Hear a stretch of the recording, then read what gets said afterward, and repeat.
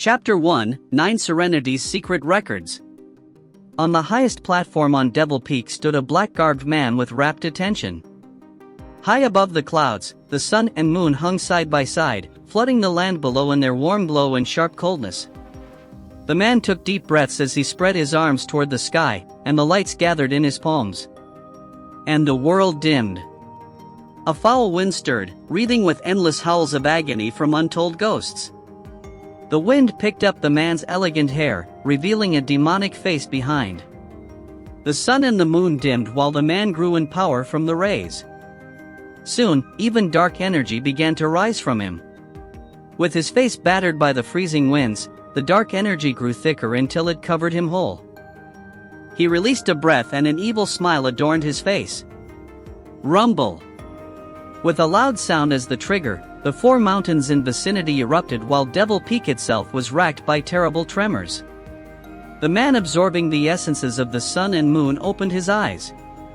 With a space-rending sound, 7 flashes of light appeared.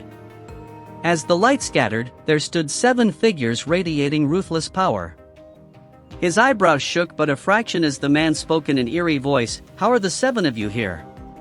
Didn't you all despise us demonic cultivators to no end? Humph, demonic emperor, Joie Yifan, isn't it obvious why we're here?" An old man stroked his white beard as he gave a look of disdain. His heart skipped a beat and Joie Yifan sounded out, "Geezer Sword Emperor, I do not know what you mean. Humph, stop faking it and take out the 9 Serenity's secret records." A female Taoist stepped arrogantly as she threw her chin forward. Joie Yifan paled. It had been only a month since he found the legendary 9 Serenity's Emperor's dwelling. After brushing death countless times in the process, he finally obtained the written accounts he wished to study for all his life. How was it that they caught wind of this? He suddenly recalled something and his face grew darker by the second. "Zhao Chen, come out," shouted Joie Yifan. A cheery voice rang through the empty forest on the mountain. Immediately, a handsome youngster in white robes walked from behind the 7, smiling, all the while as he made a curt bow to Joie Yifan. "Ah, master, did you ask for me?" Joie Yifan glared with hatred at the hypocrite and said, "Is this your doing?" "Yes," nodded Zhao Chen with a smile. "Did you also cancel the guarding array?" "Yes." "Why?" "I never slight you in the least." Joie Yifan clenched his fist as murderous intent flared out from his eyes. Despite being a demonic cultivator, he normally did not kill without reason. If he did, he was just acting out on his nature.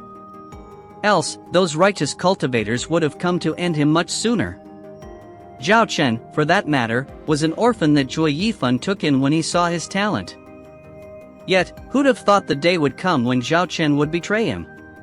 Despite putting a front with his calm demeanor, before Joie Yifan's increasing killing intent, Zhao Chen's feet betrayed him as he took 2 steps back, moving closer to the 7 beings behind him.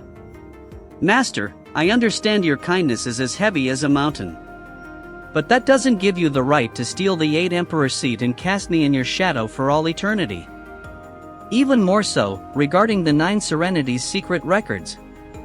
Ever since you've obtained it, you've trained alone, even afraid of me catching a glimpse of it." Joie Yifan's heart clenched when he heard this. Zhao Chen would never know he did it for his sake. Having low cultivation and going head first into studying the 9 Serenity's secret records would deviate one's cultivation. He had opted to understand it in its entirety and only then impart it to him. Yet all his plans were ruined in just a short month. "Ha ha ha, well said. Zhao Chen, you're a true disciple." Joie Yifan's roaring laughter reached the heavens and so did his rage. "Since it is so, Master will give you a taste of the 9 Serenity's secret records." "Joie Yifan, it is not your place for such unbridled words in the presence of us 7. The white-bearded old man stepped before Zhao Chen. "Humph, everyone in the sacred domain knows me as the 8 Emperor. I could care less if all 7 of you emperors come at me together." No sooner said than done, Joie Yifan launched a palm at Zhao Chen. A black claw flashed in the sky reaching out for him. His eyes shrunk, face paled, and retreated with haste, fear having taken its grip on the youth. In the face of that powerful claw, the old man drew a sword. A sword wave flashed and the black claw was turned to nothing. Humph, 9 Serenity's secret records is nothing great. The old man stood in the wind with his sword ready, disdain all over his face. Zhuo Yifan smiled and waved his palms. The geezer, stop being so arrogant. Boom! As if endless thunders were rumbling, the sky was covered by thousands of black palms, bearing down on the 7. Each palm was twice as big as the claw. Such power reached a new height that even the 7 were in shock. How can this be? Did he break through to the sacred stage? Sword Emperors sucked in a cold breath at the sight. As they watched, they could feel bravery leaving them. Not even 7 emperors together were a match against a sacred stage expert. Zhao Qian's face grew paler as regret gnawing his heart. Who'd have thought just a month of practice would elevate Zhuo Yifan to such height and power? Humph, damn traitor, this is the end for you. Sneered Zhuo Yifan. Whoosh! A light fell from the heavens above, piercing the black hands and went straight for Zhuo Yifan. With no time to react, the light passed right through him. Scarlet blood spurted from his mouth and the thousands of black hands vanished. Zhuo Yifan looked with his wan face at the sky to see a middle-aged man basked in a holy aura of light. Saint! Zhuo Yifan bit his lips in defiance. He knew in his heart the newcomer's intention. Demonic Emperor Zhuo Yifan, this saint represents the sacred domain in retrieving the demon emperor's legacy. If you hand it over, your life shall be spared. The surroundings and people entered his eyes, yet none of them were reflected within. He wouldn't even deign to look at Zhuo Yifan, if not for having the 9 Serenity's secret records. This was the strongest saint in the sacred domain. Even Emperor stage experts were mere ants before him. With a miserable chuckle, Zhuo Yifan took out a dazzling multicolored jade slip from his bosom. The mere sight of it changed the expressions of everyone present, especially saints. With a look of derision to all around him, Zhuo Yifan jeered, "What righteous cultivators, what saint? Aren't you all just thieves lusting a poor man's wealth? I won't let any of you get one word from the 9 Serenity's secret records even if I have to destroy it." As if to prove his conviction, a powerful energy rose up from his body. Damn! He's gonna self-destruct. Sword Emperor's eyes shrank, speeding further away, with the other not far behind. Only the saint exploded in holy wrath and charged for Zhuo Yifan. Stop! With a proud smile, Zhuo Yifan pinched and the jade slip was turned to dust right under the saint's eyes. The rage and bitterness he saw in the saint as he gnashed his teeth elicited an unrestrained laughter from Zhuo Yifan. Boom! His laughter was soon accompanied by powerful shock waves leveling the entire Devil Peak. As the smoke and dust cleared, it was soon clear to see the angry face of the saint, along with his worse-for-wear clothes. Even in the face of such a terrifying explosion, a saint can come out of it without so much as a scratch. The Sword Emperor came before the saint to express his admiration. The saint snorted and was about to leave. It was then Zhao Qian blocked him. "Please wait, saint. Demonic Emperor Zhuo is cunning and deceitful. If he possesses someone, just from knowing the 9 Serenity's secret records, he will one day come to exact vengeance upon us all." Humph, his self-destruction was down to his soul. What possession? He waved his sleeve and vanished. The hearts of everyone present eased after hearing this.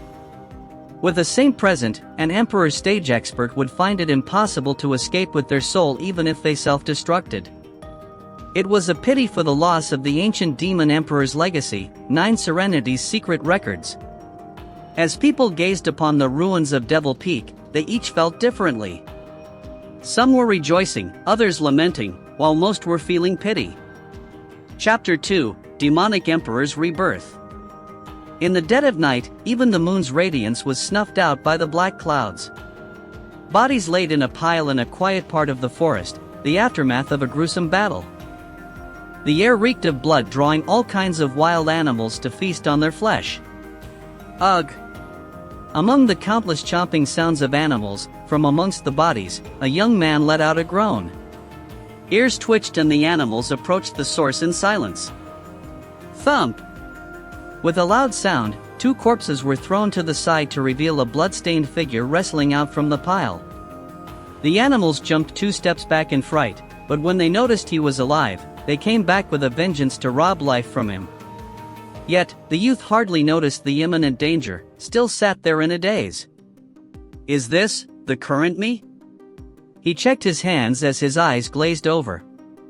A whoa! A wolf's howl echoed as the beast sprung towards the youth. He turned his head, his eyes shining with bloodthirst from his blood-stained face. The killing intent was akin to 2 swords stabbing into the wolf's eyes. Whoosh! The wolf grounded to a halt, shivering as it curled backwards. The rest of the animals were also making a run for it when they watched those demonic pair of eyes. Despite his weak appearance, the animal's instinct screamed at them of the danger the youth posed. As silence set in once again, the youth took a deep breath and closed his eyes. His name was Juefan, 15 years of age, a servant of the Luo clan at Cloud Manor. His life was happy and carefree, until 3 days ago when a band of Blackwind Mountain bandits butchered the manor. He along with some guards escorted the young master and young miss as they fled, only to find his end in this forest at the hand of their pursuers. In his final breaths, he was filled with an obsession. It was this that drew the drifting demonic emperor Zhuo Yifan's resentment and allowed the demonic emperor to possess him. Juefan's eyes flashed with demonic glee. Ah, Sword Emperor, Zhao Chun, you would have never imagined the 9 Serenities secret records has a way of possessing someone without the need of a soul. Wait for me, I will soon return to Sacred Domain and behead you myself.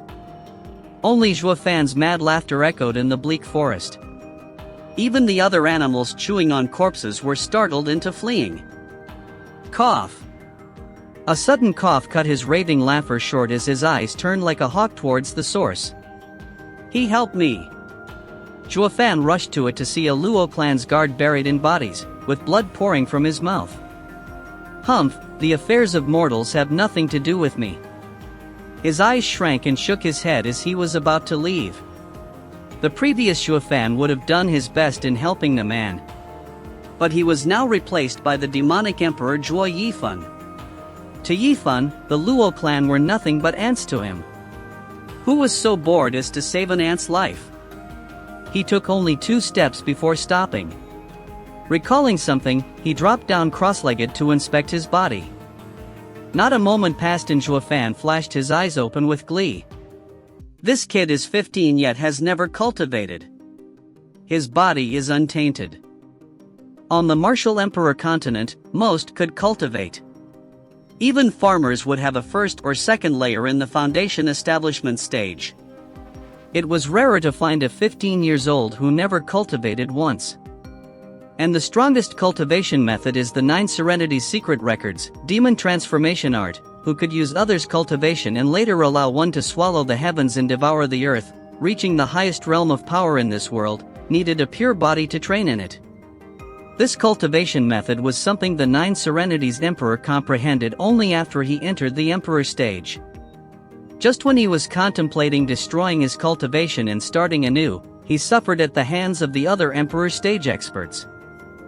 In ancient times, the 9 Serenities Emperor was among the top 3 strongest emperors. For it to make even him consider restarting his cultivation, this cultivation method must be of tremendous might.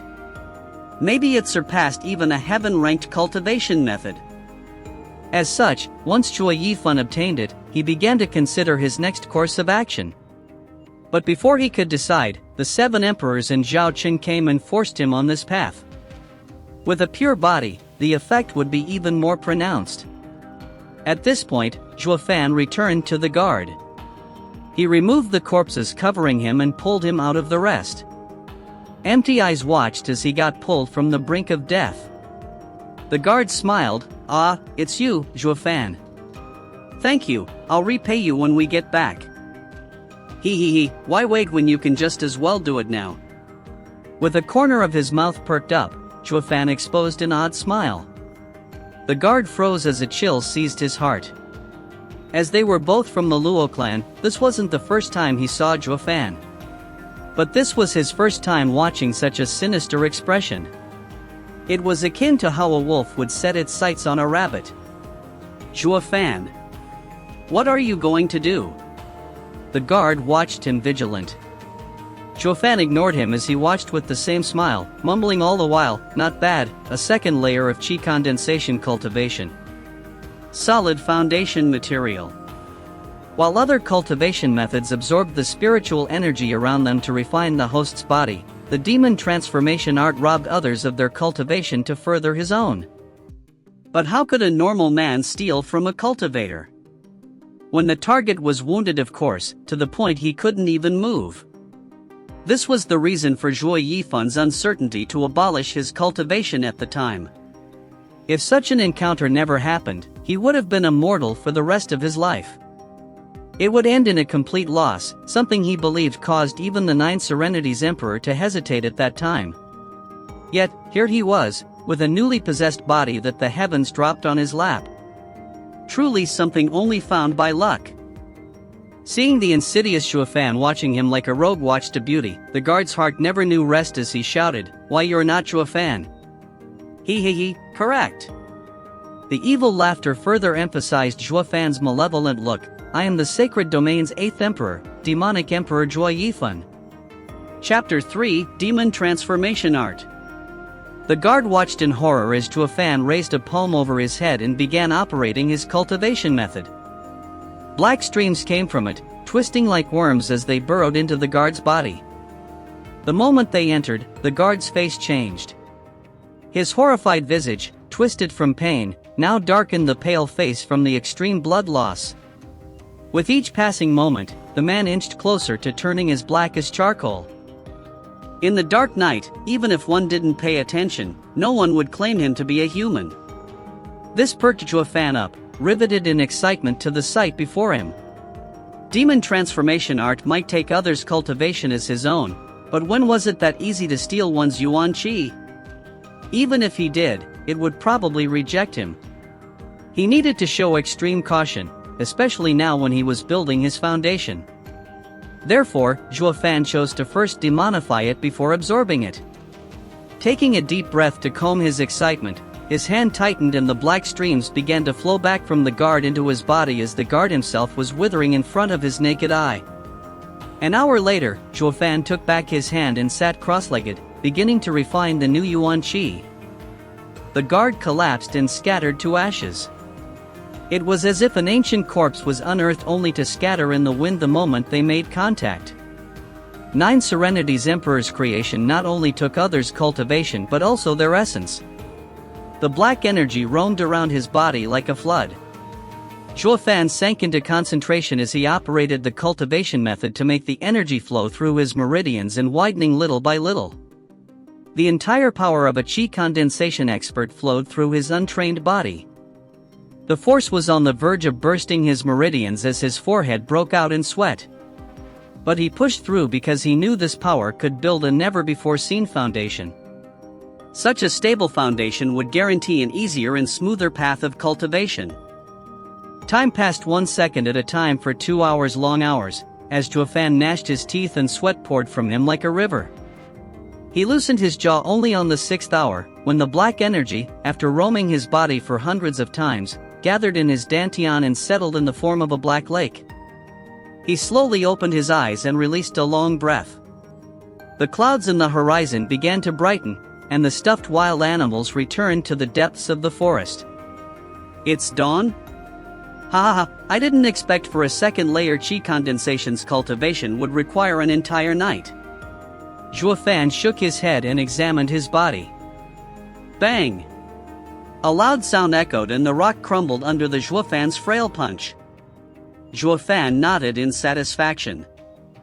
The qi condensation expert's cultivation refined his body and improved it greatly. Based on his body strength alone, he was no weaker than a qi condensation expert. Next he inspected his cultivation. He was calm before, but that look scared the living daylight out of him. As for his cultivation, not only did it reach the 5th layer of foundation establishment, the yuan qi inside him was that of qi condensation, and not of foundation establishment. Man, this demon transformation art is fantastic. Zhuo Fan couldn't help smacking his lips, being secretly delighted. Generally speaking, even those rare geniuses from the sacred domain needed a year to reach the 5th layer of foundation establishment. Yet, he needed one night to do what others had to work for 2-3 years to attain. It won't be long before I return to the sacred domain. Zhuo Fan snickered. Just as he was indulging in his fantasy when he returned, shouts woke him up. Frowning, he walked cautiously in their direction. He was clear on his limitations. Even if he had a 5th layer foundation establishment cultivation, this little achievement couldn't deal with the simplest martial skill. He had no power to retaliate if he met an expert. As such, being prudent took first priority. After all, he wasn't the all-powerful demonic emperor right now. With steps as light as a cat, he neared a bush. Zhuo Fan pushed aside the leaves to see 2 parties in a stalemate. One had more than a dozen men, Luo clan's guards surrounding an 18-year-old girl and a 6-year-old boy. The other group wore black and was led by an old man, over 20 people. The man was familiar to Zhuo Fan. He recalled seeing him in the Luo clan as their steward. Then the pair surrounded by the guards had to be Luo clan's young master, Luo Yunhai, and young miss, Luo Yunchang. Humph, no wonder the mountain bandits breached the tight security of the Luo clan guards. We had a traitor amongst us. Zhuo Fan sneered inside. He recalled his disciple and clenched his fists. In his past life, he was betrayed by his disciples, and the one he possessed now died from a similar result. He couldn't help relating a bit to the body he occupied. But he soon shook his head inside, ready to turn around and leave. With his strength, he had no way of helping them. Besides, there was nothing tying him to the Luo clan. It just wasn't worth throwing his life away for. Yet, he only took 2 steps before his heart seized with pain. The 3rd step never came. Chapter 4, Heart Demon. In fear, Zhuo Fan tightened a hand over his chest. The pain was so excruciating, it brought him to his knees, mumbling, "What's going on? Did my cultivation deviate?" His heart welled with panic. If he deviated right as he built his foundation, the result wasn't as simple as losing all progress. He would never again be capable of cultivation, he would become a cripple. But the pain left as soon as it came. Zhuo Fan stood up and took a deep breath. He couldn't make heads or tails of it. Yet the next step brought with it the same heartache. No, this isn't deviation but heart demon. Thinking of this, he began to look for the source of the heart demon. If a cultivator ignored it, he wasn't far from deviating and becoming a demon. Zhuo Fan soon found its source, but the result left him feeling discontent. Before being possessed, Zhuo Fan was a devoted servant. Luo clan's young miss was very kind to him, and so he pledged lifelong devotion to the clan. The resentment before death was born out of regret of not protecting the Luo clan. It was then the demonic emperor's hatred and his resentment fused, possessing his soul and breathing life into his body. And his resentment became a contract with the demonic emperor, turning into his shackles. In short, the demonic emperor lived so he could replace him in protecting the Luo clan, or the heart demon would haunt him. Blast it! This punk is the worst. He wants me to be a servant? Zhuo Fan wanted to cry, but no tears came out as he kept cursing. How could the glorious and magnificent demonic emperor Zhuo Yifan, the 8th emperor of the sacred domain, be tied down by some nameless clan? Yet the heart demon couldn't be ignored either. Helpless, he caressed his forehead. It would be better if a punk like you wished for vengeance instead. This way, it would have taken me a few years to kill him. Yet, you went and ruined my life. Who's there? Show yourself. An aged voice shouted, and Zhuo Fan sensed a thick killing intent aimed at his location. Shaking his head, he sighed and walked out. Since he got found out, he might as well go deal with that traitorous steward's son. Seeing who it was, steward's son smiled with derision. Humph, I wondered who it could be, when in fact it was just a little bastard. Then Steward's son turned to Luo Yunchang, paying him no heed. "Young miss, I advise you to hand over the returning Dragon Palm martial art to avoid any unnecessary casualties." "I don't think you want that either." "Rubbish, geezer's son, you traitor. As long as we're here, you won't harm a single hair on young miss and young master." The Luo clan's guard captain took a step forward. Luo Yunchang glared back, her pretty face filled with resolve. "Steward's son, returning Dragon Palm is a spirit-ranked martial art handed down in the Luo clan for generations. We will never hand it over." Zhuo Fan snorted inside. He was wondering why the mountain bandits raided the Luo clan. It was all for a mere spirit-ranked martial art. On the Martial Emperor continent, all cultivation methods and martial arts were divided into 5 ranks: spirit, profound, earth and heaven. Each in turn was split in low, mid and high. In sacred domain, spirit-ranked martial arts were at every corner and mere trash in the eyes of a demonic emperor such as himself. He had thousands of them already. It was a total waste to die for such junk. Zhuo Fan sighed and shouted, bored, "Young miss, it's just a spirit-ranked martial art. Just give it to him and I'll just give you another." All eyes quivered in shock, then looked at him like a nutcase. "Zhuo Fan, quite the cheeky tone you have there. Taking out a random spirit-ranked martial art? On what grounds can a 15-year-old Luo clan servant do that?" "Ha ha ha." Steward's son threw his head back and laughed, eyes filled with mockery. Even the bandits followed with their taunting laughter, not hiding their ridicule. While the guards looked at him in doubt.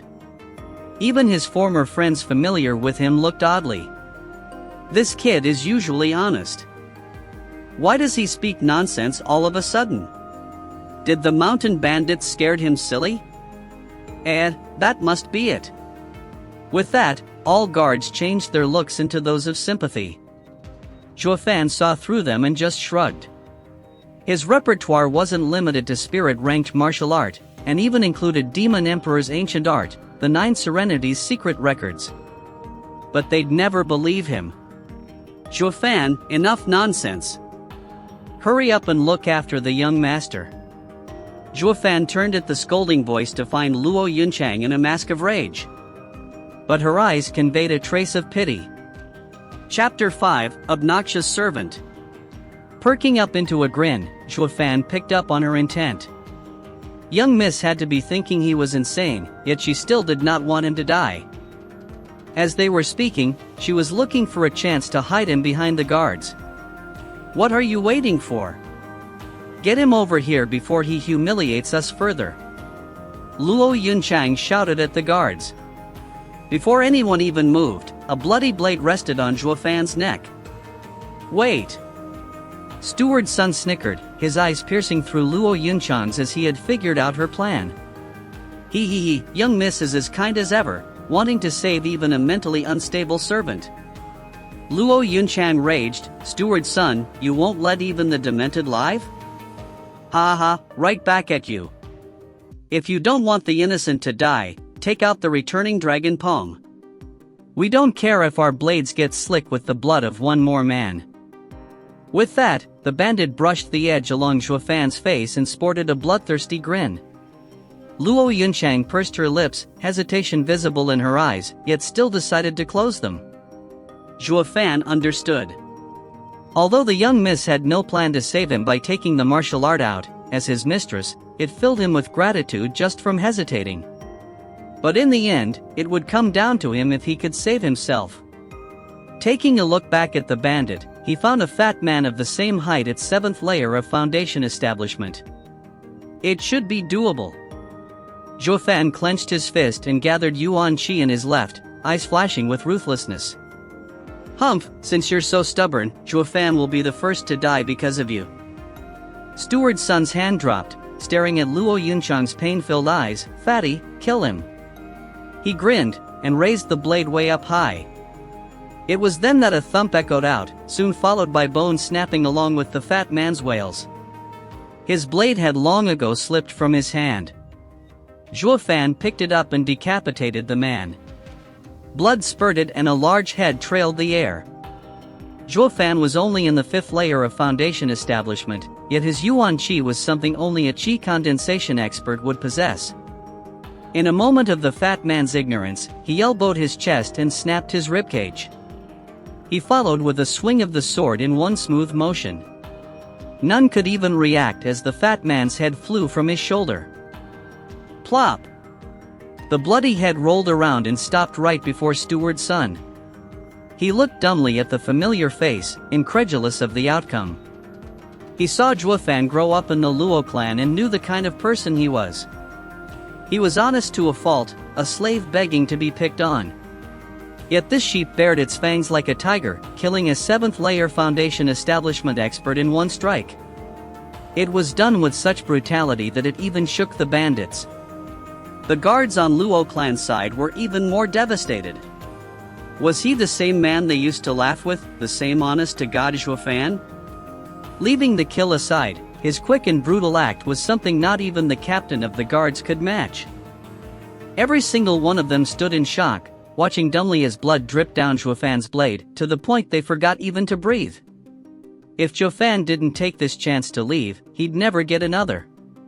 Zhuo Fan's eyes squinted, pressed his advantage and threw the bloody saber at Steward Sunday, all the while running for young miss and young master. By the time the saber arrived, he was already before Luo Yunchang. One hand held Luo Yunhai while the other grabbed her, running like hell deeper into the forest.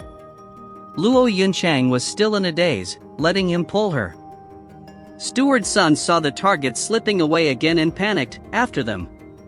But the captain and his guards were there to block them. "Humph, think you can stop us?"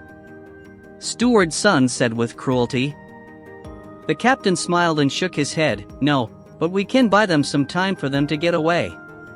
He, with you dead, you still think they can escape?" Taking one last look in their direction, the captain nodded. If it was before, perhaps no. But they have that boy.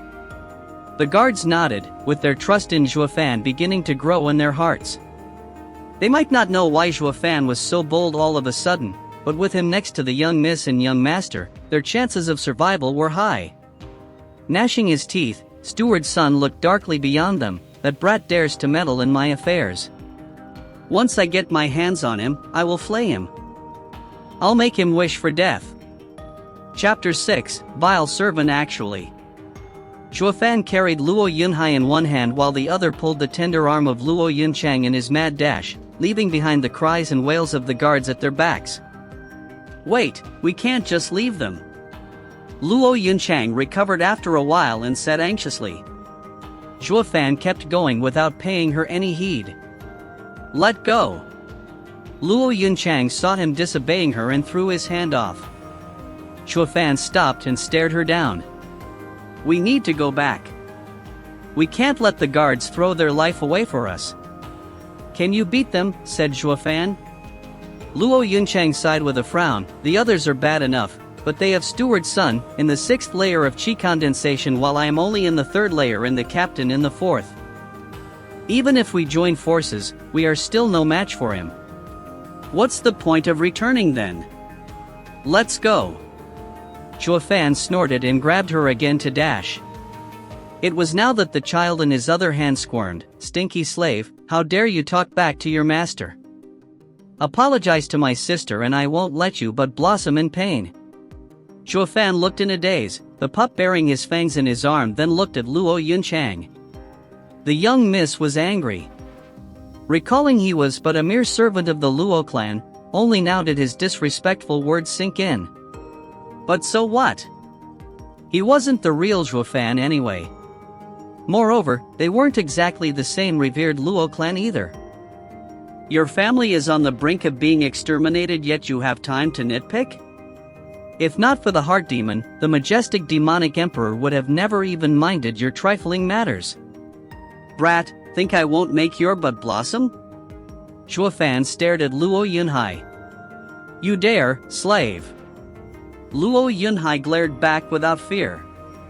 He grew up in the manor and knew of the gap in their status.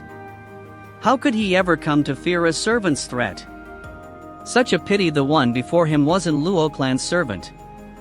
With a grin, Zhuo Fan bent him over the knee, pulled his pants and slapped like no tomorrow. The sonorous slaps rang in their ears, striking Luo Yunhai and Luo Yunchang dumb. They never dreamed of this ever happening. A servant daring to slap a master's bum. To the point even the bratty Luo Yunhai forgot about the pain. But he soon got a taste of the scorching sting on his rear. Impudent! Luo Yunchang cried in alarm, wrestling her brother from him and into her embrace. Zhuofan, you dare raise your hand against your master? Luo Yunchang was known in the clan for her gentle nature and warm and refined demeanor, a girl from a wealthy family that never got angry. But Zhuofan's act took the cake and made the rage inside her burn like never before.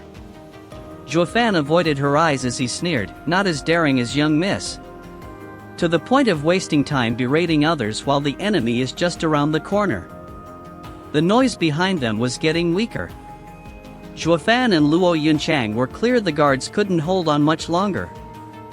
I only slapped him a few times, but if you do not run, those men will soon take his life.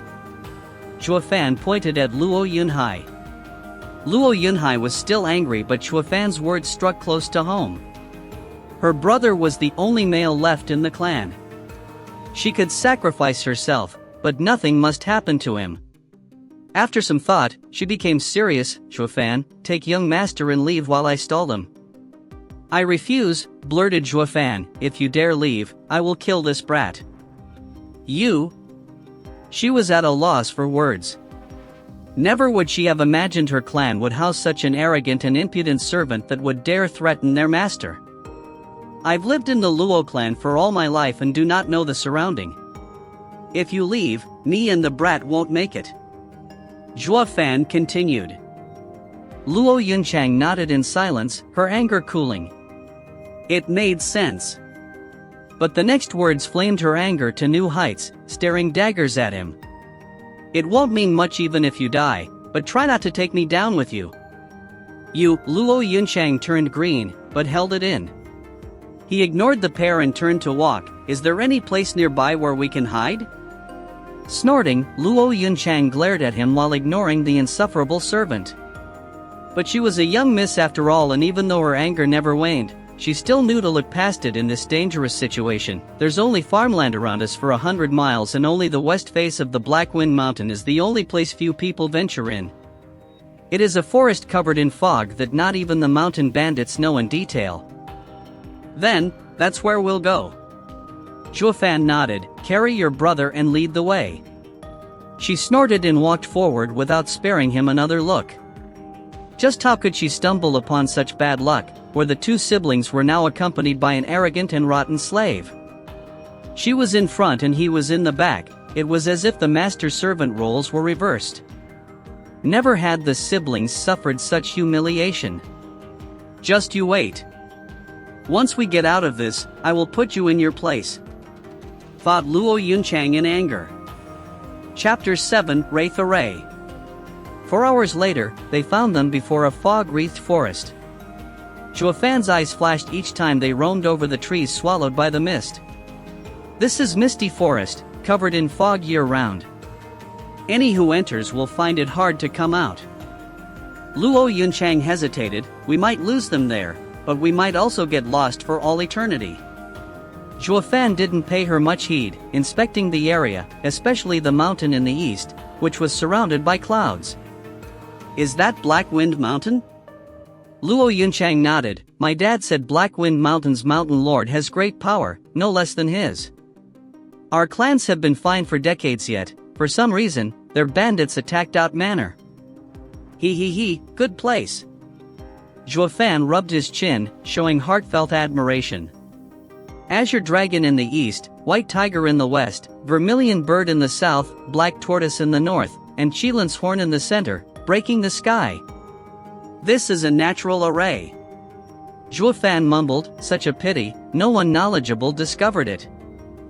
Now that I'm here, I'll make this place my second Devil Mountain. Zhuofan's eyes flashed with joy. He was clear of this mountain's value. If this was sacred domain, only a saint could grab hold of such a place. Young miss, want to kill Steward's son and the rest here? Zhuofan turned his head. Luo Yunchang was startled. They only numbered 3 while a strong party was hunting them down, and they had hardly enough time to escape. Just how were they going to destroy them? Luo Yunhai snorted and smiled wryly at Chuafan. "Stinky slave, stop bragging. Is your butt itchy again?" Chuafan's glare stuck Luo Yunhai's words in his throat. That round of slapping to his rear told him this servant couldn't care less for this young master. Humph, a wise man knows when to retreat. "Once I get home, I'll see how tough you are," he mumbled on his sister's shoulder. With her brother in her arms and to avoid the vile servant's wrath, Luo Yunchang asked in doubt, "How?" With a light smile, Chuafan extended his arm. "Young miss, how many spirit stones do you have? Please give them all to me." "What do you need them for?" Luo Yunchang watched him with a vigilant eye. "Ah, young miss misunderstands. I'm not trying to take advantage of a declined clan and turn into an evil servant that robs it. All my actions are for your safety." "Humph, still consider yourself a loyal servant? The way I see it, there's not a viler servant out there who can outmatch you." Luo Yunchang rubbed her pitiful brothers, as she thought that, but still gave him her ring. "This is all my wealth. If you dare lie to me, I will never forgive you." Chuafan took it with a smile and sank in the mist. "Wait for me here." "Humph, this servant is too outrageous. He even dares to order his master." "Sister, you need to punish him for me." Luo Yunhai raved once the servant was gone. She shook her head and looked at the roaming mist. "Yunhai, he might be rude, but he's always helping us, much better than those strong hypocrites. We can't reward kindness with enmity." Luo Yunhai thought for a moment, then nodded. "Yes, it's all the damn steward son's fault." Luo Yunchang was pleased and praised him. "Yunhai, you're growing up." But then he hissed through his teeth, "As for that stinky slave, he should be spanked like no tomorrow. Killing him is too easy for him." Luo Yunchang was silent. Chuafan walked among the white fog, his deep eyes taking in his surroundings. From time to time, his hand flashed and a spirit stone flew out from the ring and disappeared into the ground. Despite it being his first time here, he was remarkably familiar with its layout. His path never once was disturbed by the fog. In but a quarter of an hour, he traveled across the entire forest. 9 underworld gates open. For Cardinal Wraith Array activate. His hands made signs with lightning speed, while he spoke the incantation from the 9 Serenities' secret records. The wind shifted and the sky darkened. With wails, gray shadows fell from the sky and hid in the misty forest. The fog reddened, then blackened, the same color as the sky. Constant shrieks came out. The siblings held closer to each other, shaking in fear while taking steps back for some semblance of comfort. Yet the wails and shrieks stopped as soon as they started, while the sky cleared up and even the sun peeked through the clouds. Misty Forest's fog dissipated and revealed a gasping Chuafan walking over. "What just happened? What did you do?" Luo Yunchang watched him with bewilderment. He only waved and entered the forest. "Follow me." Luo Yunchang was suspicious, however she led her brother behind. Chuafan had a mysterious appearance that made the two not voice their doubts. When they arrived at an ancient tree, Chuafan said, "Stay below this tree for now. I will teach you how to control the Wraith Array, and when Steward Sun comes, you can use it to kill them." "What? This is an array?" Luo Yunchang was stunned. Arrays were even more precious than martial arts in this world. No sect would ever dare release even a normal array to outside. Even if the auction had a first-grade array, it would still sell for hundreds of thousands spirit stones. They were rare and in high demand. If their Cloud Manor had a protective array, they would have never sunk so low from mere bandits. Yet, at this very moment, a mere servant casually set up an array. It was impossible that this feat would result in the young miss being shocked silly. Chapter 8, Baiting the Enemy. How can you? Forget about how for now, and do what I said. This is a bewildering array which can affect the perceptions of others inside. And this is also a killing array, controlling wraiths to kill your enemies. Luo Yunchang copied stiffly as Zhuo Fan performed the gestures. However, he was too fast. She could only watch him do it as she fumbled to a stop. Unable to remember the movements as he carried on, stuck on the last sign she did. "Sai, how are you so slow? This is the simplest method." Zhuo Fan got angry and cursed, "If you keep going like this, Steward's son will be upon us. We might as well just serve ourselves on a silver platter. You're as slow as a pig." All her life, Luo Yunchang was handled with finesse and attention a pearl would need. She received others' love and respect. Never has she been mistreated like this, degraded to such a degree. Glittering tears started welling in her eyes as she lowered her head. Yet, she persevered. Seeing his sister humiliated, he found courage and shouted at Zhuo Fan, "Stinky slave, don't mock my sister." Zhuo Fan just shook his head, not having the time to bicker with the brat. He found his Yuan Qi was only enough to start the array, failing to control it. If one were to speak of a complete wraith array, even if none of them controlled it, a trash like Steward's son would end up beaten to a pulp either way. However, he only had around 1,000 spirit stones. If not for being a natural array, he wouldn't have been able to set even a damaged one. It was now in the hands of third-layer Qi condensation young miss to control the array. But for her, the method was long and complicated. It was hard to grasp. Worse, they were on the clock. Helpless, Zhuo Fan embraced her from behind and took hold of her hands. "What are you doing?" Luo Yunchang froze up as her cheek blossomed with red. "Don't move and let me guide you." Zhuo Fan led her hands and taught her the signs. Despite catching his intent, being embraced by an unfamiliar man threw her heart in chaos and cheeks burned hotter, since this was the first time it ever happened to her. Each time her mind drifted, a voice would ring in her ear, "Pay attention." She peeked at him and saw how serious Zhuo Fan was, that his actions were not aimed to take advantage of her. "Humph, he knows when to be a gentleman." Luo Yunchang calmed down and her body drew nearer to his. Feeling the strong arm behind her, this was the first time in the last 3 days she felt safe. Steward Sunday they went towards the misty forest. 10 miles outside the misty forest, a lanky bandit checked for tracks and reported to him. With cold laughter, Steward's son straightened his white mustache, "Quite a good hiding place. We know the mountain area but not that eerie place." However, Steward's son looked at the bound captain and his eyes flashed with an evil glint. "Captain Pang, you're up soon. With how kind young miss is, she won't ignore your pleas. Tui, don't think you can use me to threaten young miss." His eyes were bloodshot as he glared at Steward's son. "You'd better kill me, or I will murder you and avenge my fellow guards. Ha ha ha, when I get the martial skill, I'll be happy to fulfill your wish." Squinting his eyes, Steward's son let out a creepy laughter. "Let's go." It took an hour for their group of 20 to reach Misty Forest. Yet before they could get any closer, snoring came from a man sleeping against a tree. A careful look identified him as Zhuo Fan. "Steward's son, it's the one who killed the fatty." Woken up by the voice, Zhuo Fan yawned and opened his weary eyes. Seeing Steward's son in company, he showed no fear, no anxiety. Instead, a smile. "Steward's son, I've waited so long to see you." Frowning, Steward's son watched him. He eyed him with utmost care, yet nothing seemed to tell him anything. He was just calm.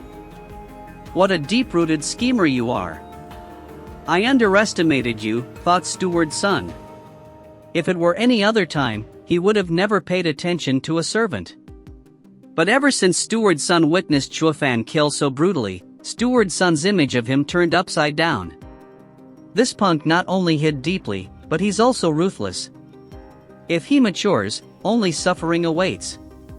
"Zhuo Fan, you've quite the nerve to show off before me," squinted Steward's son at him. Zhuo Fan cut to the chase instead of replying. "Steward's son, want to make a deal?"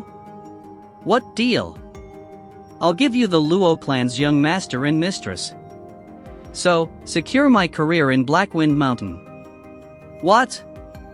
Not only was Steward's son shocked, but even the guard captain was also dumbfounded. He rested his hopes on Zhuofan to take the siblings far away. Who'd have thought Zhuofan would defect and use them as bargaining chips? Why are you doing this?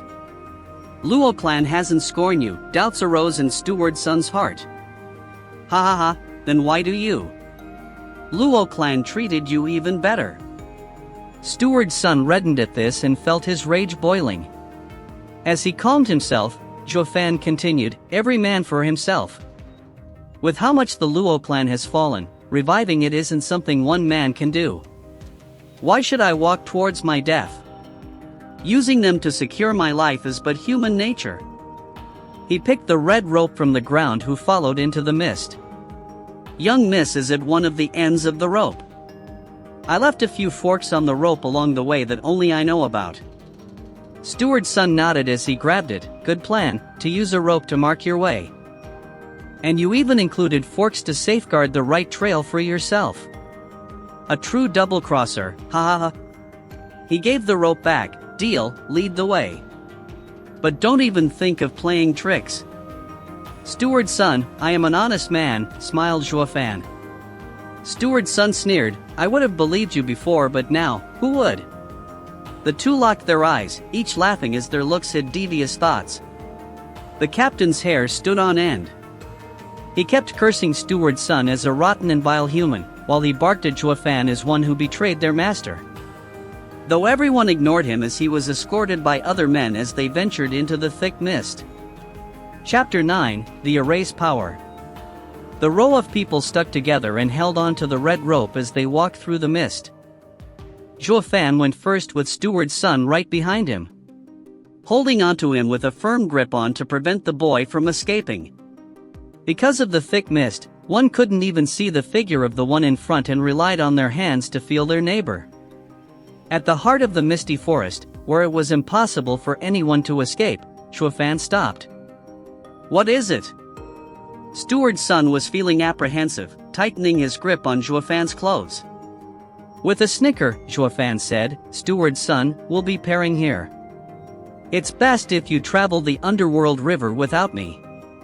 With acute fear, Steward's son discovered he fell in Zhuofan's trap. He pulled Zhuofan close and slapped him. The clothes were turned to ribbons, but instead of Zhuofan, they held a log. When did he escape? He'd been holding tight on Zhuofan to prevent his escape, yet reality showed the opposite. Turn back, quick! Steward's son rushed from where they came. As soon as he shouted, the men used the rope to retrace their path. But then, a shout came from the mist, the rope has been cut. It was as if lightning struck them and they all turned pale.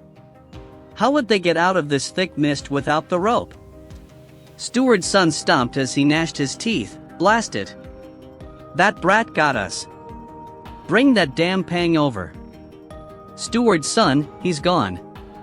Bastard. Steward's son punched the ground and made a meter-wide hole in rage. He was a schemer himself, yet he fell at the hands of a stinky brat. Damn punk, I've played this game longer than you.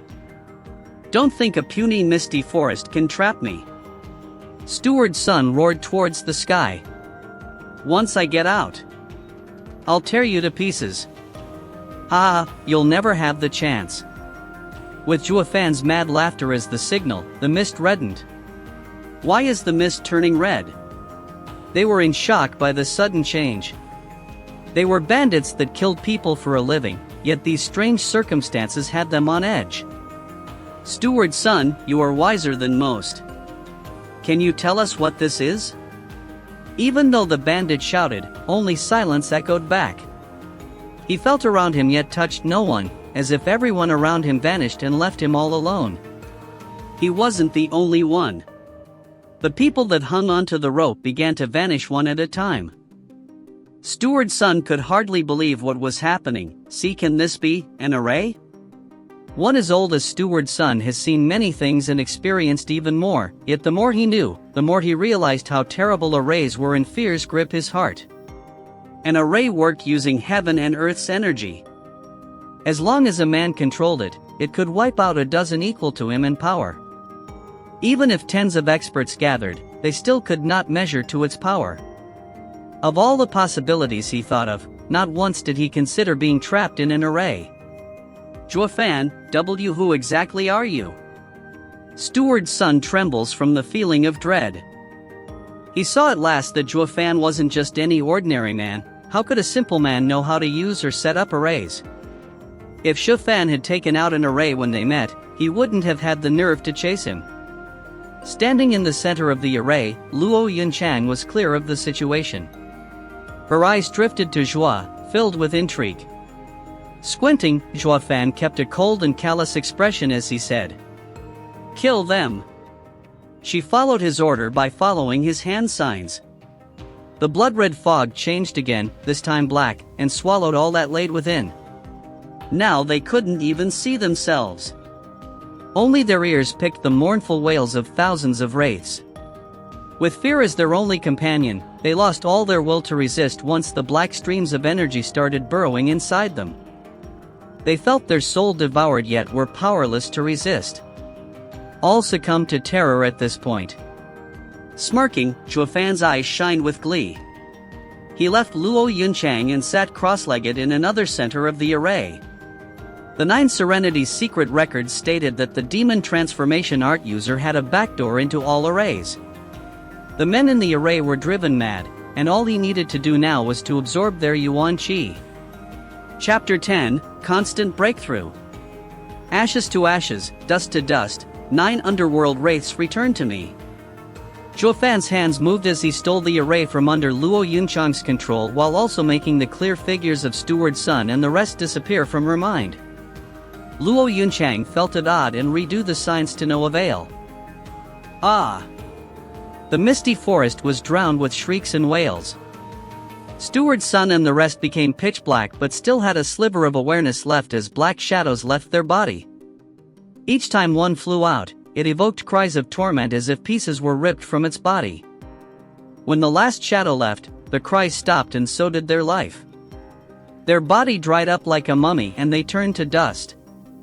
In the darkness, the shadows returned like bees to Zhuofan and entered his body. He accepted them with a calm face and soon his body turned black just like Steward's son did. When the last shadow burrowed, he began doing hand signs to practice the demon transformation art. The still black Yuan Qi inside him boiled as it charged through his meridians and settled in his dantian. And his power grew with it. In an instant, he entered the 6th layer of foundation establishment. In the next instant, he was in the 7th. And then, he was at peak 7th layer. He kept going like this through the 8th layer, then the 9th, until the peak of foundation establishment. He opened his eyes and took a deep breath as he clenched his hands, feeling the power course through him. This time, it wasn't as easy. The wraiths were almost spent when he demonified the Yuan Qi for himself. But with his experience as a veteran demonic cultivator, he understood that breaking through in a state of exhausted Yuan Qi holds much more value with his future progress. He clenched his teeth and operated the cultivation method. He sucked the wraiths dry and used the remaining Yuan Qi he had to make one final push. Bang! Zhuofan heard something explode. He felt as if a dam broke and his body coursed with powerful Yuan Qi then settled in his dantian to replenish his spent reserves. This act of scraping for the last traces of energy enlarged his meridians by more than double. Qi condensation. Zhuofan's eyes opened with glee. Even when he did this in his previous life, his meridians were nowhere near as wide as they were now. And the Yuan Qi in his dantian allowed him to face an expert at Qi condensation.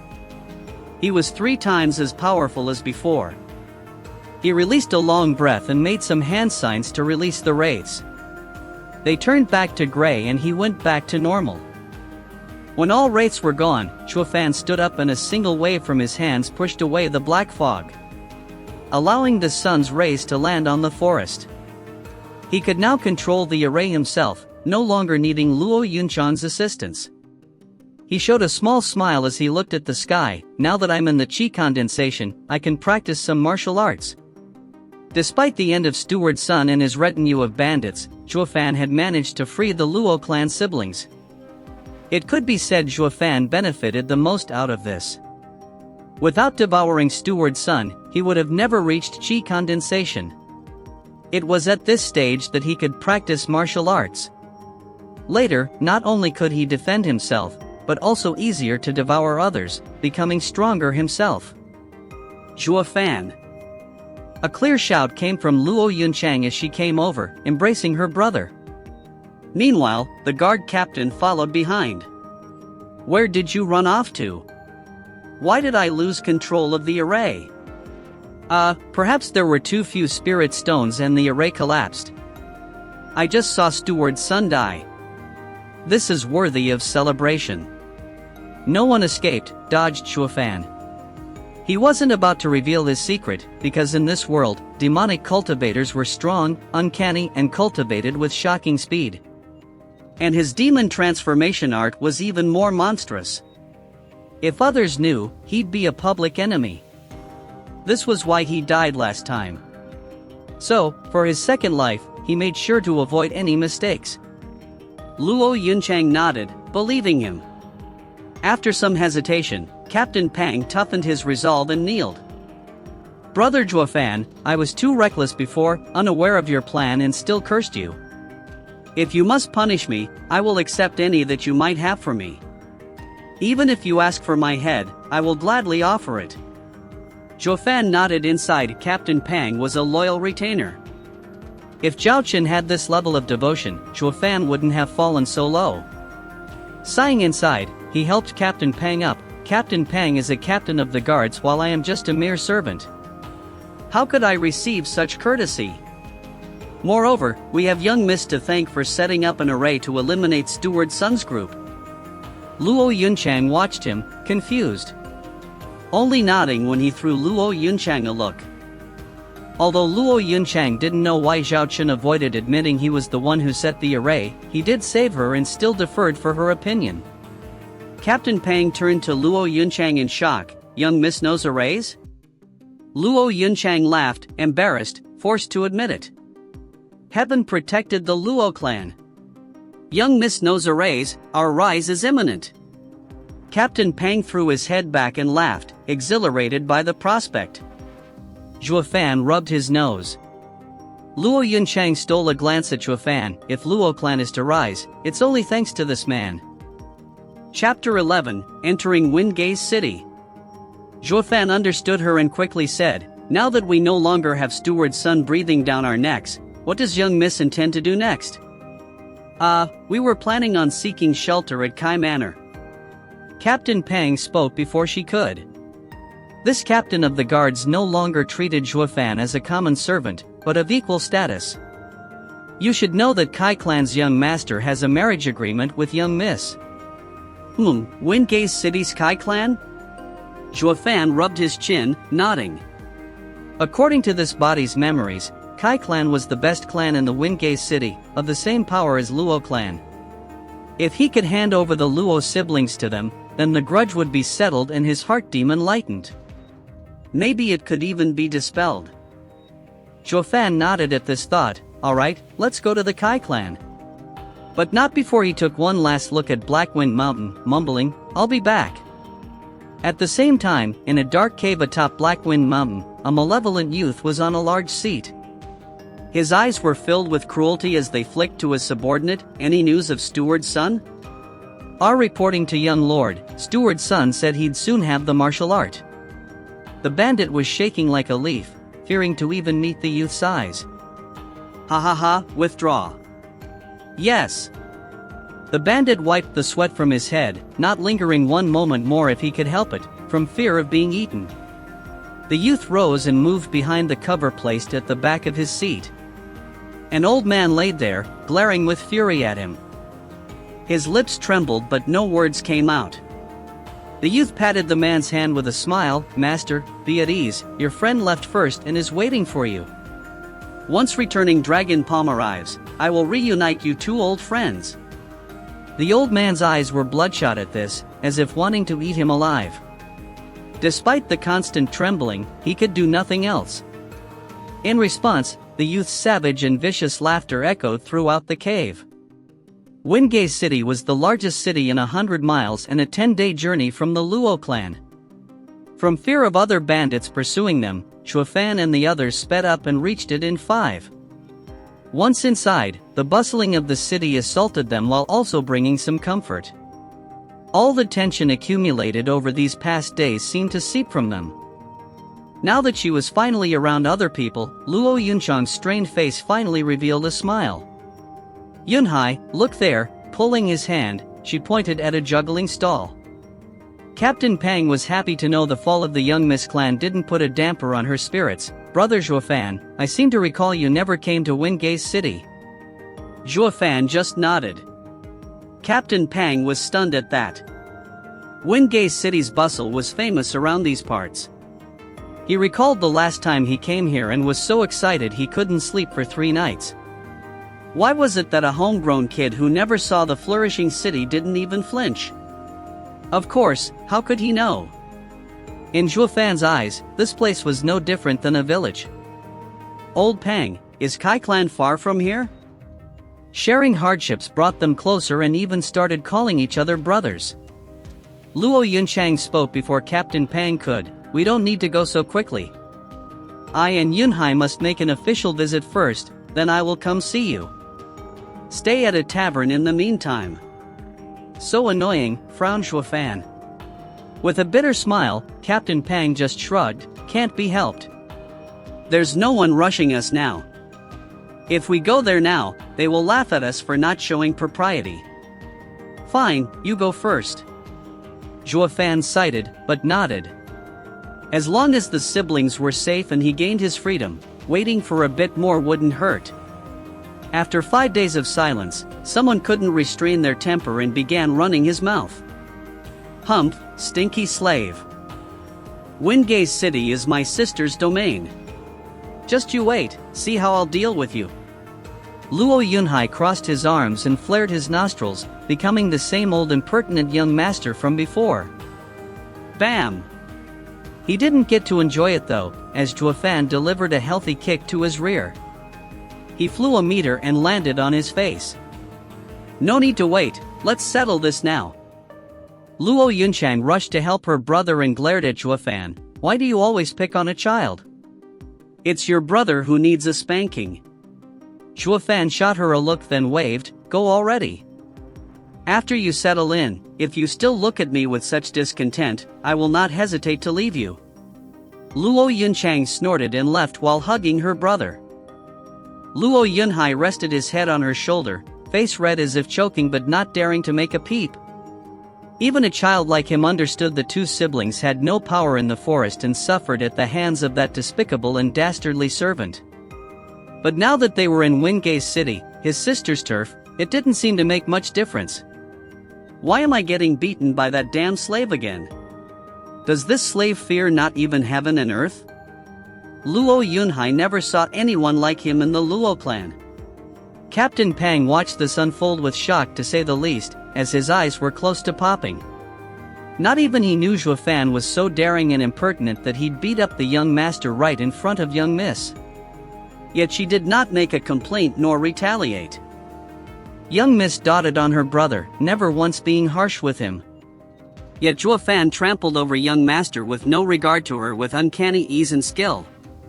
Now he understood why young master looked at Zhuofan like a mouse eyeing a cat. Wiping the sweat off his forehead, Captain Pang said, "Brother Zhuofan, young master is your lord. If not out of respect for the young miss, do it out of respect for her husband.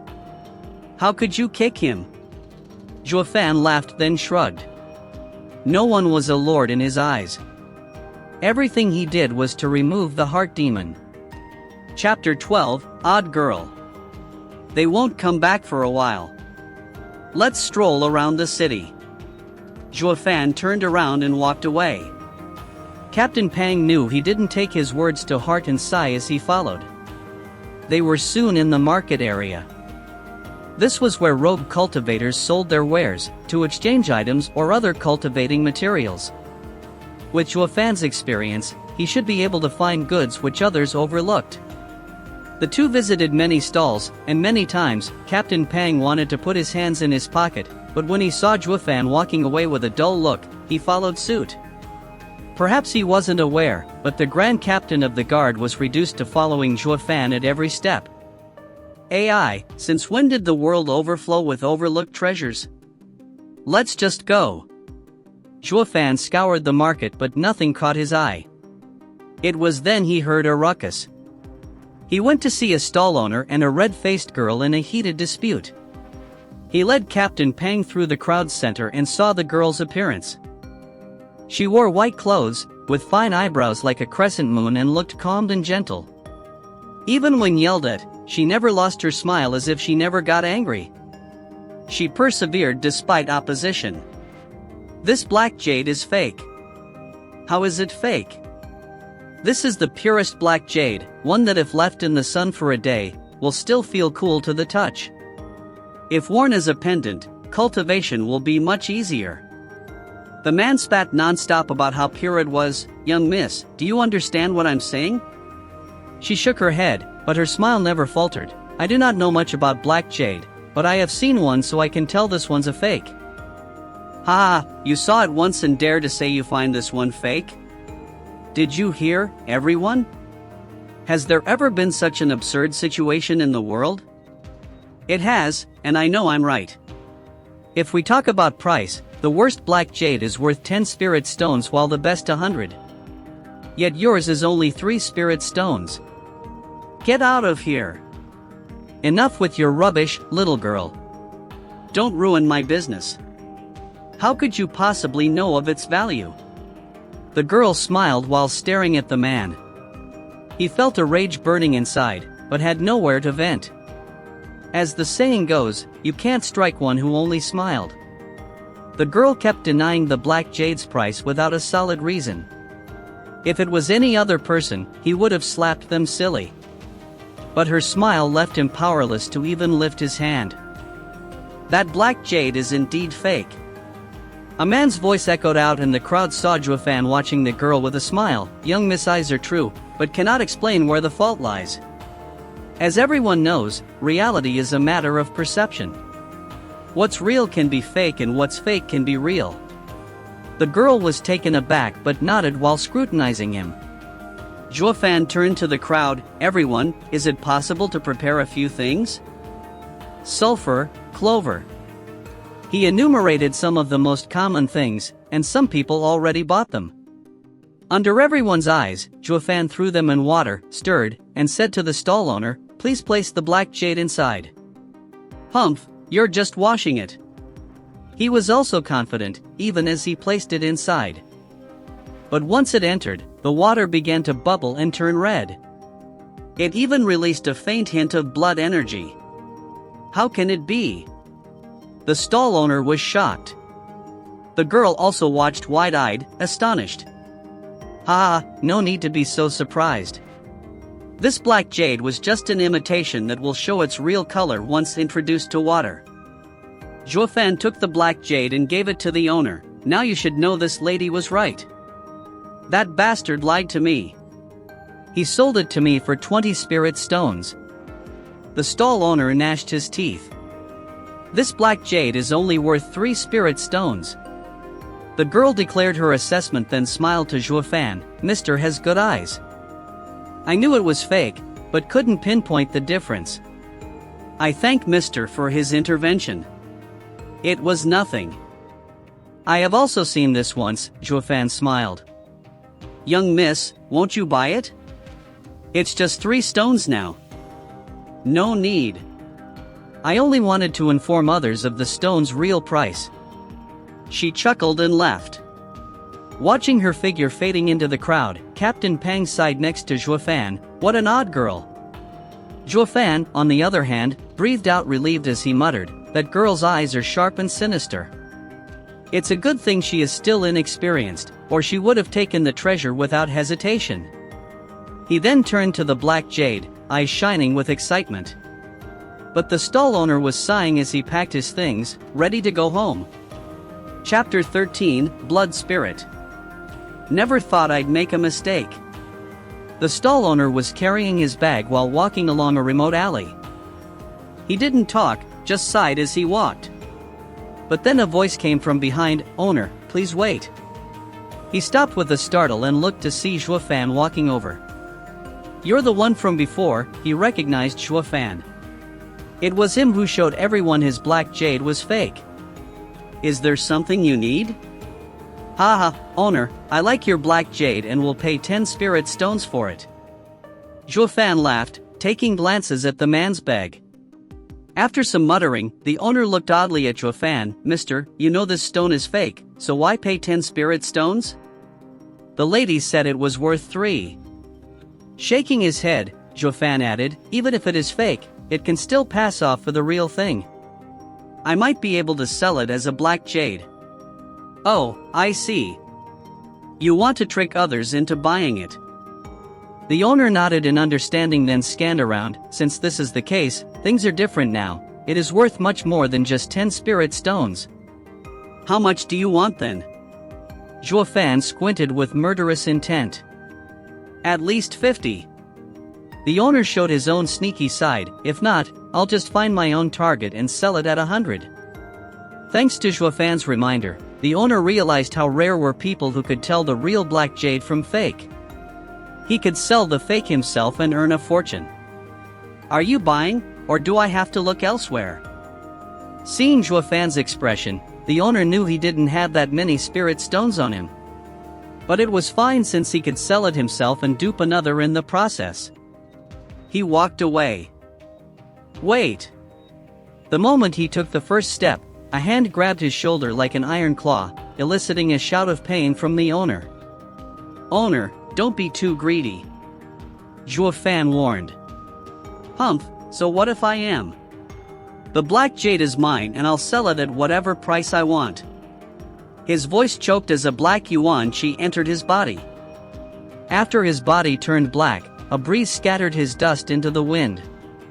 Releasing his breath, Zhuo Fan felt his yuan chi grow a bit. He was a first-layer chi condensation expert. The 7th-layer foundation establishment owner hardly helped in increasing his power. He just wanted to trade, but the owner had to be ruthless and force his hand. Zhuo Fan took the black jade and returned to the tavern. He wasn't addicted to killing, but some people were addicted to courting death.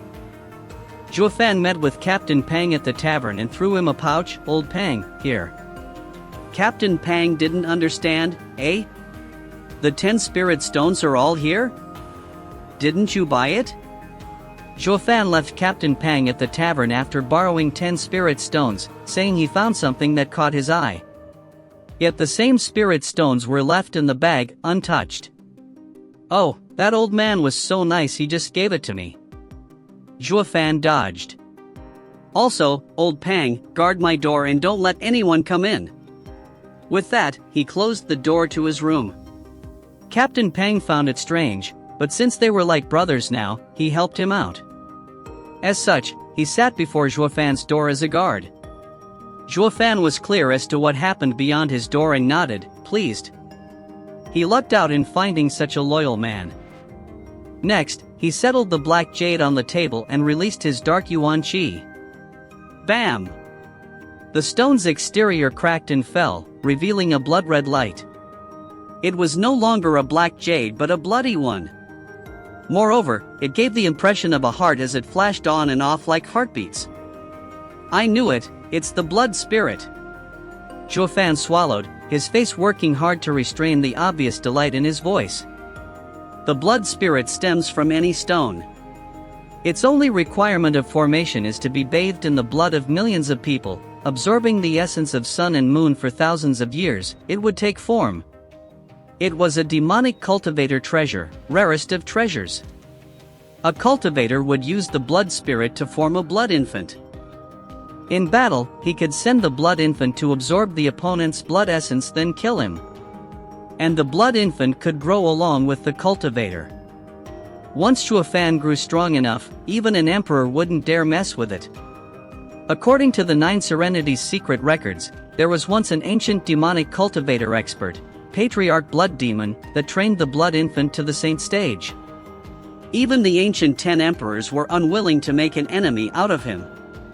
Patriarch Blood Demon felt invincible and went to challenge 9 Serenity's emperor for the title of the strongest demonic cultivator. It was a drawn-out battle, with the 9 Serenity's emperor heavily wounded at the end, barely overcoming the Patriarch Blood Demon by half a move. However, the 9 Serenity's emperor obtained Patriarch Blood Demon's secret method to raise the Blood Infant, improved it, and added it to the demon transformation art. The 9 Serenity's emperor wanted to train the Blood Infant too, but never got the chance. Never did he, Zhuofan, the demonic emperor, think he'd have such a stroke of luck after rebirthing to train the Blood Infant. If he had it in his past life, a saint would have been nothing. That thought made him eager to slash his wrist and pour his blood onto the blood jade. Chapter 14, Refining the Blood Infant. Plop, plop. Just like how an infant breathed, each drop of blood landed on the stone and disappeared the next instant. The stone started to throb and the sensation only grew stronger with each drop of blood. Zhuofan smiled viciously and pushed out more blood for the jade. If he wanted to refine the Blood Infant, he needed to bathe it in his blood until the blood spirit synchronized both their breathing and heartbeat. The seconds trickled by as Zhuofan's blood thinned, but the blood spirit was never sated, devouring everything he gave. Zhuofan licked his dried lips, growing paler as his mind was clouded. He knew the loss of blood was too great, but he'd come too far now. There was only one chance to refine the Blood Infant. If he stopped, it'd be like throwing a child away. It would think Zhuofan abandoned it and would never approve of him ever again. This was why there was no going back once Zhuofan started the process. After an hour, Zhuofan felt the world spinning. If he dared keep this up, it would endanger his life. If his life came at an end, the blood spirit would lose its meaning. Just as he was considering abandoning the process, an indescribable feeling arose in his heart. Zhuofan was stunned, then overjoyed. His mind and the blood spirit were now connected. He held onto the bloodstone and activated the demon transformation art. Black yuan qi enveloped the stone and strands of blood left it to enter Zhuofan. Finally, the bloodstone shattered with a loud sound and a red glow shot for his body. Zhuofan checked in glee and saw the red palm-sized infant resting in his dantian. Sensing his eyes, the infant opened his eyes then went to sleep. This is the Blood Infant. After a moment of stupefaction, he jumped in joy. He never thought it would be so easy to refine the Blood Infant. Even though he succeeded, he lost too much blood. When he stood up, his legs went soft and hit the ground. But even that couldn't wipe the grin off his face. Now that I have the Blood Infant, the next step is to settle on a martial art to learn. Blood Palm, a mid-mortal ranked martial art. The palm would rain havoc to one's blood and reverse its flow. Thanks to also having the Blood Infant, it was now savage enough to even damage one's blood essence. Despite a mere mid-mortal ranked, its power was as strong as a high mortal ranked martial art. It might even surpass it. 10 days later. The door opened with a creak and Zhuofan came out grinning. Captain Pang rose to his feet and rubbed his eyes. Why did you take so long? Kai Manor already sent someone over. Seeing the dead tired old Pang, Zhuofan smiled. Old Pang, thank you for your hard work. AI, what hard work between brothers. But we cannot let young miss and young master wait for too long. You're not curious what I've been doing the past 10 days? That is your business. You'll tell me when you want to. Captain Pang waved indifferently, pulling Zhuofan with haste towards Kai Manor. Zhuofan was touched seeing this rough man. Despite not knowing each other for long, old Pang had complete trust in him. This never happened for all his life as demonic emperor. They arrived an hour later before a majestic gate with a sign inscribed in golden letters, Kai Manor. Just when they were about to enter, the guards stopped them. Stop. Who are you to dare enter Kai Manor? Captain Pang clasped his hand. I am Luo Clan's captain of the guard, Pangyu, and this is Luo Clan's steward, Zhuofan. My young miss and young master are guests in your home. Zhuo Fan was taken aback. Since when did he become the Luo clan steward? Pang Yu knew what he was thinking and whispered, 8 days ago, Kai clan's men came to say you are Luo clan steward. Young miss must have done it. Congratulations, brother Zhuo, he. Shaking his head out of helplessness, Zhuo Fan let out a bitter smile. He didn't want to be some steward, but to entrust the safety of the siblings to the Kai clan and free himself of the heart demon. How could the Grand Demonic Emperor be a puny clan steward? But just as how he looked down on the Luo clan, so did the guards of the Kai manor. The 2 guards shot a glance filled with contempt. Humph, another 2 showed up to cheat their way to a free meal. Hey, what did you say? Captain Pang was pissed and wanted to argue, but Zhuo Fan stopped him. They walked inside. Captain Pang didn't understand. Why did you stop me? Zhuo Fan only had a grave expression. These 2 servers' attitude was a reflection of their lords. Nothing good would come out of talking to them. The 2 needed to find Luo Yunchang and understand what was happening. The Kai Manor might not be such a good place to place his trust in. After some inquiry, they arrived at the siblings' dwelling. Seeing the wretched place they lived in, even lower than the tavern rooms, Captain Pang cursed, "Why is the Kai clan treating young miss and young master like this? They are even less than guests. Not just that, they don't even consider them humans." Zhuo Fan felt anger seething inside. If not because of the siblings' injustice, then because of wasting his time and energy. "Let's go in." Zhuo Fan rushed next to Captain Pang, who was in a hurry to open the door. Inside, they saw Luo Yunhai sitting on the bed crestfallen, without his usual enthusiasm. The place was crude, with just a broken chair and a broken table. Captain Pang's eyes teared up. "Young master, don't be sad." "Kid, where's your sister?" Zhuo Fan was blunt, with no sympathy. It seemed Zhuo Fan's beating casted a shadow on his heart. The lifeless Luo Yunhai shivered and woke up. Luo Yunhai stammered at the raging Zhuo Fan. "Sister went to look for him, young Master Kai, to help rebuild the Cloud Manor." Asking for help in this situation is asking for humiliation. "Let's go look for your sister." Zhuo Fan dragged Luo Yunhai off the bed, his attitude worse than ever. Captain Pang was in a panic, wanting to stop Zhuo Fan from being so rude to his master. But Zhuo Fan's mood seemed to put him off, and all the courage left him. As such, Luo Yunhai was shaking in fear as he led them. Captain Pang cashed up to them, thinking, "Just who is the lord here?" Chapter 15, Annulled Marriage. Next to a clear stream, an elegant man was frolicking with a charming lady in red. They chased each other around the pond, laughing all the while in this peaceful place. Luo Yunchang felt only sorrow as she watched the flirting couple. But for the good of the clan, she braced herself and stepped forward. "Brother Xiaoting." The mood of the man turned sour as he glared at her. "Luo Yunchang, I thought I made myself clear. From now on, I have nothing more to do with you. My eyes are only for you, Fei. Yeah, now get lost. Brother Xiaoting doesn't love you anymore." The lady in red sneered at her.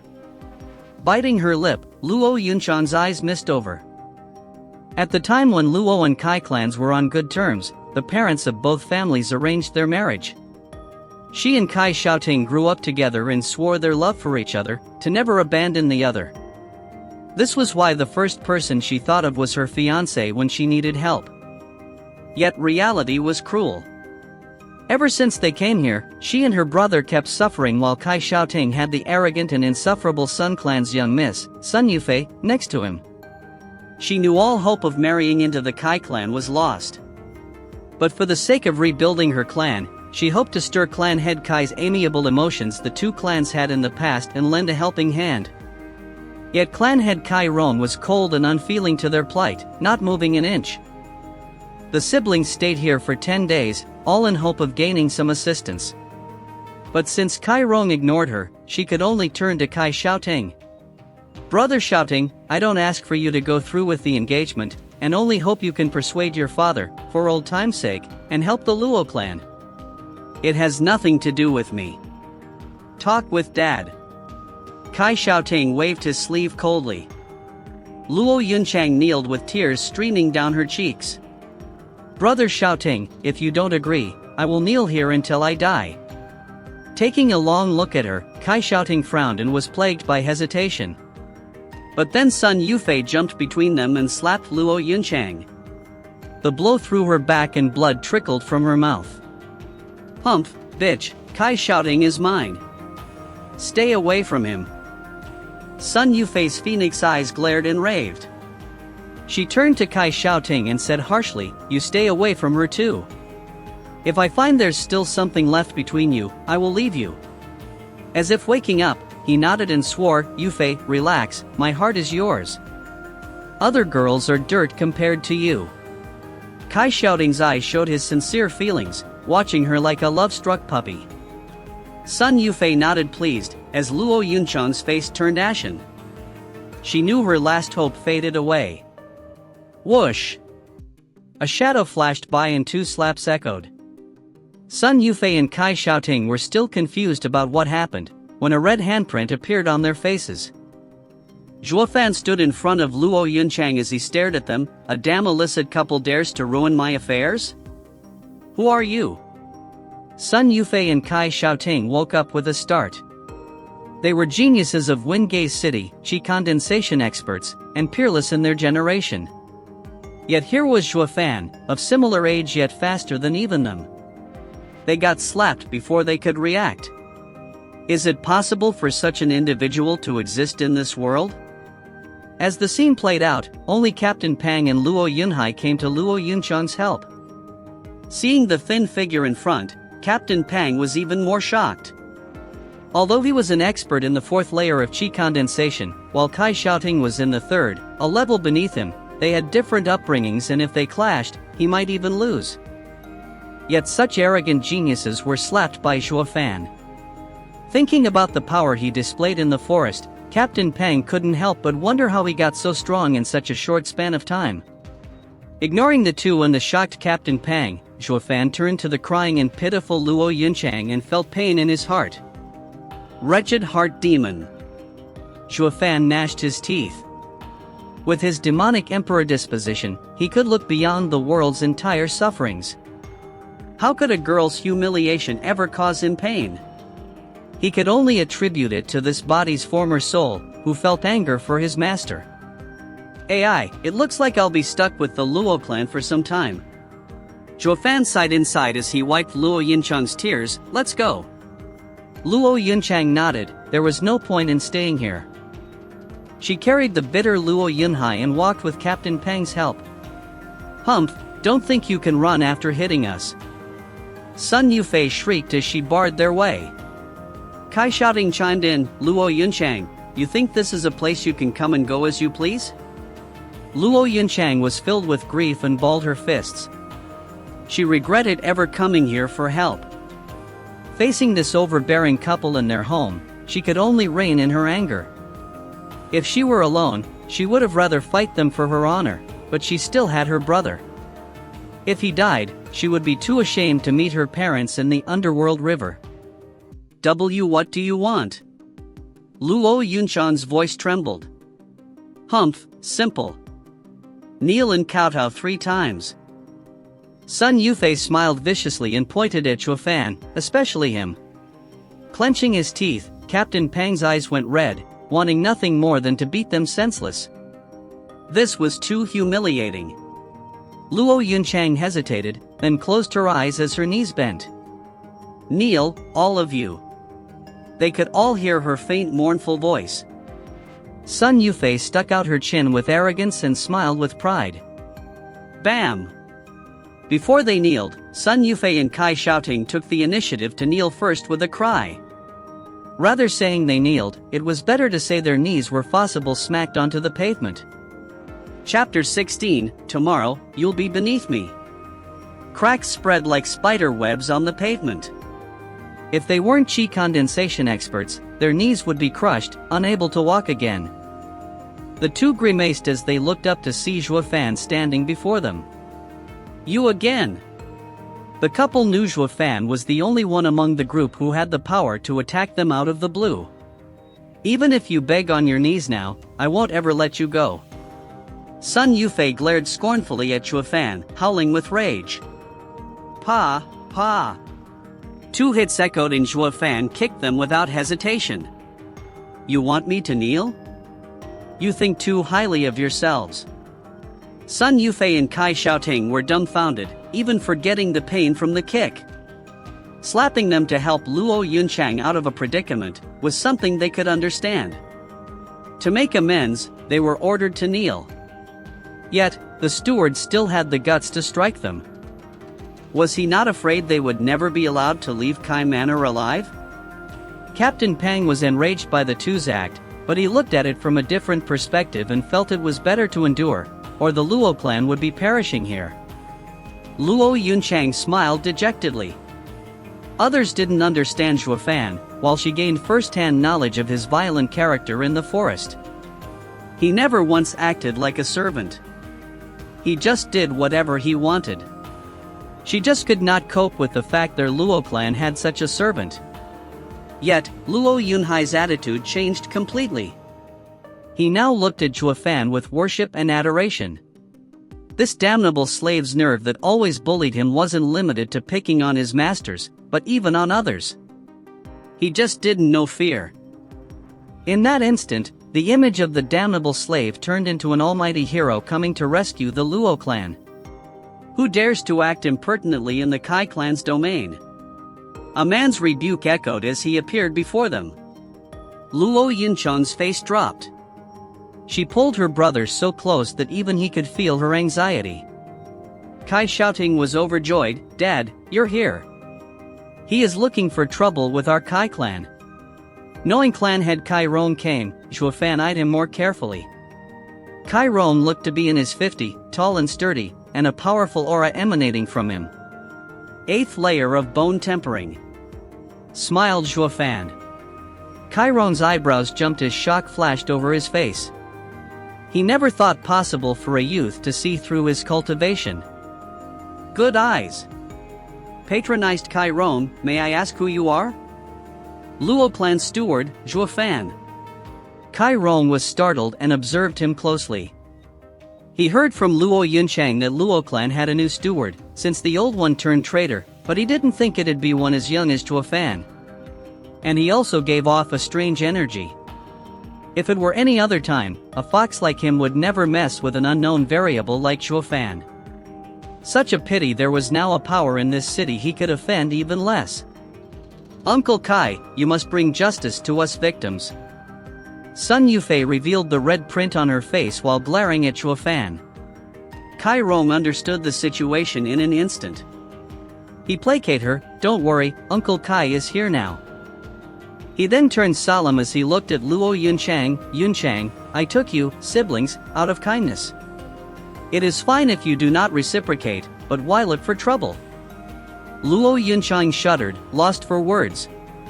Zhuo Fan stepped forward with a smile, you even bully a lady at your age, clan head Kai.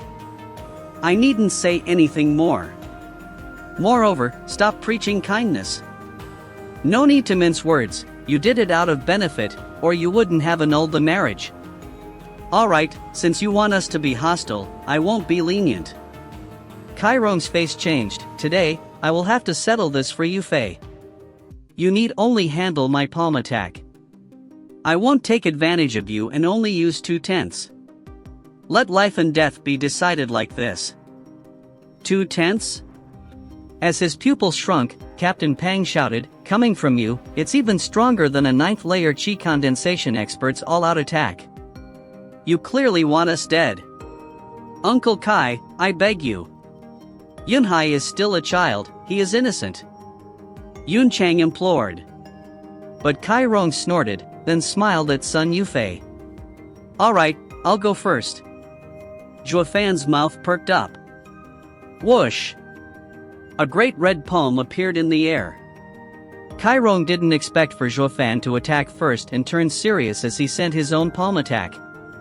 At contact, the blood palm scattered and Zhuo Fan fell back 10 steps, yet was unharmed. A second layer chi condensation can withstand 2/10 of my power. Kai Rong's heart was in shock, but your survival all came down to luck. Ah, the only reason I'm still alive is because I don't believe in luck. And he pointed at Kai Rong's hand with a grin, but power. Kai Rong's eyes squinted. His hand was bleeding from the previous exchange. How could this be? He is just a second layer chi condensation cultivator while I am an 8th layer bone tempering cultivator. That's a whole stage difference. Furthermore, followed Zhuofan, you really think that was 2/10? That wasn't even a 10th. Kai Rong began to recall what transpired.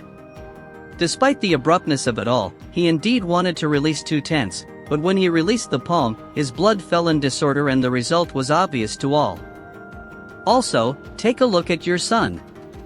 Zhuofan pointed at Kai Xiaoting. Kai Rong saw his son spat a mouthful of blood. Dad, what's happening? Kai Xiaoting panicked. He wasn't wounded yet he puked blood. Zhuofan, what the hell did you do? Kai Rong roared. Zhuofan replied with a sneer, I only wanted to tell clan head Kai I can take your son's life anytime. Please take it into consideration. As Kai Rong was hesitating, Zhuofan pointed again, eliciting another mouth of blood from Kai Xiaoting. Alright, I believe you. Kai Rong wiped his brow of sweat as he spoke in a shaky voice. He didn't know what trick he pulled on his son, but Zhuofan was prepared for his intervention. He was now regretting. If he knew the Luo clan had such a shrewd and decisive steward, he wouldn't have taken things this far. Then, I will bid you farewell here. Clan head Kai. Zhuofan sneered as he cupped his hands, then pulled Luo Yunchang and walked away. Zhuofan laughed all the while, today you love to bully me, tomorrow you'll be beneath me. Uncle Kai, are you letting him go? Sun Yufei said with resentment. Sighing helplessly, Kai Rong muttered as he watched Zhuofan leave, instead of offering shelter, I invited an enemy. Shaking his head, he helped Kai Xiaoting walk inside. After a few steps, his eyes flashed as he turned to Sun Yufei. Yufei, we need to end Zhuofan as soon as possible. He will endanger your Sun clan. Humph. You don't dare to attack him because of your son. My Sun clan isn't afraid. I will let him have a taste of what it means to offend the 7 noble houses. Sun Yufei spoke with hatred. Chapter 17, Veiled Dragon Pavilion. As the three left Kai Manor, Captain Pang and Luo Yunchang were trembling and even looked back now and then for fear of Kai Rong having changed his mind. Only Zhuofan was calm, yet a bit of rage still existed in his heart. Young miss, is there anywhere else we can go? Zhuofan asked in a cold tone. Her eyes turned misty as she shook her head. Captain Pang also sighed in sorrow. Taking a deep breath, Zhuofan gnashed his teeth and promised himself to run the Kai clan into the ground one day. He was just a step away from providing a safe haven for the Luo siblings, yet Kai clan's father and son ruined it all. If the day came that the Kai clan was ruined because they offended Zhuofan, Kai Rong would be twisting inside with regret. But that was the future. Now, Zhuofan was pissed. His hopes were dashed and he had to spend more time to look after the siblings. Zhuofan mumbled for a while, then said, Young miss, do you know what are the 7 noble houses? What? Where did you hear that from? Luo Yunchang was in a panic as she watched Zhuofan. It was as if he knew a heavenly secret. But recalling the fantastic events that happened the past days, she relaxed. Captain Pang also looked oddly at Luo Yunchang. This was the first time he heard of them. Pursing her lips for a long time, Luo Yunchang finally spoke in a solemn tone, since we lived in Cloud Manor and had no dealings with them, not knowing them is normal. But we are now wandering outside. If you ever meet someone from the 7 noble houses, you must avoid him, even if it's a dog. Captain Pang was shocked. This was his first time seeing Luo Yunchang speaking on such a heavy tone, as if she was talking about horrifying people. Yet, a proud girl like her, even if from a fallen clan, did not speak near as highly about the Kai clan. The warning seemed to go right past Chua Fan as he retained his calm. Be it Luo clan or Kai clan, regardless of how strong they are only mortal clans. But in Tianyu Empire, there are 7 officials who earned the imperial family's approval and can stand next to the emperor. Their power and territory are above all mortal clans. Fighting them is like going against the empire. What? This world has clans that can stand next to the imperial family? Captain Pang's face contorted in fear. Luo Yunchang nodded with extreme seriousness. Every clan knows these 7 families must not be touched. I am telling you this so that you all must remember to be careful. Is the Sun clan one of them? Interrupted Zhuo Fan. Stunned for a second, Luo Yunchang shook her head. Why do you ask? Yeah, brother Zhuo, if she was of the 7 houses, then young miss would have stopped you from smacking her. Captain Pang snickered. Since Luo Yunchang didn't stop him, then she agreed in silence. As if she was found out, Luo Yunchang reddened and glared at him. In fact, seeing Sun Yufei slapped was the most refreshing event for Luo Yunchang. Since Captain Pang could tell how glad the girl was, how could Zhuo Fan not? But Zhuo Fan's vision was much further. Even if they had a falling out with the Sun clan, he had to understand the other's background. Then is the Sun clan part of the 7 houses? What made you come to that conclusion? Luo Yunchang was feeling nervous for some reason. Her only hope right now was that Zhuo Fan was joking around to scare her, but his next words were spoken with a straight face. That girl raved how she'll let us see the might of the 7 noble houses. How can this be? Did we offend 7 noble houses, people? Luo Yunchang paled and her mind blanked, watching Zhuo Fan with empty eyes. Captain Pang was even worse, his heart froze up. At this moment, the world seemed to have vanished, making way for silence. Zhuo Fan, quick, we need to apologize to young Miss Sunday. Luo Yunchang pulled him to Kai Manor, but Zhuo Fan was stuck like a rock. If we go, we'll die. Zhuo Fan said coldly. Luo Yunchang froze and her eyes glazed with helplessness. Zhuo Fan's words were ear-piercing, but they all spoke of the harsh truth. If offending the 7 noble houses was so easily settled, no one would have regarded them with such fear. Brother Zhuo, what do we do? They were all surprised to find Luo Yunhai speaking as he gazed at Zhuo Fan with unshakable faith. Not even Zhuo Fan foresaw it. A kid that everyone overlooked was now watching him with such big and innocent eyes. Wasn't I a stinkin' slave? Squinted Zhuo Fan. Big bro Zhuo, we, brother and sister, are grateful for this new chance at life. You're our greatest benefactor, my dear brother. My dear brother-in-law, please save us once again. Yunhai, don't talk nonsense. Luo Yunhai glared with a red face, yet her eyes couldn't help sneaking a glance at Zhuo Fan. They were alive thanks to him. Despite being inferior in his eyes, Zhuo Fan's abilities made others have a whole new level of respect for him. This was the reason why she appointed him as the clan's steward. For the rebuilding of the clan, men like him were needed. Zhuo Fan saw Luo Yunhai's imploring eyes and laughed inside. This kid is a clan son after all, haughty but also clever to see another's talent, how adorable. Moreover, helping the Luo clan was a given for him. Does Wingate City have men from the 7 houses?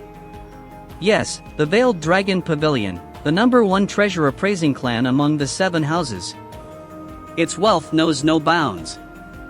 Then let's return to the tavern and go to Veiled Dragon Pavilion tomorrow. Zhuo Fan ruffled Luo Yunhai's head. What for? Luo Yunchang rushed to ask. Allies. Zhuo Fan's curt reply came. The others were stunned. Why would one of the 7 noble houses, the Veiled Dragon Pavilion, ally with a rundown clan? That was more of the wish of a hopeless loser. Chapter 18, Long Kuei. A tens of meters tall ancient building stood in the eastern part of Wingate City. Its size overwhelmed any from approaching to the point that not a single person dared get within 100 meters of it. 2 guards in golden garbs stood at the gates. Their aura gave off the impression of veterans, of imperial bodyguards. Despite standing still, their eyes roamed everywhere, staring daggers at any who dared match their gaze.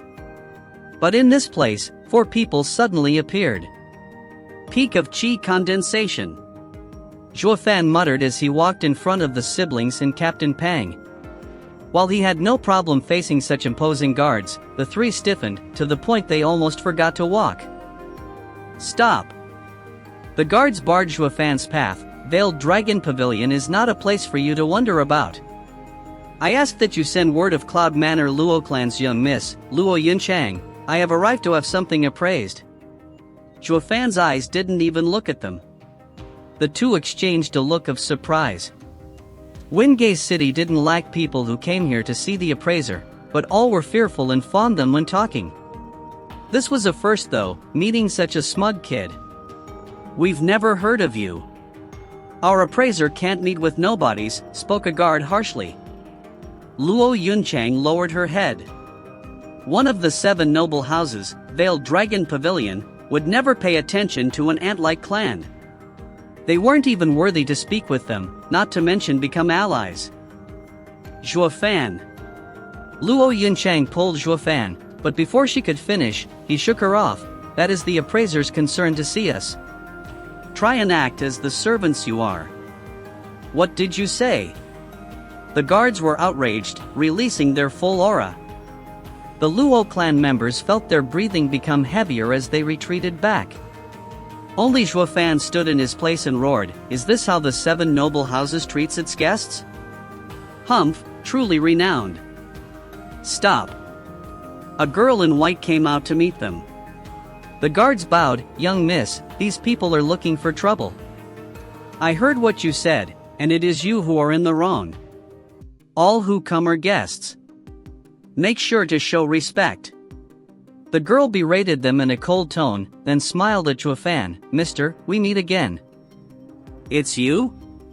Zhuo Fan and Captain Pang were startled. She was the one that quarreled with the stall owner. But things were different now.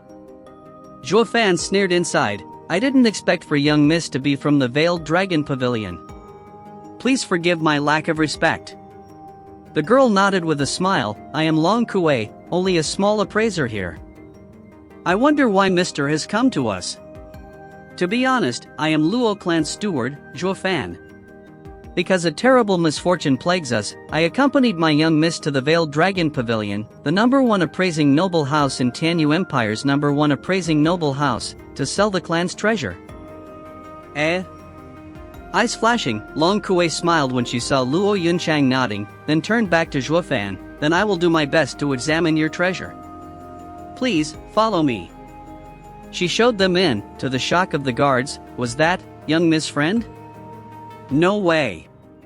How can young miss have such a dirt poor friend? She must be doing it for the treasure. Once it fails to meet her expectations, they will be kicked out. Then, we will teach them a lesson they won't ever forget, especially that rude Zhuo Fan. But what if the item is to her liking? That's impossible. Just look at them, how can these wretched people have anything that is worth more than black jade? Ha ha ha. The other also jeered, rubbing his hand in eagerness to vent all his energy. On the other side, Long Kuei took them to a flourishing room and smiled once they were seated. "I wonder what treasure did you bring? Please take it out." Zhuo Fan grinned. This girl thinks herself above others, but is quite shrewd as well. He was certain she knew exactly what went on at the entrance, but let the guards test them if they were worthy of her time. If they showed any sign of giving up, her current attitude would have been unyielding. Despite how cunning she was far too naive when up against the devilish Zhuo Fan. Whoosh! Zhuo Fan placed a scroll with countless images before her, which immediately caught her full attention. Taking it in her hands, Long Kuei took careful and long looks at the contents. Luo Yunchang and Captain Pang were in a bit of a shock. This drawing was something Zhuo Fan made last night. When they saw it, they only had one thought. What is this thing? Yet from the looks of Long Kuei's expression, it must be worth a fortune. Mr. Zhuofan, how much do you want? Long Kuei placed the scroll back and watched Zhuofan with a hardened gaze. Young Miss Long is an appraiser and saw your skill in the market. Please be the first to state a price. Zhuofan chuckled. Biting her lip, Long Kuei noticed from his eyes that this man was also knowledgeable. She couldn't swindle him. How does 20,000 spirit stones sound? What, 20,000? Luo Yunchang stood up in shock. If you'd take Cloud Manor's wealth when it was at its peak, you'd get 50,000. Yet Zhuofan messed around with a brush and came up with 20? Captain Pang was dumbstruck. Long Kuei couldn't restrain her disdain for the two. Humph, I am a madam while you are a pack of stray cats. But when she saw the silent yet smiling Zhuofan, she turned serious. The true expert is this steward. Chapter 19, God I Longjio. 20,000, ha ha ha. Zhuofan rubbed his chin, shaking his head as he reached for the scroll. Since young Miss Long isn't honest, there's no need to continue. Her body moved back and hugged the scroll, afraid Zhuofan might take it. Mr. Zhao, 20,000 isn't little for a first-grade array. And this is a drawing instead of a jade slip. This price of mine is fair. Ha ha, young Miss Long, I might not be too learned, but I know when you try to cheat me. Give me the scroll. Zhuofan reached out but was in no rush to take it as he stared down at her. Tightening her grip on the drawing, Long Kuei bit her lip and shouted, "Take it as my loss, 30,000. Young Miss Long still is not honest enough. Zhuofan shook his head in disappointment and leaned over to grab for the scroll. Long Kuei curled backward, wanting to dodge Zhuofan's evil clutches. This drawing was indeed a first-grade array, and this wasn't the first time she saw one. Her original price was quite fair and began with 20,000 because she knew she couldn't swindle the knowledgeable Zhuofan. But even so, with how many arrays were out there, she didn't know them all. The number one appraising noble house in the empire had many arrays in storage, yet this was a rare chance for her to encounter one that was unlike any she saw before. As such, even if she would lose out, she would do all she could to have this array. A pity that the relentless Zhuofan stood in her way, unwilling to back down even half a step. As such, she turned to the ignored young miss of the Luo clan. Young Miss Luo, this drawing is 30,000 at most. Only the Veiled Dragon Pavilion has the wealth to buy such a drawing in the entire empire. You won't gain a better price elsewhere. She hesitated and glanced at Zhuofan. Long Kuei knew she had an escape and pushed her advantage to entice her. Young Miss Luo, you and the Veiled Dragon Pavilion are making a great transaction and will become our honored guest. Our doors will forever be open to you. Honored guest? Luo Yunchang mumbled, isn't this gaining a supporter? Her heart was overtaken with joy and turned to Zhuofan. What if? Not a word. Zhuofan roared and glared at her. This foolish woman was swayed in seconds. How could the Veiled Dragon Pavilion stick their heads out for some bullshit guests? To get the best of their power, to have their protection, they could only attain it through a trade of equals. Young Miss Long, I am Luo Clan's steward, in charge of all matters concerning it. Please return the drawing. Zhuofan's smile was replaced by a cold stare. Luo Yunchang looked in a daze, first at him then at Luo Yunchang. Though his words rang true, since when did a steward's power supersede his lord's? How was he the steward? By the look of things, the lady of Luo clan is unable to keep the steward in check. Sighing, Long Kuei was very reluctant in giving the scroll back, evident by her slow movement. Such a pity, Mr. Zhuofan. Your request is too high and I can't fulfill it. But I am willing to guarantee on our Veiled Dragon Pavilion's fame, that this first-grade array won't go beyond 30,000. With the scroll in hand, Zhuofan rose from his seat and leaned closer to Long Kuei, leaving her flabbergasted.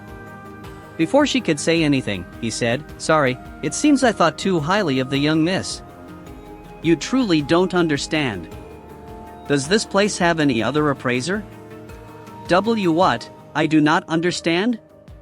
Long Kuei's cheeks were tinted red as her heart swelled with anger. No item that passed her hands hadn't received a correct assessment. The fact she could point out the fake black jade, yet unable to explain why, was her talent. It was because of this that she rose to a top-rated appraiser. In short, she was an expert. Yet, here came Zhuo Fan mocking her talent, refuting her skill in appraising. It was worse than any physical attack, an insult to her dignity.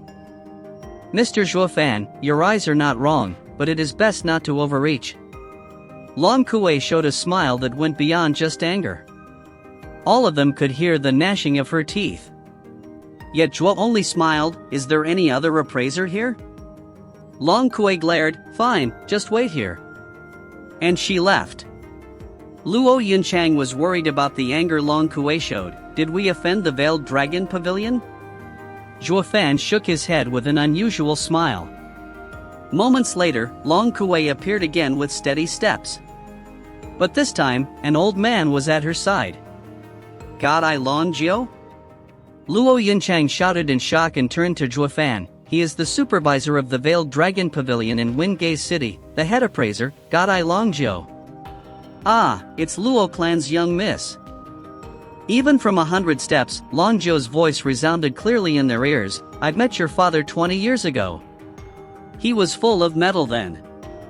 I didn't expect for your clan to sell their treasure. Zhuo Fan's heart shivered as his brows knitted. This man's power was a cut above Kai Rong's, to the point not even Zhuo Fan could see through him. It wasn't that his eyesight were poor, or the fact the old man hid his power. The difference between them was just too deep. I see. So Veiled Dragon Pavilion has such an expert, thought Zhuo Fan. Soon, Long Jiao was supported by Long Kuei and arrived before them. Luo Yunchang bowed. Grandpa Jiao. The others were quick to follow, yet Zhuo Fan just stood there. Long Jiao sized him up with his only hazy eye. Are you Luo clan steward?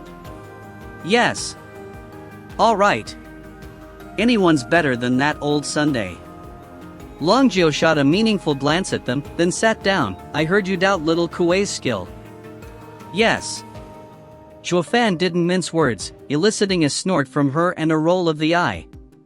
Ha ha, little Kuei might be new in this line of business, but her eyes are true.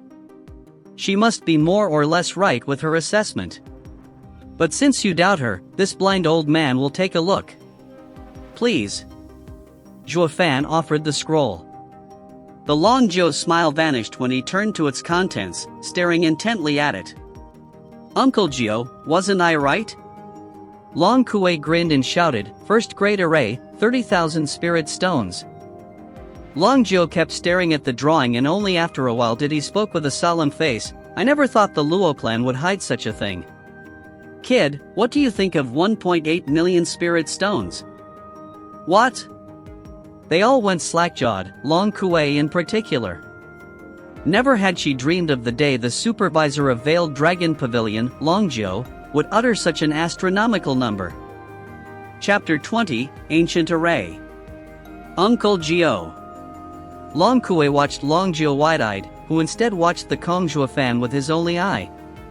Zhuo Fan gazed back with a grin, too low. WH-. They all cried out in response. 1.8 million was an inconceivable wealth for the Luo clan. Luo Yunchang never dreamed of having such riches. Yet in the eyes of Zhuo Fan, it wasn't enough. Luo Yunchang and Captain Pang looked lost at him. If not for being born and raised in the Cloud Manor, they'd be thinking he was a noble descendant. His gaze traveled so far. Yet before others could recover from Zhuo Fan's attack, here came Long Jiao's reply. I understand, but this is the most this old man can give. Then I'll sell it as a favor for Grandpa Jiao at this price.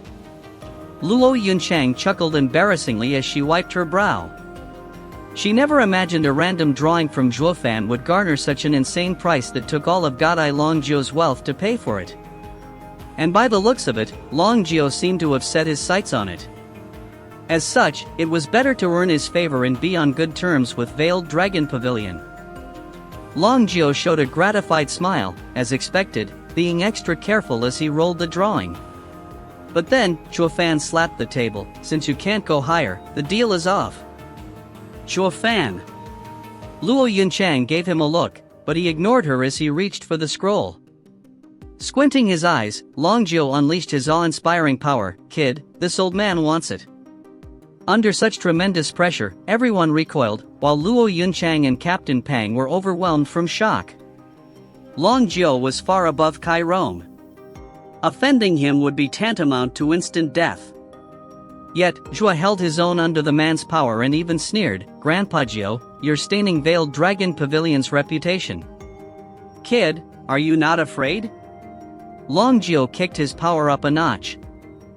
Humph, aren't you? Blanking out for a second, Longjio took back his power and laughed, ha ha, good kid. With you in charge of the Luo clan, they have nothing to worry about. The others were baffled. The two were a step away from jumping at each other's throat, and in the next instant all went up in smoke.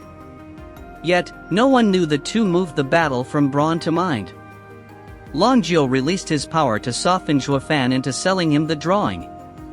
Instead, Zhuofan pushed through the pressure and asked the old man about his honor. Veiled Dragon Pavilion was the #1 appraising house among the 7 nobles. If this coercion leaked, then the damage would be unimaginable. Zhuofan bet on his fate and the clan's honors place in Longjio's heart and won.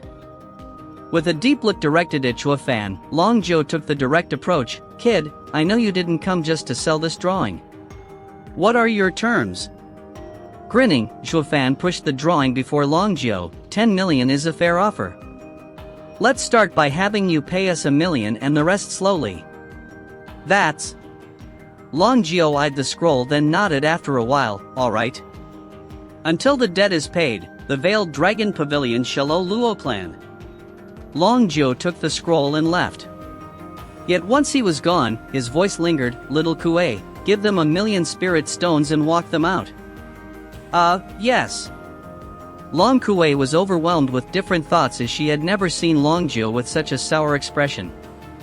Turning back to Zhuofan, it was the first time she saw him sporting such a content smile. Next, she handed 1 million spirit stones and saw them out. At the gate, the 2 guards were eager for them to show up and teach them a thing or two, but Long Kuei's respectful attitude threw a wrench in their plans. And when they heard the deal they made included 1 million spirit stones, they were stunned. Never had they imagined a remote place like this could come with such an important deal. It became one of the top 3 deals in Veiled Dragon Pavilion's history. Damn, thank God we didn't do anything or disaster might have struck. A guard watched the 4 leave and wiped the sweat off his brow. The other just bobbed his head. Veiled Dragon Pavilion treated a rich clan with respect. If any of their men dared to offend the clan, the noble house would exact punishment. In the case of a clan with 1 million spirit stones, the guards' complete lack of courtesy would even end with their deaths. Thinking about it, they began to sweat buckets. On the other hand, Long Kuei returned to Longjio, who was now looking at every detail of the first grade array. Uncle Jiao, isn't it just a first grade array? How is this worth 10 million? I never even seen an item worth that much.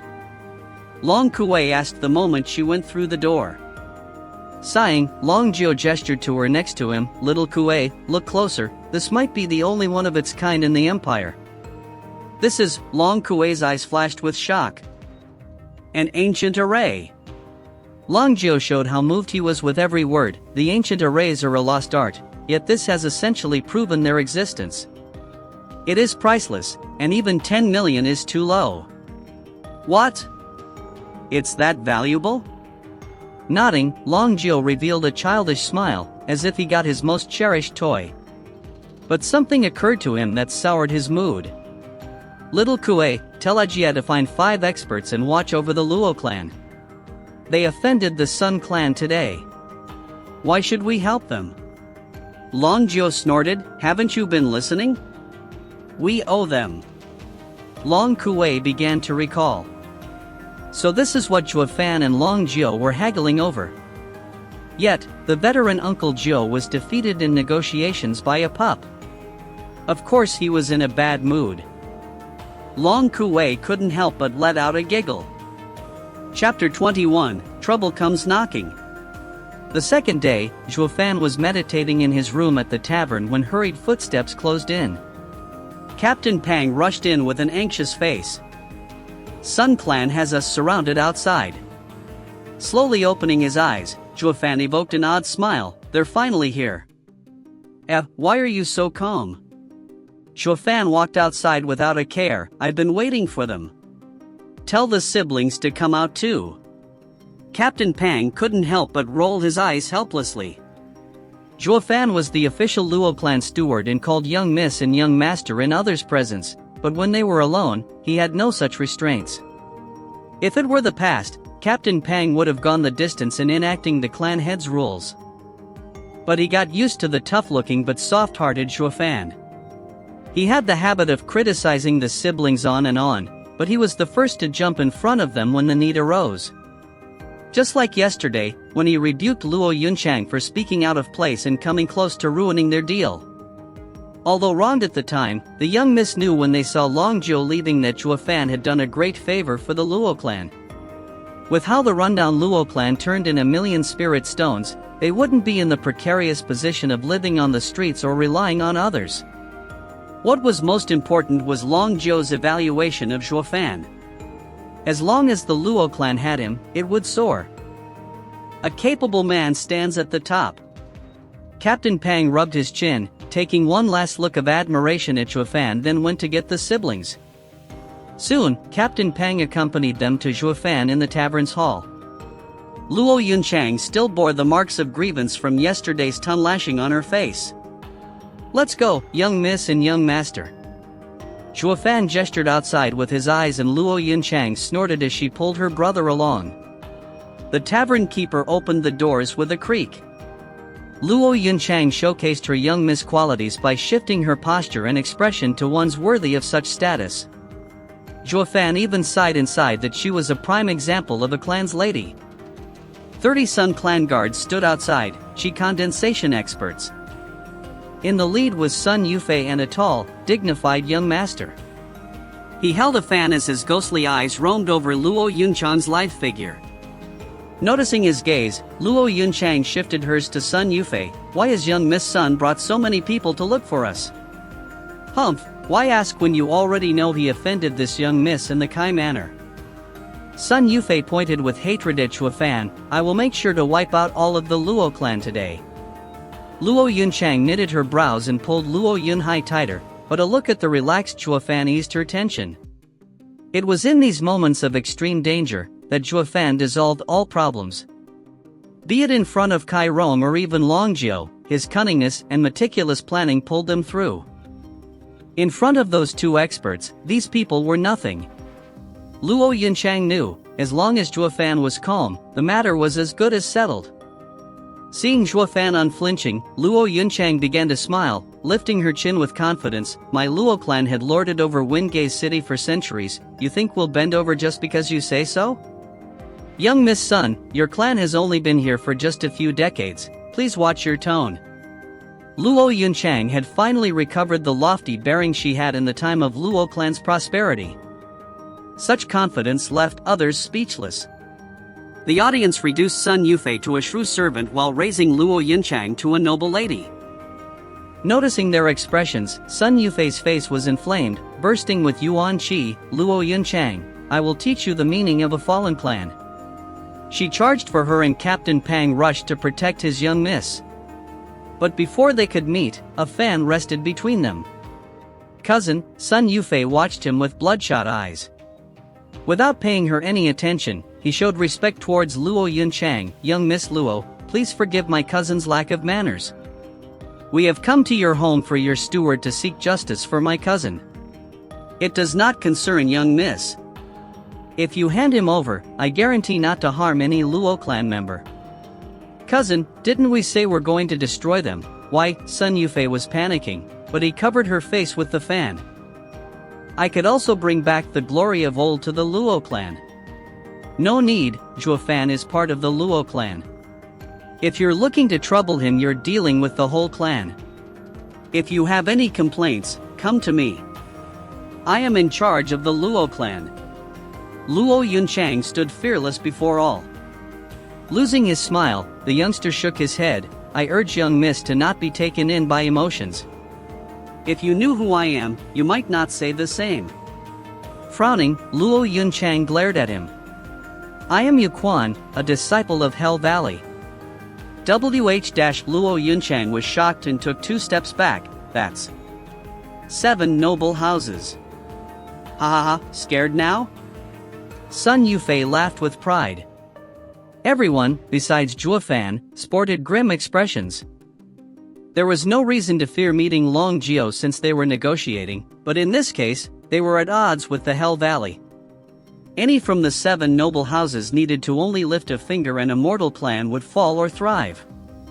No wonder even the clan head Kai Rong saw the Sun clan girl with importance. Her clan had a connection with the 7 noble houses. Zhuo Fan. Luo Yunchang grabbed his hand as her voice trembled. With a reassuring smile, he stepped forward. I am Luo clan steward, Zhuo Fan. What do you think of fighting one-on-one? Humph, cousin was right, you are an arrogant slave, sneered Yu Quan as he approached him. All of us against someone like you will smear Hell Valley's reputation. With his last word, a whoosh sound traveled and Yu Quan disappeared. Zhuo Fan's eyes narrowed, somersaulting backward. When he looked forward, a trace of blood flowed down his face. As blood dripped from his cheek, the youth now occupied Zhuo Fan's previous position. Humph, so you've managed to dodge it. Yu Quan eyed him evilly, as if he was toying with him. 6th layer of Qi condensation, demonic cultivator. Zhuo Fan squinted and smiled, interesting. When Yu Quan attacked like a demon, if Zhuo Fan wasn't a veteran demonic cultivator, it would have killed him. But this revealed Hell Valley's nature, that of a demonic faction. If another met such a problem, he'd have a hard time coping. Demonic cultivators gained power through any means, filled with danger and ruthless natures. Righteous cultivators took the opposite approach, taking it one step at a time. They weren't as impressive as demonic cultivation experts, but they hardly encountered problems in cultivation. And this explained why, despite only in his 6th layer, Yu Quan was far more dangerous. Yet Zhuo was in the 2nd, and 4 layers difference would make him hard-pressed even against a righteous cultivator. Luck had it though that Zhuo Fan was an old monster in demonic cultivation, knowing his fair share of its arts and methods. This was his only hope of success. Are you alright? Luo Yunchang was anxious, watching the blood trail down his cheek. He wiped the blood and showed an excited smile. It wasn't that he never fought with higher layers before, just that they were all righteous cultivators. This was his first encounter with a demonic cultivator in this situation and began to enjoy the novelty of it. Fight. Even if the Luo clan wasn't here, it was still important to go through with this fight for the sake of his meticulous schemes. This fight followed no logic, as his boiling blood dictated his movements. The bloodthirsty look in Zhuo Fan's eyes caught Yu Quan off guard. Common sense told him his first move should have robbed Zhuo Fan of his life, and even if he escaped by some miracle, he'd be scared witless. But instead of fear, Zhuo Fan showed thrill and thirst for battle. Can it be? Yu Quan thought of something but was forced to block. Bam! A blood palm exploded in his hand, pushing him back again and again. When he finally stopped, his hand was dripping blood. Cousin, be careful. Even Kai Rong suffered from this palm. Sun Yufei advised. Yu Quan frowned, his casual expression turning grave. This is going to be a pain. Never thought I'd meet someone like him. He saw Zhuo Fan sporting a grin and he sighed inside, while also raising his vigilance. If I had known, I wouldn't have caught myself in this. Chapter 22, The Most Dangerous Man. Demonic cultivation had a single pursuit, power. Meanwhile, the righteous path followed set rules to form a solid foundation and advance one step at a time. Because of this savage pursuit, demonic cultivators were seen as madmen, resorting to any despicable means to further their might. This was why righteous cultivators feared them. Fighting them was tantamount to fighting a madman. With this knowledge in mind, Yu Quan began to regret fighting Zhuo Fan. Despite being confident in his success, fighting an unscrupulous demonic cultivator would be sure to come with negative repercussions on his part. I need to settle this quickly. Yu Quan's eyes flashed with murderous intent and dark blue energy came out of his palm. The air around him chilled in an instant and even Luo Yunchang, who was 10 feet away, felt the cold biting her. She was aware of its danger and her heart was in a panic. But before she could warn Zhuo Fan, Yu Quan turned into a black shadow and charged. All the flowers along the way wilted. High mortal ranked martial art, Hell Claw. Bam! The blackish cold energy struck Zhuo Fan's chest until the latter spat blood along with pieces of ice. Humph, I have your heart. No matter what you're trying to do, it's useless. Yu Quan was pleased his sudden strike worked and relaxed. There were 4 layers of power between them, and even if demonic cultivators, no matter the weird techniques or savagery, once one's heart was in a vice, he couldn't use most of his power. It was the same as being powerless. Sun Yufei cheered at her cousin's success, kill him. While Luo Yunchang and the others were nervous. Nodding inside, despite knowing his cousin was rash and prone to anger, Yu Quan had to admit her words this time were true. A demonic cultivator enemy must never be left alive. Because a demonic cultivator's vengeance will always be ruthless. Now, another dark blue palm aimed for Zhuo Fan's head, humph, die. Luo Yunchang and the rest were in shock, hearts in their throats. But following an explosive sound, Zhuo Fan's head was fine while Yu Quan was flung like a ragdoll, trailing a bloody arc in the air. Blood palm. Zhuo Fan bellowed, staying in the move executing stance. That's impossible. Yu Quan crawled to his feet and clasped his chest with an incredulous expression. I sealed your heart, how can you still use martial arts? Humph, there's nothing bro Zhuo Fan can't do. Luo Yunhai stuck his chin out as Luo Yunchang and the others chuckled in relief. But then, Zhuo Fan spat out another mouthful of blood. A sudden hole was now adorning his chest, which leaked blood. What's going on? Luo Yunchang was stunned while Captain Pang rushed to support the collapsing Zhuo Fan. Only Yu Quan understood and cackled. He seemed to have exploded his heart on purpose when I used my skill on him to break out of Hellclaw's grip. He won't have long to live. What did you say? Luo Yunchang was nervous. Ignoring her, Yu Quan ridiculed the hazy-eyed Zhuo Fan, such a pity. If you were at my stage, your move would have ended with mutual destruction. But it ended with quickening your death. Even hurt, I can finish you off. He rushed for Zhuo Fan and, though his speed dropped, it wasn't something Luo Yunchang and the others could cope with. No! Luo Yunchang jumped in front of Zhuo Fan with her arms spread. Yu Quan sneered, hee hee, young Miss Luo, I would hate to kill you. Whoosh! The Luo clan members saw Yu Quan's claw but were powerless to stop it from approaching Zhuo Fan's head. Yu Quan wanted to kill Zhuo Fan in front of them. Sensing the incoming danger, Zhuo Fan gave out a strange smile. Bam! Suddenly, the blackish claw was caught in a vice-like grip. Mid-mortal ranked martial art, Hidden Dragon Claw? Yu Quan raised his head to find a warm face greeting him. It belonged to a youth of around 18, dressed in golden clothes and a scholarly face, yet having a sharp pair of eyes.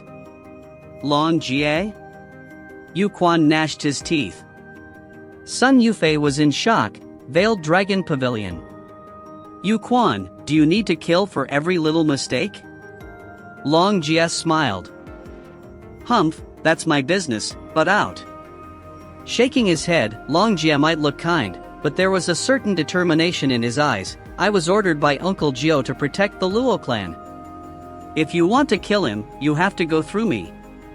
Why is the Veiled Dragon Pavilion suddenly? Sun Yufei trembled, never imagining the Luo clan could gain the help of Veiled Dragon Pavilion. The Sun clan was under the protection of Hell Valley, and even though the Luo clan only had 4 people, they had the Veiled Dragon Pavilion to back them. Based on background, the only clan that could fight the Sun clan in Wingay City was the Luo clan. This deflated Sun Yufei's superiority. A clan under Veiled Dragon Pavilion's backing was bound to rise. Gazing at Luo Yunchang, Sun Yufei hardly hid the hatred in her eyes. Humph, Long Jia, we have the same strength. You think you can protect them? Yu Quan looked at Zhuo Fan hanging by a thread with killing intent. With a serious face, Long Jia said with coldness, Yu Quan, don't forget your wounds. Think you can match me as you are now? Before he could retort, Long Jia said, I know what you want to say, that a demonic cultivator can show 120% of his power. But if we fight here, it will incur an open war between our houses. Are you prepared to bear such responsibility? Yu Quan hesitated. Hell Valley and Veiled Dragon Pavilion were of the 7 noble houses, yet also at odds. It was only a matter of time till war broke out, but not now. If he ruined his clan's plan, he wouldn't be able to bear the repercussions. Al dash. Just when he nodded, a hand grabbed at his chest. He rushed his Yuan Qi in a panic to block the attack, but a sudden blood energy messed up his control. In but an instant, the hand pierced his chest and gripped his heart. Didn't your master warn you? In a battle with demonic cultivators, never let down your guard or you will forfeit your life. A familiar voice reached Yu Quan's ears while his eyes were greeted with Zhuo Fan's evil grin. Why you can't? Yu Quan was in shock. Zhao Fan was on the brink of death yet, now, had the energy to move around. But what was even more baffling was that he was stronger and faster than when Zhuo Fan first fought him. Everything was clear now. He fell in his trap, and not just him. He turned to the equally shocked Long Jia with an imploring gaze. Save me. Die. Zhuo Fan's demonic voice echoed in the two's ears and both shouted, no. It was too late. Zhuo Fan already gouged out Yu Quan's heart. Blood flowed like a fountain from Yu Quan's chest as he collapsed. He didn't want to fight a demonic cultivator since every move was planned and vicious. Cousin. Sun Yufei cried in pain as she walked in a daze to his body. Sun Clan's guards took her and left in a rush. They no longer had a backing and this place was filled with Veiled Dragon Pavilion's men. The calm Long Jia, witnessing death for the first time, swallowed dryly and turned to Zhuo Fan. He saw the still beating heart in Zhuo Fan's hand and broke out in a sweat. He saw his fair share of demonic cultivators, but Zhuo Fan horrified him the most. If he compared them, those demonic cultivators he saw were noblemen when up against Zhuo Fan's methods. You're the one Grandpa Jiao sent to protect us? Thanks for the help.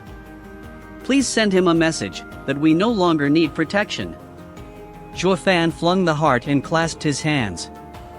Long Jia returned the gesture with a bitter smile. Then he left without a word, like a defeated general. 6 hours later, inside Veiled Dragon Pavilion. Bam! Long Jio smacked the table in a fit of anger as his only eye was on the verge of popping out. Long Jia and Long Kuei stood with heads bowed, not daring to make a peep.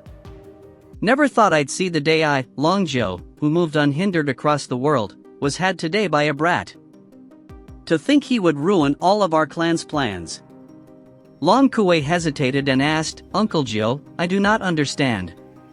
What does Zhuo Fan's sneak attack have to do with Veiled Dragon Pavilion? Foolish child. Long Jio cursed, a Jia was there and was at odds with Yu Quan, everyone saw it. That punk killed Yu Quan right before Ajia. You tell me, who will the blame will fall on? Luo clan. Long Kuei said like it was obvious. Long Jio laughed as he shook his head. Long Jio explained, Little Kuei, do you believe a small clan would dare to kill a disciple of the 7 noble houses? Long Kuei shook her head after thinking it over. Long Jia continued, if even you don't believe it, then Hell Valley and Sun Clan will surely refuse to. They will blame us. What? But that will mean we're the ones down on our luck. Why should we be the Luo clan's scapegoat? Humph, luck? All of this is the work of that punk. From Ajia, I understand the kid was on the verge of dying when he arrived. Even if Yu Quan wanted his life, he couldn't do anything since Jia stopped him. Then he sneak attacked him with a stronger move than in the beginning. This clearly states how cunning he was and that he planned ahead. What? Does that mean he knew brother Long Jia was there from the start and targeted Yu Quan? Long Kuei exclaimed. Sighing, Luo Clan shook his head in helplessness. Silly girl, not only did he plan against Yu Quan, but he also included Veiled Dragon Pavilion and Hell Valley in his calculations. Our houses would fight while his Luo clan escapes. Impossible. Isn't he afraid of offending two houses? He thought this one out too. When he sold us that drawing, he already ascertained our house's position.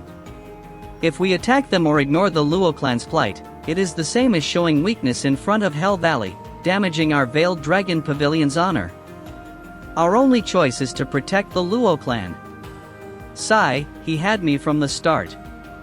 This punk is the most dangerous man I have ever seen. Recalling the previous scene, Long Jia had to nod his head in agreement. Chapter 23, Conspiracy. Get out! In the dead of night, Chuofan was trying hard to staunch the flow of blood from his chest while sitting on the bed. Luo Yunchang wanted to help him, but Chuofan's bellow drove her out.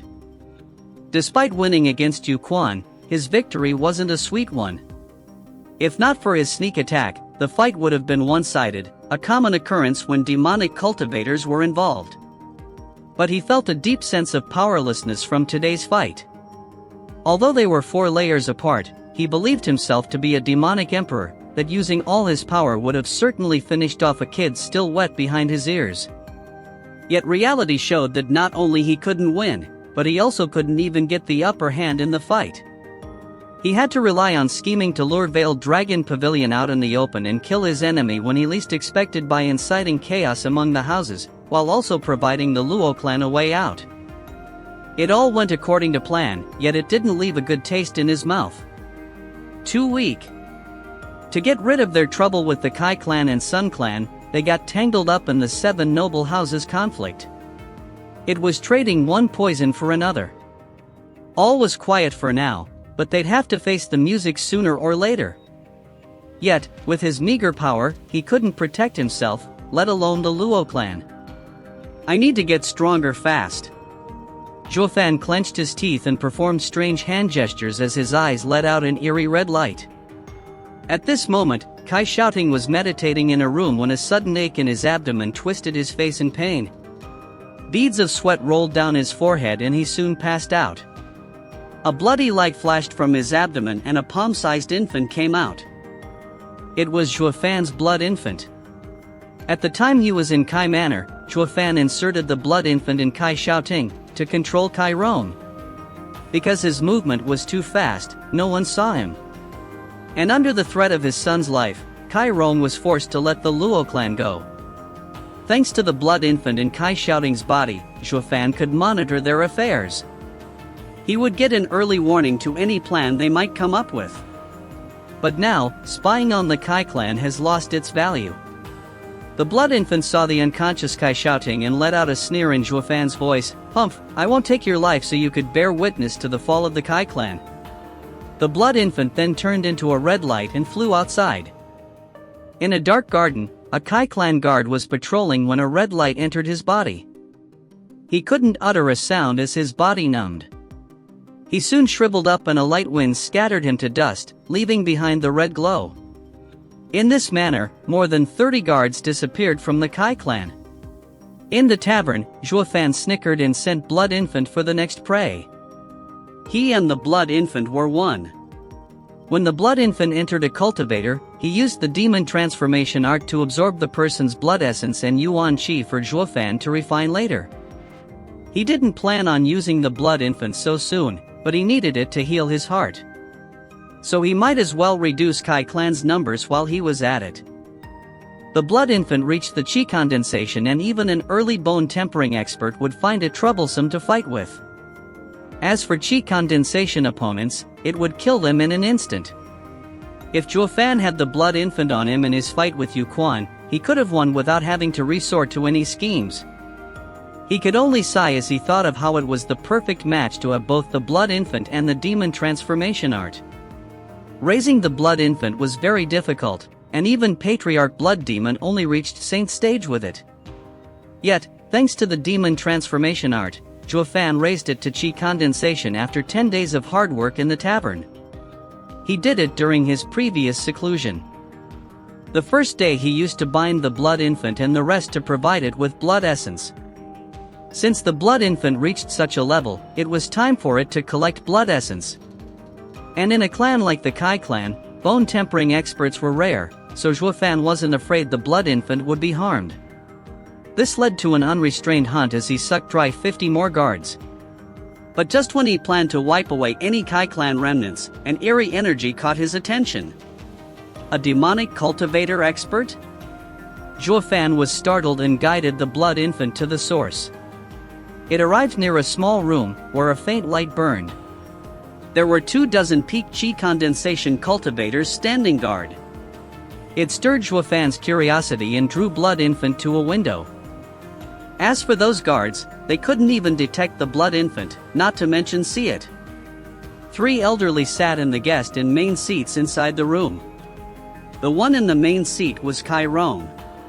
The first seat on his left was occupied by a bald old man with cloudy eyes and exuding a peculiar energy. Juefan recognized it in a second. It was from a demonic cultivator expert. The old man on Kai Rong's right wore noble attire and faint traces of demonic energy leaked from him. It showed he was in the middle of changing to a demonic cultivation method. Yet Kai Rong and the noble-dressed old man were showing great respect to the bald demonic cultivator. Can it be? Juefan felt he was onto something when clan head cupped his hands before the bald man. Elder Jian, to what do I owe the honor of your and clan head son's visit?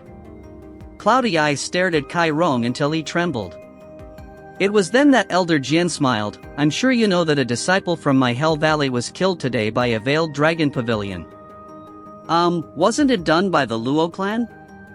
Kai Rong let out a dry laugh.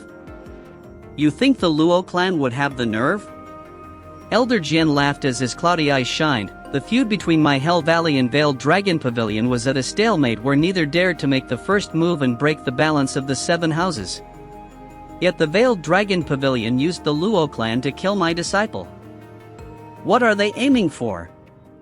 This made Juefan muffle his laughter.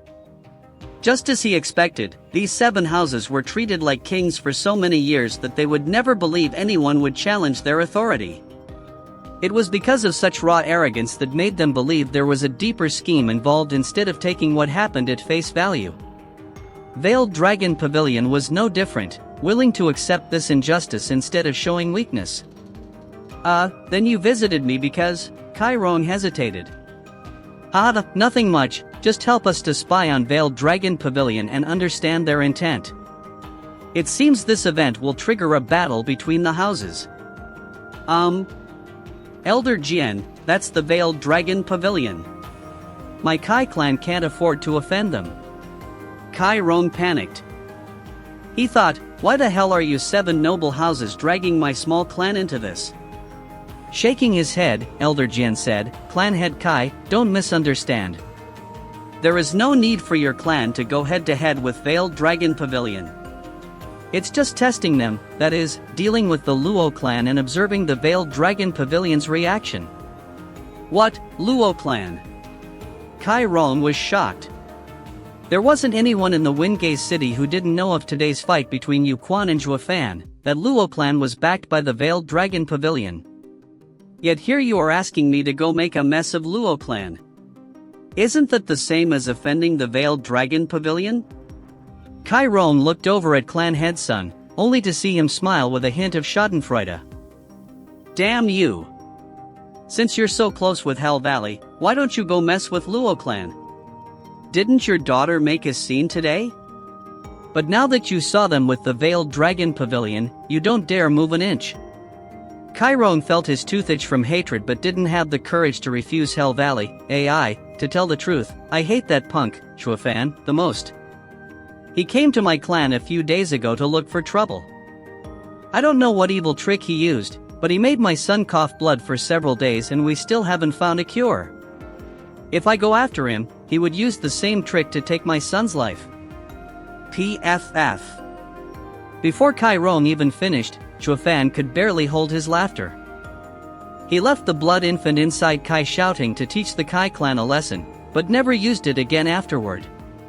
He didn't expect the clan head would use such a lame excuse to escape this predicament. Even Elder Jian was skeptical of Kai Rong's flowery speech and his face hardened.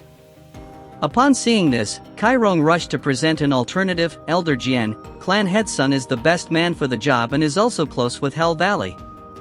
Letting him in charge of this task won't disappoint you. Hey, Kai Rong, what are you trying to pull? Clan head son jumped to his feet. Luo clan was a headache and they didn't know how tight its relation was with the Veiled Dragon Pavilion. If he'd instigated Veiled Dragon Pavilion's involvement when he messed with the Luo clan, he'd be ruined. Despite the Sun clan and Hell Valley being related, the former was by no means one of the 7 noble houses. Getting on the Veiled Dragon Pavilion's wrong side was out of the question. It was unknown if the Hell Valley would stick its neck out for the Sun clan. Going after Luo clan was plain suicide. Seeing the two clans proclaim loyalty by day and shirking off their duties at crucial times, Elder Jin snapped, "Enough, you useless fools, I don't need any of you. I will find someone else for the job. Also, Kai Rong, have you brought your spirit-ranked martial art, Wind Kick? Please inspect it, Elder Jian." Kai clan rushed to present the jade slip, yet his eyes showed reluctance. "Elder Jian, this is the only spirit-ranked martial art the ancestors have passed down in my Kai clan." "Fine, I won't take advantage of you." Snorting, Elder Jin threw him a jade slip. "This is the spirit-ranked martial art, Flaming Finger, a higher rank than yours." Kai Rong was overjoyed, expressing his thanks again and again. Juefan standing outside was puzzled. Is Hell Valley muddled to exchange a mid-spirit-ranked martial art for a lower one? "Elder Jian, who did you find to deal with Luo clan, if you don't mind me asking?" Ignoring the martial art the Hell Valley bestowed on Kai Rong, clan head son asked. Kai Rong pricked up his ears to catch the answer. Snickering, Elder Jin's eyes flashed with disdain. "You bunch of dogs, afraid someone might replace you? Humph, relax will you, that person is from Hell Valley." Does the Hell Valley plan to step forward? Why, Kai Rong and clan head son didn't mind Elder Jin's disdain and were surprised. With an odd light in his eyes, Elder Jin said, "He is a spy we have long planted in the Black Wind Mountain." Black Wind Mountain. Juefan was so shocked his heart skipped a beat and his control over his energy slipped. "Who's there?" Elder Jian whipped his head and launched a palm attack. The door was blown to pieces as Blood Infant turned into a red streak of light and flew away. Only now did Elder Jian rush outside. So quick! Juefan's shock wasn't small, but luck was with him as the guards were surrounding the place. He grinned and urged the Blood Infant to enter one of them. Blood boil. The guards were in shock as Juefan's shout blew up the guard. With no time to dodge, all the others next to him lost their lives. Elder Jin's figure was blocked by the sudden explosion, allowing Blood Infant's escape. Kai Rong and clan head son saw the wretched aftermath and were frightened. What was that? Elder Jin shook his head, yet his face turned grave. "I don't know, but it must belong to a demonic cultivator." Chapter 24, Breakthrough Again. Whoosh! A red light streaked in the dead of night, passing through doors and entering Juefan's body. Letting out a breath, Juefan opened his eyes as he rejoiced. Fortunately, the Blood Infant was quick to escape or it would have been ruined by the bald elder. He never imagined he'd bump into such a strong opponent in the Kai clan. Even if he couldn't recognize the elder's cultivation, he was certain the elder was no less powerful than God I Longjio. And once Blood Infant was destroyed, because of Juefan's connection with it, it would spell doom for him too. But the opposite was also true. Even if his heart exploded, he wouldn't die as long as the Blood Infant lived, because the moment he bound with the Blood Infant, it became his heart. "I need to work harder on improving my strength." His vast experience told him danger was looming. For now, it looked like Hell Valley and Veiled Dragon Pavilion were silent, but the Black Wind Mountain might be the fuse to a disaster with the Luo clan smack in the middle. His fate rested on strengthening the blood infant to bone-tempering stage. This was the only way to ensure some semblance of control when he met an expert like Long Jiu. Zhuo Fan closed his eyes and refined the yuan qi and blood essence the blood infant collected. In the next moment, red flashes came from his chest as red energy coursed through his veins to his heart. As the energy gathered, the hole in his chest began to heal. His weak heartbeat soon started pounding with greater force. In but an hour, his chest healed, with not even a scar left behind. If one didn't witness his heart exploding, they wouldn't believe the events of this morning occurred. He continued refining blood infants gathered yuan qi and turning into black energy. One part flowed into his dantian and another back to the blood infant. No less than 50 qi condensation experts yuan qi were refined and propelled Zhuo Fan through the third layer of qi condensation and to the brink of entering the fourth layer. With a faint boom, Zhuo Fan and blood infant broke through to the fourth layer. Zhuo Fan was happy. It was so easy to increase one's strength. It was only 10 days ago that he entered the second layer, and here he was now in the fourth. But when he wanted to work towards the fifth layer, he found blood infant's yuan qi reserves had been spent. He wanted to keep going, but he was satisfied he at least advanced 2 layers in one go. He looked out the window at the clearing sky and walked out to stretch his legs. Now that Black Wind Mountain was coming, he had to find a safe haven for the Luo clan. Zhuo Fan opened the door to his room, but before he could take a step, a thump resounded and something fell at his feet.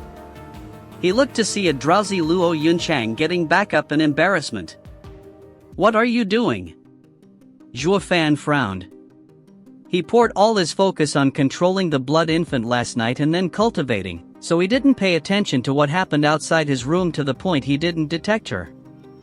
Damn it! How could I become so careless? If it were an enemy instead, I would have been dead.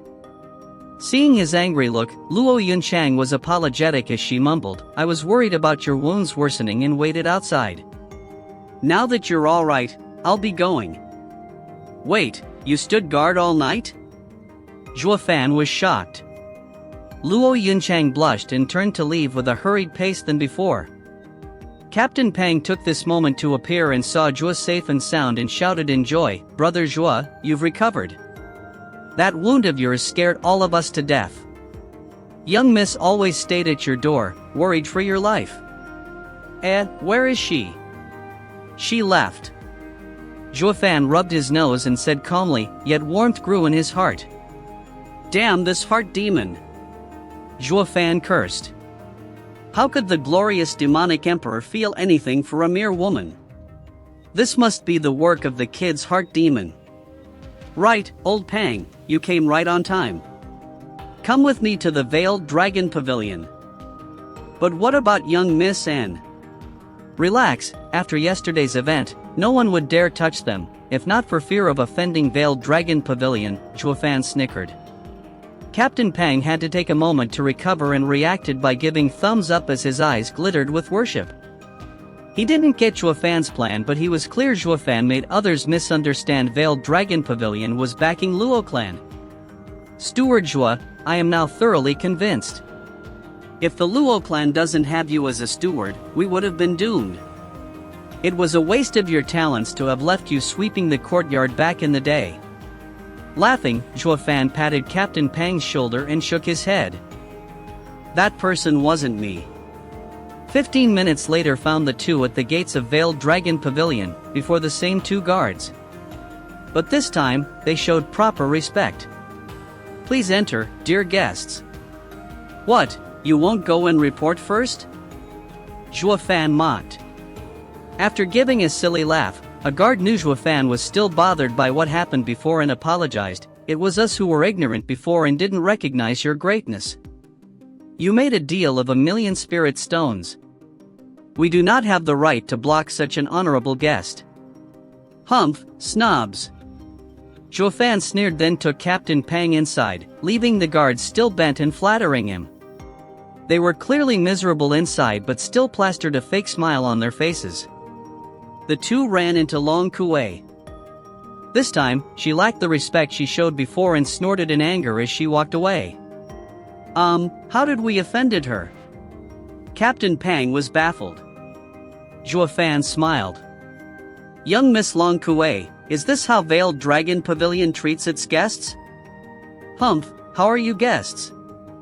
Raising an eyebrow, she glared at him, you don't deserve to be guests when you used us. Rubbing his chin, Zhuo Fan smiled and muttered, still just a girl, and so naive. Zhuo Fan's voice was faint but not enough to prevent the disdain in his voice from reaching Long Kuei. She was treated as the jewel of the clan, and never received such contempt, especially from people around her age. Zhuo Fan, who are you calling naive? You, of course. Zhuo Fan smiled, be it business or the politics between the 7 houses, everything must be taken into consideration when looking to make a profit. Yet you are prone to anger just from being used in someone else's plan. Just how did you survive this long? Compared to you, Long Jia is much more mature. He realized I used him and just walked away instead. The way I see it, admitting a loss is also a kind of power. At least the next time I plan on using him, it won't be as easy. This was the first time Long Kuei heard such an argument and was stunned. She came from the clan's estate and was put in Long Jio's care. The elders in the estate spoke highly of her talent but not enough to entrust her with heavy responsibility. When she arrived here, Long Jio spoke the same. Her talent wasn't any less than Long Jia, but Long Jio didn't trust her in being responsible. She didn't understand, but now it seemed she was clear on something. Love, hate, closeness, and vengeance won't help you, only benefits.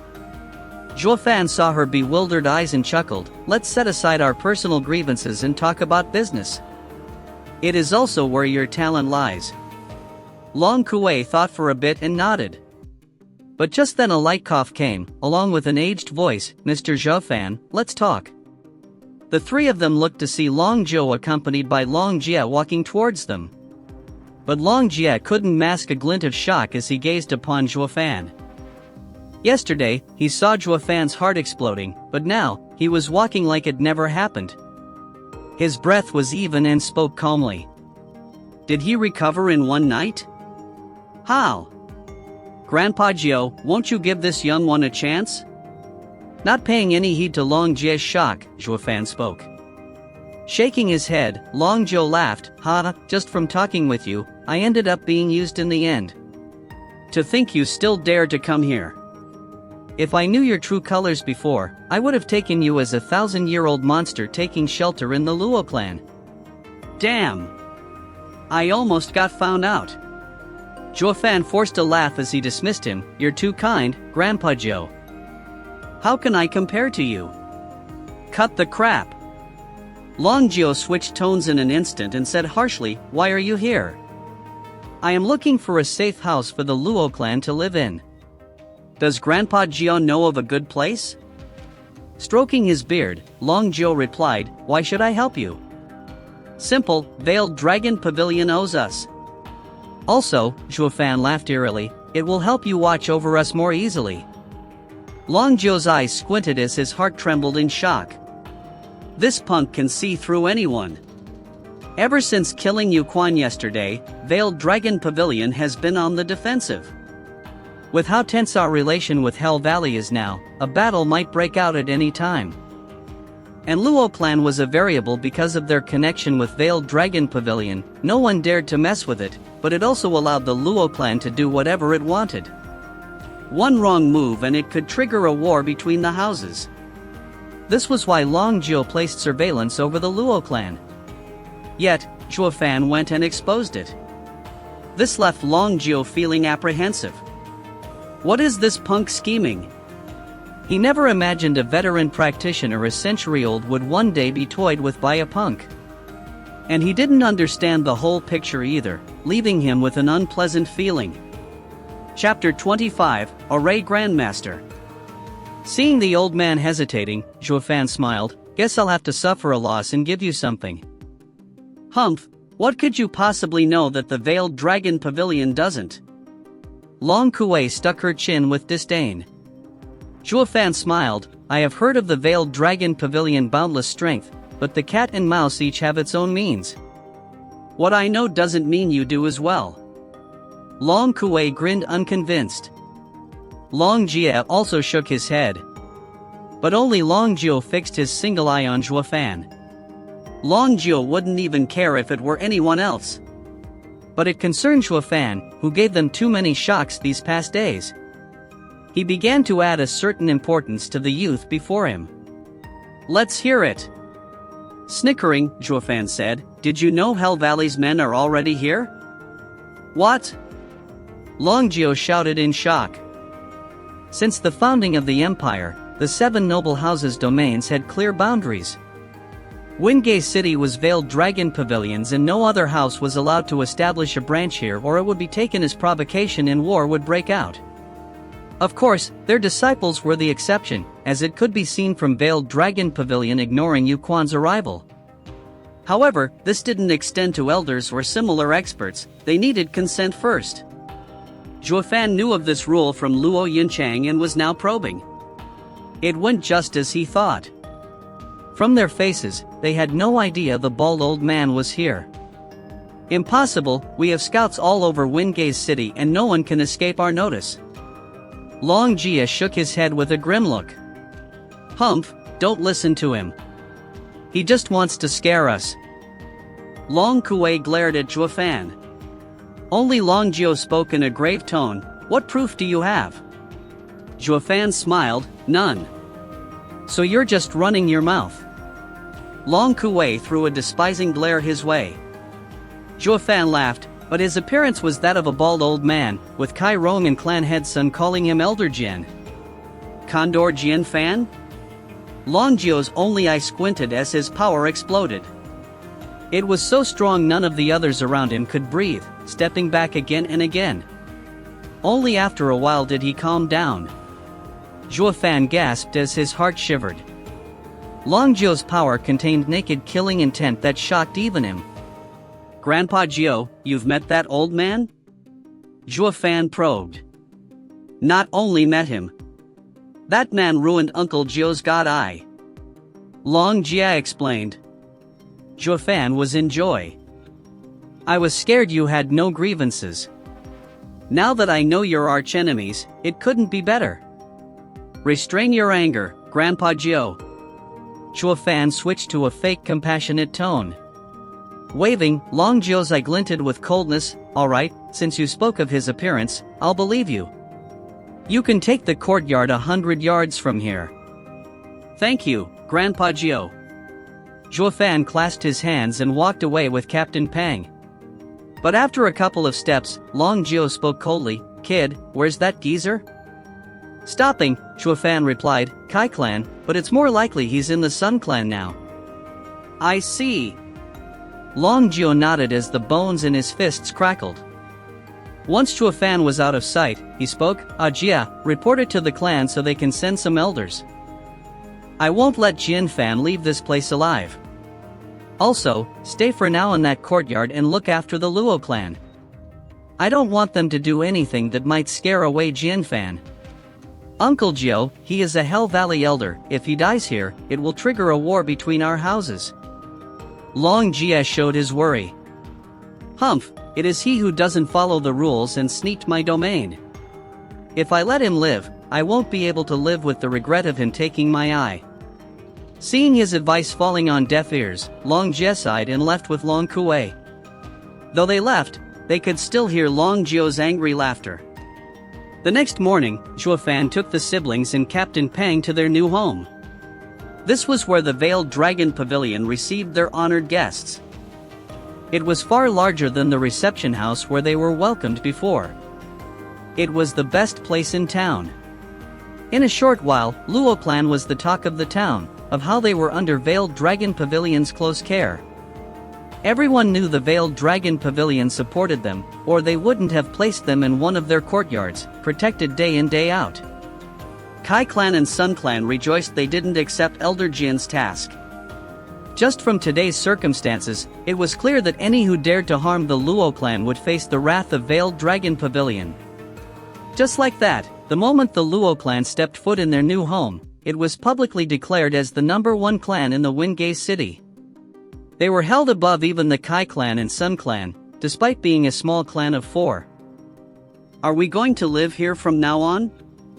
Being the first to enter, Luo Yunchang was shocked by the imposing atmosphere of the place, including the sheer number of guards around them, all chi condensation experts. Adding to them were 24 more golden armored guards staying vigilant. They were clearly bone tempering experts. Such guards could only be seen in the 7 noble houses. Luo Yunhai and Captain Pang were struck dumb. The latter was even in awe by the number of experts, while the former inquisitive. Old Pang, when the Luo clan recovers, what do you think of becoming the leader of such a team? Zhuo Fan patted his shoulder. Captain Pang shyly shook his head. Any guard here is stronger than me. It is great if I can be as strong as them, but I don't dare lead them. Despite saying that, his eyes flashed with hope. Zhuo Fan laughed. That day will come. But a sudden mocking laughter reached them. Mr. Zhuo Fan, you not only lie to others but even lie to your own people. A steward like you is only good at conning. Many turned to see Long Jia and Long Kuei walking over. Ever since she realized Zhuo Fan made use of Veiled Dragon Pavilion, she lost all amiable pretense with Zhuo Fan. With Captain Pang's talent, he'd reached the 6th layer chi condensation at best. Such a man is but a basic guard to us, not a captain. I advise your little clan not to dream for something out of reach. Luo Yunchang and Captain Pang saddened while Zhuo Fan steeled his face. Young Miss Long Kuei, as the saying goes, don't mock a destitute youth. Your words are too harsh. Humph, what youth am I mocking? That's just an excuse to deceive dreamers. Every glorious clan built their way over thousands of years to reach the top. Don't think you can rely on your wit to stay under Veiled Dragon Pavilion's protection forever. In my eyes, Wingay City is but a grain of sand. Even if you're a king or overlord here, you'd only be a frog in a well, oblivious to the vast world outside. Hearing her incessant babbling, Zhuo Fan laughed. Oblivious to the vast world? A frog in a well? If anything worked as it should, the glorious demonic emperor wouldn't have fallen from sacred domain. In his eyes it was this Tianyu Empire who was the speck, to say nothing of the Veiled Dragon Pavilion. Zhuo Fan. Seeing him angry, Luo Yunchang pulled his hand with a frown. They shouldn't offend their protector. Long Jie also felt Long Kuei crossed the line and shook his head after drawing her attention. But the lady only snorted. Young miss, lend me some spirit stones. Zhuo Fan said coldly. Luo Yunchang was startled. She didn't know what he wanted to do, but she gave him a ring containing what he requested. Zhuo Fan jumped on the highest point on the roof and overlooked the area. Hey, this isn't your home. Get down from there. Long Kuei barked. Ignoring her, Zhuo Fan spoke, 3rd grade, Coiling Dragon Array. Long Kuei and Long Jia were shocked. Zhuo Fan's words spoke of the array Long Jio set up in this place, yet this kid saw through it with one look. Yet before the shock lessened, Zhuo Fan jumped and spread spirit stones around him from the ring. In 15 minutes, close to 10,000 spirit stones were buried in the courtyard. When Zhuo Fan landed, Long Kuei asked, "What are you trying to do?" Zhuo Fan began making hand signs. In an instant, the ground trembled and dragon roars resounded, followed by 9 golden dragons bursting out of the ground. The dragons spread across the sky above Wingay City for all to see. Elder Jian, who was in a hidden room in the Sun Clan. He opened his eyes and stared in shock. Who's setting up the array? Is it that geezer? No, he doesn't have the skill to set up one such as this. In Veiled Dragon Pavilion, Long Jiao shot to his feet as he watched in astonishment. Is that my Coiling Dragon array? No, my array isn't as strong. On Blackwind Mountain, a sinister youth turned to Wingay City's direction with a frown. What's going on in the city? Was the plan pushed forward? But he soon shook his head. No, Elder Jian isn't impulsive. What could have happened? Everyone's eyes turned to this strange light. After 15 minutes, Zhuofan's hand signs changed and the 9 golden dragons returned to the earth of the courtyard. It was soon followed by a golden glow that spread all over it. What did you do?" Long Kuei stammered. Zhuofan ignored her again and showed deep respect as he presented the ring to Luo Yunchang. "Young miss, I noticed the 3rd grade coiling dragon array lacked in strength to safeguard young miss' safety. As such, I took it upon myself to upgrade it to the 5th grade 9 heavens coiling dragon array. I have wasted spirit stones, please punish me, young miss." What? Long Jia and Long Kuei were gobsmacked. There were but a handful of people who could set a 5th grade array in the Tianyu Empire. Not even the 7 houses had such a talent. But this kid had just simply deployed one. Was he a 5th grade array master? Luo Yunchang knew Zhuo did it on purpose to humiliate them, then deferred to her. This was also the first time she saw him so subdued. It was the perfect moment to install her rightful status as a young miss onto him. Luo Yunchang smiled inside, yet her face was stone cold. "Steward Zhuo, I should punish you for taking so many spirit stones without consent. But I won't blame you as you did it for our sake. Let's go." What? Punishment? Not even the 7 noble houses would dare rebuke such a lofty existence. Long Kuei looked as if she had a fly stuck in her throat. Soon, Zhuofan accompanied Luo Yunhai as they swaggered inside, to the endless shock of the others and the snickering of Captain Pang and Luo Yunhai. Only Long Jia and Long Kuei stood there with their hearts in chaos. They never thought it possible for a scheming second-layer chi condensation Zhuofan to also be a 5th grade array master. How could an unknown clan have such a talent? Chapter 26, Invitation. Whoosh! With a sudden boom, a figure appeared before the two. It was Long Jiao. His eyes were filled with excitement. "Who set up the array just now?" It's..." The two looked long at each other before Long Jia replied, "Luo clan steward, Zhuofan." "What, him?" Long Jiao turned to the array, and the more he examined it, the more shocked he got. An array master needs to know each array as the back of his hand and pours years and years into understanding heaven and earth. At my age, I can only set up 3rd grade arrays, so how can a pup set up a 5th grade array so quickly? Long Jiao seemed to be asking Long Kuei and Long Jia, but it also seemed to be asking himself. The two only shook their heads. It was unknown what kind of man Zhuofan was, as he kept doing extraordinary and shocking things again and again. Even the two of them, born in a powerful clan, no longer dared to underestimate Zhuofan. They even felt inferior. "Go and call the kid over." No, invite him. I want to speak to him." Taking a look around, Long Jiao grinned. The two cupped their hands and followed his order. Soon, in a pavilion in the garden behind the courtyard, Long Jiao served tea at a stone table. It didn't take long before Zhuofan came in, followed by Long Jia and Long Kuei. Brother Zhuofan, sit." Long Jiao laughed as he invited him. Long Jia and Long Kuei were shocked.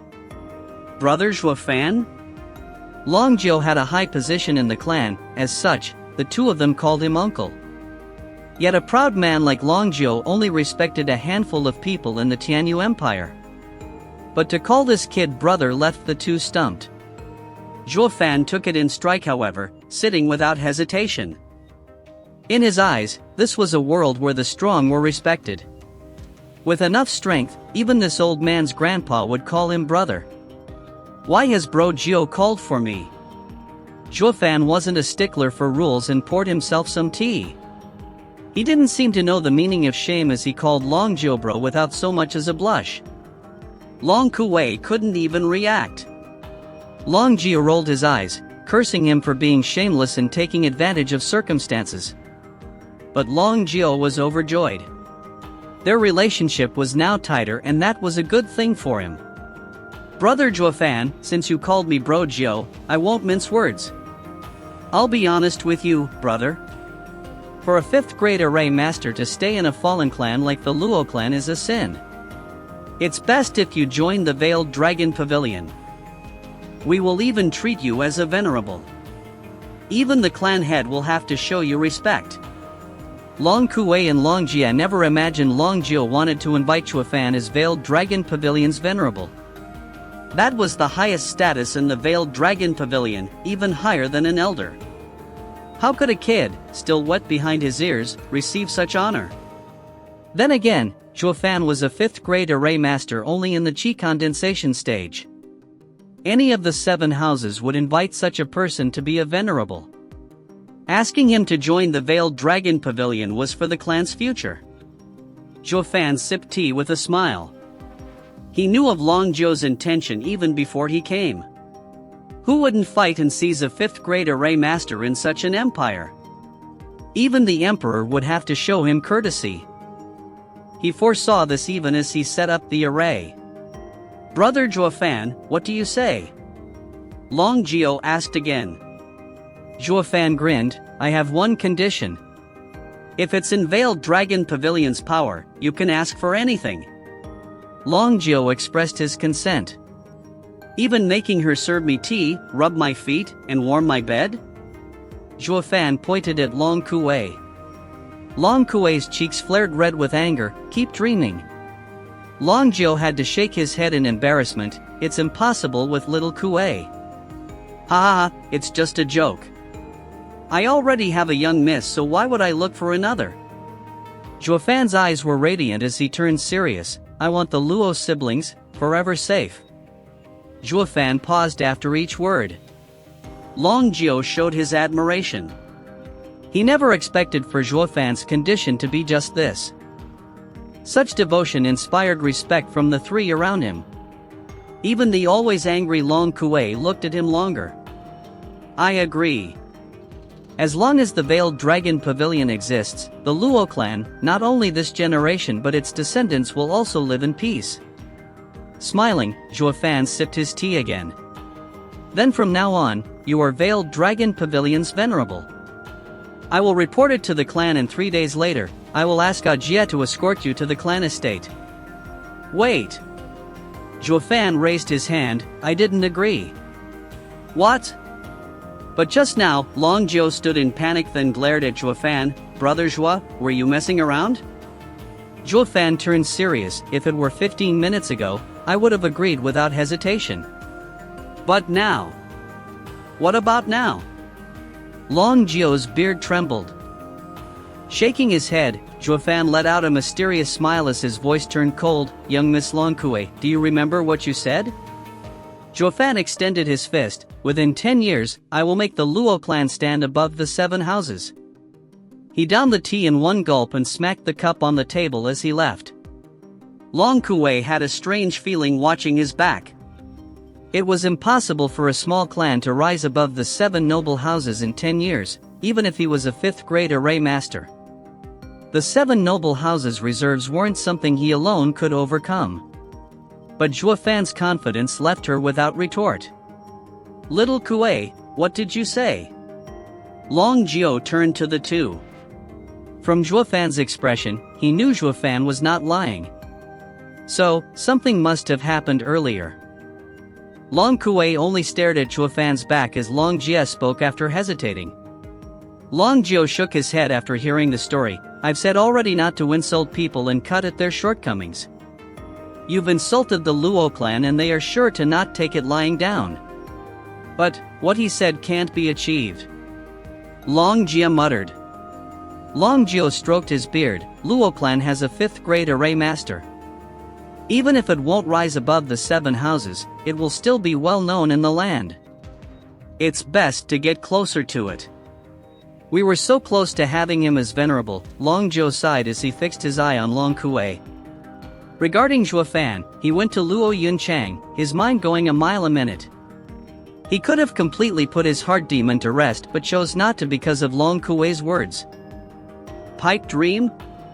If we can't even dream, our only choice is to leave it up to fate. Demonic cultivators walked in defiance of heaven, fighting for their own fates. Chuafan thus hated when someone told him that any goals he had was a pipe dream, that he should feel grateful for his fate. He had to prove to everyone that even a fallen clan could reach the top one day. He no longer helped the Luo clan just for the sake of his heart demon, but also for his path as a demonic cultivator. Nothing in this world is impossible. If heaven stands in my way, I will kill it. My fate is my own and not heaven's. The day shall come when he would rebuild this ruined clan to the best the world had ever seen. As long as demonic Emperor Zhuo Yifan was here, nothing was impossible. Bam! Zhuo Fan slammed the door open full of anger. Luo Yunhai, Luo Yunchang, and Captain Pang were startled. Luo Yunchang hesitated before building up the courage to speak to him. Zhuo Fan, what did Grandfather Jiu want? He invited me to join Veiled Dragon Pavilion. The three's faces saddened. Despite being downhearted inside, Luo Yunchang strained a smile. Congratulations, Veiled Dragon Pavilion will offer you a far more glorious future than Luo clan. She had guessed Zhuo Fan's talent as a 5th grade array master would attract the 7 houses invitation. The Luo clan would find it impossible to hold on to such a man. Zhuo Fan snorted, what are you sad about? I declined. What? Shock was seen, but happiness was the most obvious emotion. Why? Just because. I'll be in my room. Zhuo Fan left without answering. But just before he was gone, he said coldly, young miss, don't interfere in any future matters of the Luo clan, be it big or small. Luo Yunchang nodded absent-minded. Wasn't it like this so far? Why did he bring this up?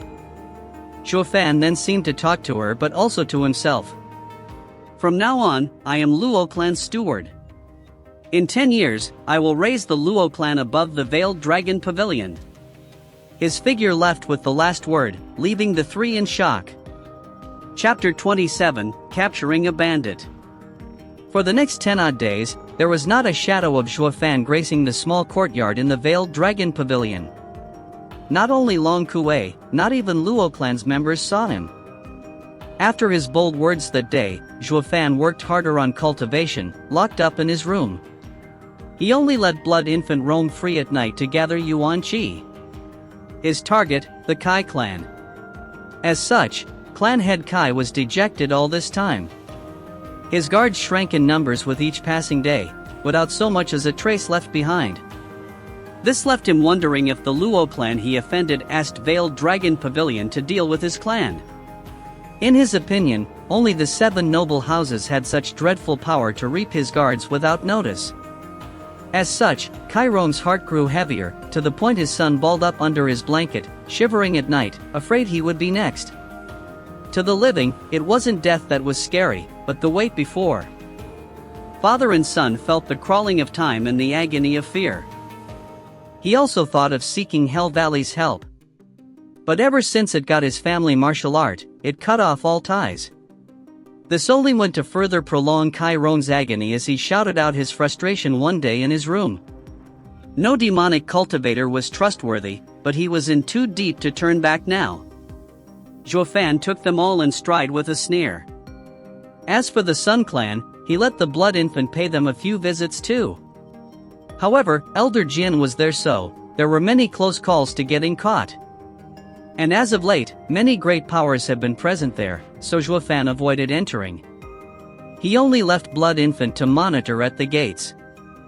On this day, as per usual, the Blood Infant ate a dozen Kai clan guards, then staked Kai clan's gates for a bit before returning to the little courtyard, pleased. Just as he was about to enter his home, a trace of energy caught his eye. Zhuo Fan frowned in his room as the Blood Infant hid its energy. Soon, in a corner across from the little courtyard, a shadow was reflected in his eyes. That person was watching his home. Humph, no one dares to step inside Veiled Dragon Pavilion's territory, yet this one does? He must be from Blackwind Mountain. Zhuo Fan grinned. He recalled Elder Jian telling it wasn't the Kai clan nor the Sun clan who'd come after the Luo clan, but a third party unrelated to them, Blackwind Mountain. If the Luo clan fell, Hell Valley was spared of all liability. But how are a bunch of bandits going to enter the little courtyard? You think this is the Cloud Manor? Raising an eyebrow, Zhuo Fan guided the Blood Infant after the person in black. Because blood infant's hidden energy, it wasn't found out. After taking stock of the surrounding, the bandit left, followed by a red trace. An hour later, the person jumped through a window of a tavern and the blood infant floated to peer inside. Zhuo Fan saw 7 strong men and a 17-year-old girl to the side. They were all waiting for the person in black to speak. "Young miss, how's the situation?" Before the person in black spoke, the girl poured tea and spoke with concern. Zhuo Fan was taken aback. A woman? He never expected the leader of the Blackwind Mountain Bandits to be a woman. Were they looking down on the fact that the Luo clan had only 4 members? Zhuo Fan shook his head. He saw the person in black remove her veil to reveal a pair of bright eyes, black hair flowing down to her waist, with fair and unblemished skin worthy of the title beauty. Even the men couldn't help but swallow dryly and stare. But the woman's glare made them lower their heads. "Xiao Chui, get me a pen and paper." Being shouted to, the girl rushed to obey. The beauty drew in detail for 15 minutes. The contents shocked Zhuo Fan. That was Veiled Dragon Pavilion's little courtyard in minute detail. He had to admit, making such a map after one night of staking earned a thumbs up from him. She wasn't the leader for nothing. Look closely. Here, and here are guards. The 4 corners here have bone tempering experts. "Young miss, this is Veiled Dragon Pavilion, how do we proceed?" "By the look of things, we'll be dead before we even make it through the door." One man wiped his sweat from fear. The woman dismissed him. "Relax, senior brother got in contact with Hell Valley's men and said they will distract the guards. We just need to capture Luo Yunchang and kill the rest." "What? She isn't a man, so why capture young Miss for?" Zhuo Fan was baffled, but not worried. Even without the guards, he still had the 9 heavens coiling dragon array. They were ants throwing their lives away. But what caught his attention was that Blackwind Mountain and Hell Valley were connected. They were being exploited just like the Kai clan, but on a much deeper level. Young miss, there's something you might not like to hear, but it concerns our lives." "Say it." Waving her hand, the girl spoke calmly. The man hesitated before firming his resolve. "Young miss, the young lord and Hell Valley are connected and will listen to him. Even if Hell Valley's men help us, the Veiled Dragon Pavilion is still one of the 7 noble houses. Offending them will leave us with no place to hide. Will the Hell Valley shelter us then? If they abandon us instead, death will be our only outcome." "Humph, that's like saying you're scared of dying. Don't you think you're letting down Mountain Lord with your words? For helping Camp Lord recover, for his revenge, the least we can do is stake our lives." Her words brought shame on their faces. She glared at them and shouted, "Withdraw. Follow the predetermined plan without fail." "Yes." They cupped their hands and shouted with respect. When they left, they were resolute with staring death in the face. "Not bad." Zhuo Fan raised an eyebrow as he left the room. Now it was his turn. When all the people left, the girl clapped her hands in glee. "Young miss is amazing, like a true mountain lord." Shaking her head, the woman sighed, "If Godfather was back to health, he'd do it far better." No one on Blackwind Mountain would have doubted him, nor questioned his orders. Maybe, but they still believe in young miss. The woman shook her head. "Xiao Chui, don't comfort me. I only hope to cure my adoptive father once we get the returning dragon palm. Young miss will succeed in her filial duty." The girl giggled. However, it was now that a faint sigh reached them. "Girl, filial and success are different things. Moreover, who told you the returning dragon palm can heal wounds? Who's there?" The woman and the girl turned to find Zhuo Fan sitting on the window frame with a smile.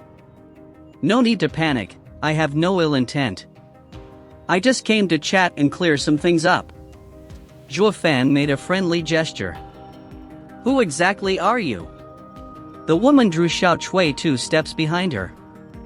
She didn't realize Zhuo Fan was spying on them. If he wanted her life, she'd be dead by now. Oh, I haven't introduced myself. Zhuo Fan bowed. I am Luo clan steward, Zhuo Fan. What, the Luo clan? The woman's eyes squinted and gnashed her teeth, then die. She stabbed with 2 fingers. Piercing lightning danced between her fingers as if it wanted to shatter the skies. Zhuo Fan was a bit startled. 9th layer of Qi condensation, spirit-ranked martial art? He'd never expected for the last to be so strong and even wield a spirit-ranked martial art to boot. Her power was close to a bone-tempering cultivator. Unfortunately, she met Zhuo Fan. He mocked all those below bone tempering. Because he had the blood infant. With a hand sign, a red light flashed from his body into the woman. Her body froze, yet the lighting still buzzed between her fingers. She was afraid. What did you do to me? Grinning, Zhuo Fan shook his head. Nothing, I am only controlling your body. And then grabbed her 2 fingers. Cancel. In an instant, the piercing lightning died out. Blood infant was born of blood and controlled blood. This, in turn, led to the control of the whole body. Only strong cultivation and Yuan Qi could repel such restrictions. But this was because the blood infant was still weak. If it was in the same stage, even an emperor would find it hard to deal with. Come with me. Zhuo Fan hugged her waist. She could do nothing but let the strange man embrace her as they went. Young miss. Xiao Chui shouted. Zhuo Fan turned and thought of something. Oh, forgot about you. His hand grabbed her shoulder and the lass blanked out. Xiao Chui was just a servant that had yet to enter Qi condensation. Thus, as the first rays of dawn graced the earth, Zhuo Fan walked to his home embracing 1 girl and 1 woman. Chapter 28, Interrogation. Whoosh! As dawn approached, Zhuo Fan carried a pretty girl in each hand to his courtyard. The guards were taken aback seeing this steward locked up for 10 odd days, only to follow up with a knowing smile. One even teased, Steward Zhuo, last night must have been exhausting for you. Long Kuei happened to pass by and saw him with 2 beauties. She frowned and rolled her eyes as she walked away with large steps. She ignored him while her mouth kept criticizing, men are all the same. Zhuo Fan didn't care that they misunderstood and threw the 2 in his room. He closed the door and sat on a chair. Ow! Xiao Chui recovered from hitting the ground and rubbed her eyes. Where is this? But shouted when her eyes landed on the other woman, young miss, are you all right? The woman laid motionless on the floor, presenting her delectable assets to Zhuo Fan to see. Smiling, Zhuo Fan moved his finger and she regained her freedom. The woman rose in a flash and reached for her ankle. Her hand now had a dagger that rushed at Zhuo's neck. Yet, only a groan came as the dagger stopped an inch from his throat as she froze in place. Zhuo Fan admired her with a sneer, nice skills, but that won't work on me. I only invited you over to clarify some things. If you are honest, I will let you go. Also, it's best if you don't bury your fangs at me again. Zhuo Fan took the dagger from her hand, then spared a second glance to her shapely body. Oh, we'd have to make sure you have nothing else hiding on you. Zhuo Fan adopted the frisking posture. The woman turned beet red. You dare? His hand stopped as Zhuo Fan looked into her eyes. Whether I dare or not depends on you. Then his tone turned grave. Who are you? What are you doing in Wingate City? The woman ignored him. Whoosh! Zhuo Fan ripped a part of her clothing wrapped around her waist and threw it to the ground. Ah! With a shriek, the woman's anger exploded. Her eyes seemed to spew fire, yet Zhuo Fan couldn't care less. Xiao Chui rushed over and smacked Zhuo Fan with her tender fists. Bastard, how dare you do that to young miss? Zhuo Fan's other hand moved with ease and some of Xiao Chui's clothing fell on the floor. She was stunned for a second before shooting back and holding her clothes tighter with tears swelling in her eyes. Zhuo Fan was nonplussed, asking in the same calm voice, Who are you? What are you doing in Wingate City? Gnashing her teeth, the woman bit her lips in answer. Her clothing was torn to shreds before as Juefan repeated with coldness, "Who are you? What are you doing in Wingay City?" Juefan's cruelty was akin to a heartless machine that brought fear to the woman's heart. She finally relaxed her clenched jaw. "I am Blackwind Mountain Lord's goddaughter, Lei Yuting. I have come to Wingay City to end the Luo clan." "Why?" Juefan's face was unfeeling as if it had nothing to do with him. This only worked to stoke Lei Yuting's fear. This man didn't look human in her eyes. "Hell Valley will distract the guards while we sneak in." Juefan nodded satisfied. He knew this beforehand and asked this to shred her heart's defenses. The next question was something he wanted to know the most. "What's your connection with Hell Valley? What do they get by helping you?" Lei Yuting was at a loss too. "I don't know." Juefan kept his eyes on her, and when he found her answer truthful, "How are you in contact with Hell Valley? Who mediates?" Lei Yuting's eyes shook but her lips pursed. Juefan had a guess but he wanted to hear it from her, so he ripped Lei Yuting's shirt. Her body was exposed to Juefan's eyes in an instant, leaving only a red lace cloth to protect her final vestige of modesty. Lei Yuting's tears dropped without a sound. Juefan's hand closed in on the red cloth as his voice dropped even lower. "This is your last chance to maintain your honor. If you don't answer, there are more than a dozen craving men outside beside me." "Bastard!" Lei Yuting hissed. "I'll count to 3. 1, 2, the higher he got the closer his hand was to the red cloth. Lei Yuting's bit her lips, close to drawing blood while crying, yet no word came out. "You're quite brave." Juefan nodded and was about to pull when Xiao Chui shouted in panic, "Don't! I beg you, don't bully young miss. It's senior brother Yang who's in contact with Hell Valley." "Who is he?" Juefan's curled up an evil smile. Lei Yuting wanted to shout for Xiao Chui to stop, but Juefan's robbed her voice. Xiao Chui saw young miss suffering and spoke truthfully. "He is Mountain Lord's disciple, Yang Ming." The Mountain Lord formed a marriage contract between senior brother Yang and young miss. But one day, Luo's clan head, Luo Jinan, caught him off guard and wounded him heavily. He lays paralyzed, unable to even speak. "So you thought of catching the Luo clan off guard?" Juefan grinned. "Killers must pay and revenge must be dealt, right? And then?" Xiao Chui hesitated, but then she saw Juefan's hand drawing near Lei Yuting's chest. "We were at a loss in the face of Luo clan's tight guard, but then senior brother made a pact with Steward Sunday. He worked with us from the inside and defeated the Luo clan. Then Luo clan's young miss ran away and we lost track of her. It was also then when senior brother Yang found out you were all here and asked Hell Valley's help." "Good." Juefan's hand remained still. "How did you know Mountain Lord was sneak attacked by Luo Jinan? Did you see it?"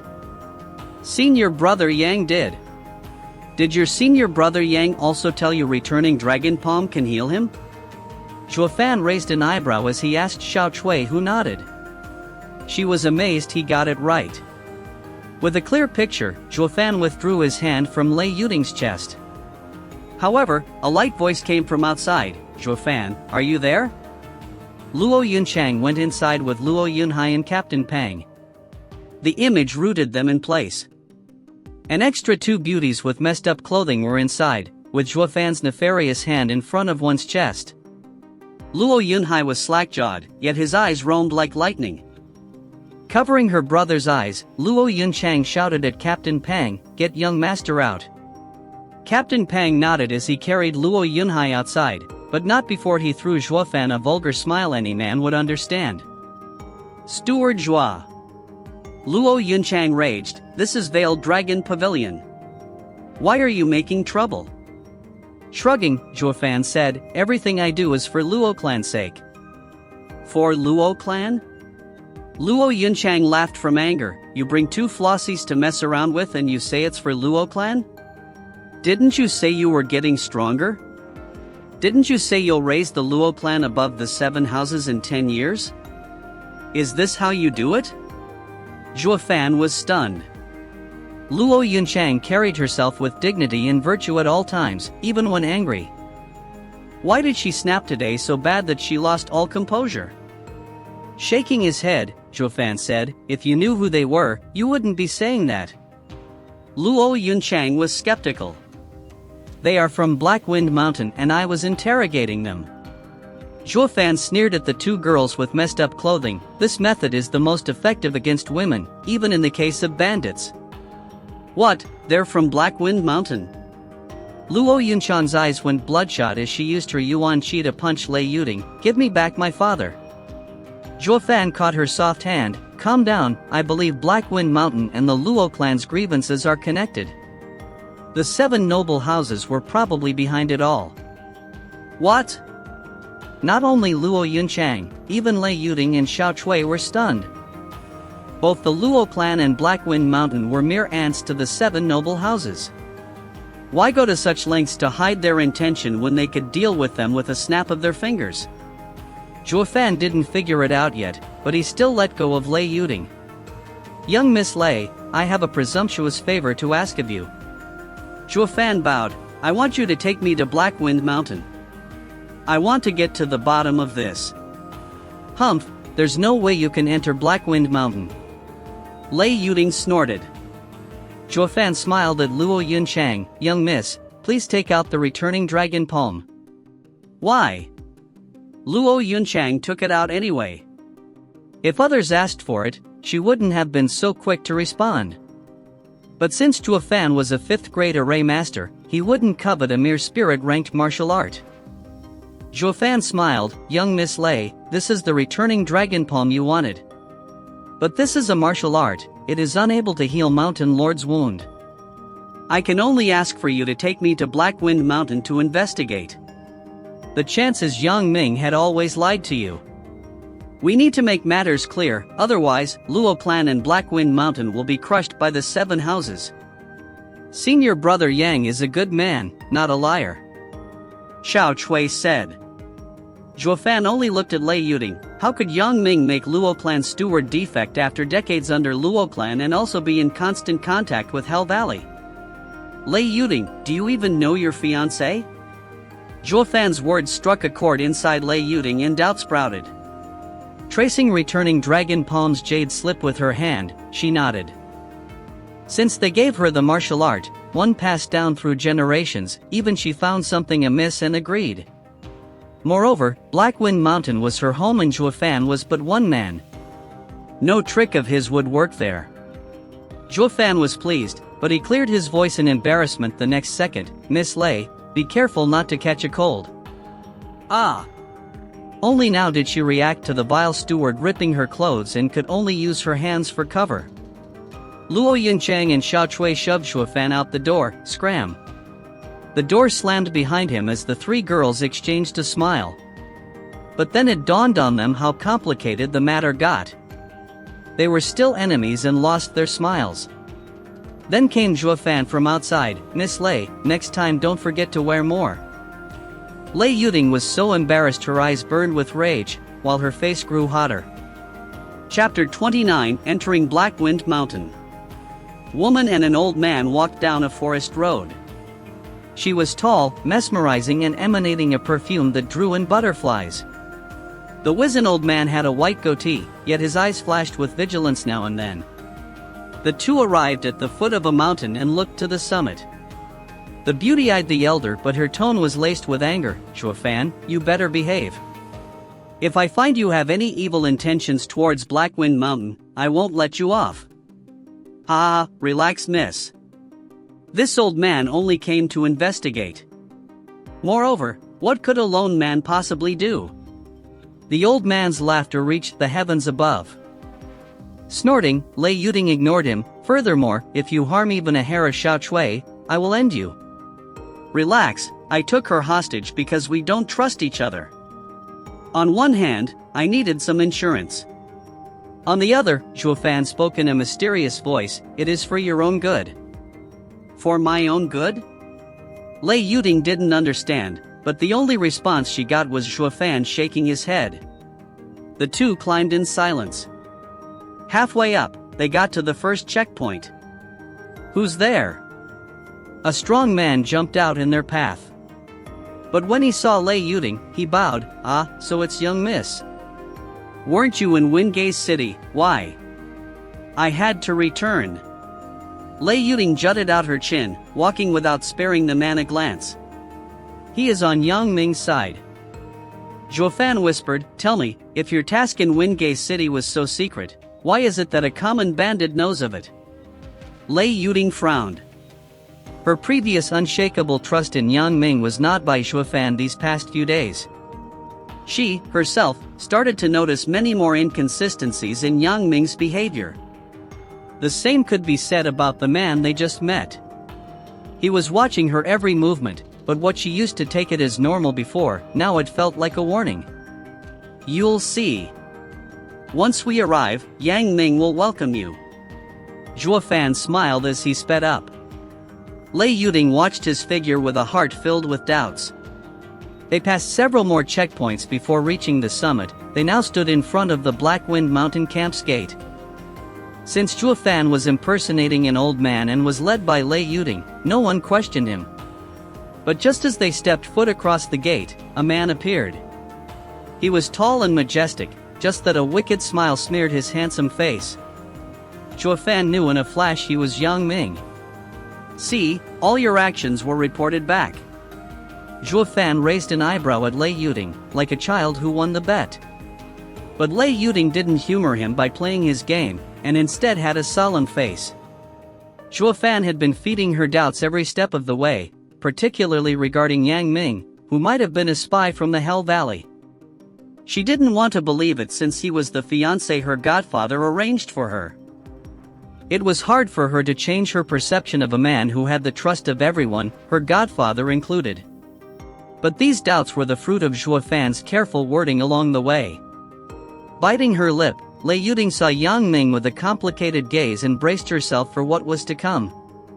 "Sister Yuding, shouldn't you be in Wingay City? Why the sudden return?" Yang Ming approached her with a smile and turned to Zhuo Fan, "And this is?" Lei Yuding hesitated a moment. "Senior brother, Veiled Dragon Pavilion isn't someone we can provoke, while Hell Valley's men aren't worthy of trust. This operation has too many dangers, so I've put the men on standby to observe for now." Yang Ming's face changed, not much but enough for Zhuo Fan to notice the killing intent in his eyes. "Sister Yuding, Master's kindness is as heavy as a mountain. How can we not give our lives for such a man? How can we be so selfish?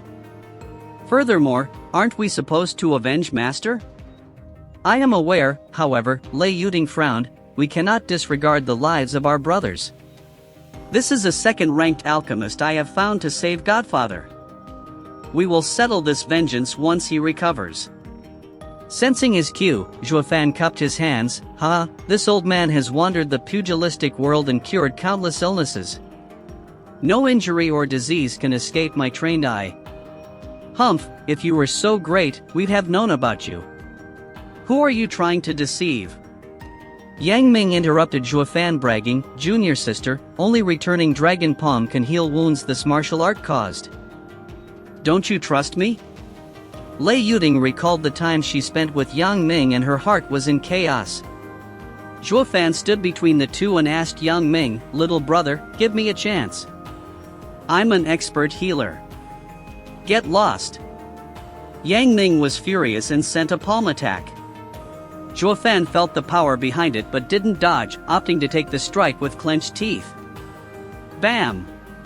Despite not using a martial art, the palm backed up by the power of an early bone-tempering cultivator struck Zhuo Fan's chest and sent him sprawling while coughing blood. "Why did you attack if you refused him entry?" Lei Yuding yelled. Zhuo Fan staggered to his feet after puking another mouthful of blood. "This old man can't take too many hits. Miss, I'm sorry but I will have to refuse this deal. I should have known no good comes from dealing with bandits." "What did you say?" Yang Ming was enraged and slapped again, but Lei Yuding stopped him. "I invited him. If you want to hit him, you'll have to go through me. Humph, let him try for all I care. But if this healer makes the master worse, he won't leave this place alive." Yang Ming flung his sleeve and walked out in anger. Lei Yuding felt wronged and glared at Chua Fan. "It's all your fault, senior brother ignores me.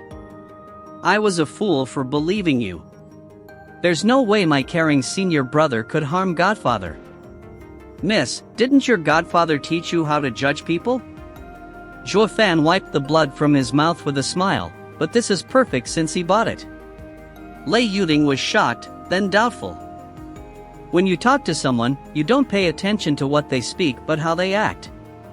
Zhuo Fan grinned evilly. "The reason he stopped me before was because he didn't know of my level.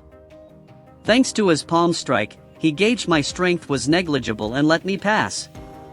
You tell me if he's caring or not." Lei Yuding replayed the early scene while leaving out Yang Ming's words. All of his actions went according to Zhuo Fan's conjecture. To the point that when he left, Yang Ming showed a faint smile to her. Can it be? Lei Yuding didn't dare finish. If she did, her heart would be in too much pain and wouldn't be able to stop herself from confronting Yang Ming. At that time, the two would break all relations. Zhuo Fan patted her shoulder. "Come, take me to your godfather." "Damn swindler. It's fine if you want to act, but there's no point in seeing him." Lei Yuding could hardly rein her emotions. Zhuo Fan smiled while shrugging nonplussed. "When you act, you need to be thorough. Moreover, the act hasn't reached its climax." With the final word, Zhuo Fan walked forward and Lei Yuding followed. As they passed, hundreds of eyes focused on them. Lei Yuding felt uneasy from so many stares. What used to be eyes filled with respect, now held only wariness. The two entered the Mountain Lord's room and saw Yang Ming inside. He held a bowl of gruel, feeding the old man on the bed. "Hack, I will hold you responsible for anything that happens to Master." Yang Ming smacked the bowl on the table and glared, then took a seat to the side to observe. Zhuo Fan laughed inside as he inspected the patient. When his fingers touched the old man's wrist, he injected his yuan qi and what he saw stunned him. It was all clear to him now. He has no external wounds. Zhuo Fan shook his head. Yang Ming rolled his eyes and snorted, "Is there a need to even say it?" "But neither, internal ones." Yang Ming's eyes squinted and his hands tightened. He judged the fourth layer qi condensation Zhuo Fan as having no skill to speak of, but reality proved him wrong. Yang Ming's killing intent spiked. If Godfather isn't injured, why can't he move or speak? Lei Yuding doubted Zhuo Fan's diagnosis, thinking he was just putting on a show. When you put up an act, try to make it believable. How are you going to explain an immobilized bone-tempering expert having no injuries? Zhuo Fan scratched his nose as he smiled. This old man has concluded he has something foreign inside. Bam! Yang Ming snapped the corner of the table while the old man on the bed glared at Zhuo Fan. He wanted to speak with such ardor, but he was powerless to do so. Yet his emotional gaze said it all. Chapter 30, Mad Slaughter. Nonsense! Yang Ming stormed before Zhuo Fan and pulled him back. Lei Yuding was stunned. "Senior brother, what's wrong?" Squinting his eyes, Yang Ming turned to Lei Yuding. "Junior sister, are you hiding something from me?" Lei Yuding froze but shook her head after hesitating. "How can I?" Yang Ming snickered. "Junior sister, after being in contact for so long, you're unable to lie to me." "Of course." Lei Yuding felt danger behind Yang Ming's smile. As if a viper had its eyes on her, forcing her to stagger back. Yang Ming flashed with determination. "Junior sister, where is Xiao Chui?" "I had her do some things." Lei Yuding stammered. Yang Ming nodded, pleased. But the next second, his eyes flashed evilly as he sent a palm strike. The powerful strike to her chest sent Lei Yuding flying. A trail of blood hung in the air. Yang Ming then pressed a spot on the bed and a trapdoor opened beneath Lei Yuding. Zhuo Fan faked shock and fled. But Yang Ming's quick hand clutched his neck, throwing him inside the hole, and then closed the trapdoor. The old man trembled from fury seeing the two falling in Yang Ming's trap. Bam! Lei Yuding's body ached as she landed in the black cave. But then, with a loud bang, something crashed onto her with such force that she spat blood. Didn't think this kid would have a trapdoor. Zhuofan reached for the ground and felt something soft in his palm. Why is the ground so soft? Ah, bastard. Get off me. A shriek pierced his ears and Zhuofan realized he was on top of Lei Yuding with his two hands conveniently placed on her chest. He rushed away and said embarrassed, "Sorry, it was a total accident." Lei Yuding, with a beet-red face, didn't argue. She stood up and raved, "Yang Ming, so you're the one behind it all." Ha ha ha. Yang Ming's egotistical laughter came from above. "Junior sister, I knew your return was suspicious. And you even brought a second-grade alchemist. You started to doubt me. Why are you doing this? Godfather always treated you well." Lei Yuding wailed in grief as her heart broke. Yang Ming replied with a sneer, "I have my own plans, this old man means nothing to me. I didn't hope to deal with you so soon, but you even went as far as bringing a second-grade alchemist to ruin my plan. What, do I mean so little to you?" Tears streamed Lei Yuding's cheeks. She spat blood again from heartache. Zhuofan shook his head, unmoved by her plight. "You only have yourself to blame." But since he had a play to finish, he still kept true to his role as a healer. "Little brother, I have nothing to do with your problems. Let me go, I'm innocent." Yang Ming only laughed. "Damn hack, if you were useless it wouldn't have made much difference if I killed you or not. Such a shame you figured out the old man's illness." "Illness? What illness? I only thought he didn't move for so long that toxins started to set in and wanted to give him a laxative." Zhuofan cried his injustice. "This is how I earn my meager living, why?" Yang Ming rubbed his forehead. "Curses, it's all a misunderstanding. He took the old man as having skills when he was nothing but a swindler looking to earn his next meal. In the end, what skill can a fourth-layer qi condensation old man have?"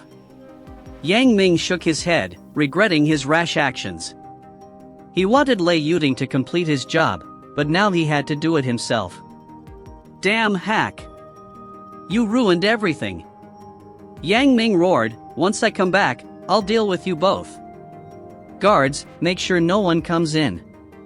"Yes." Zhuofan then heard two guards taking positions at the door and Yang Ming leaving.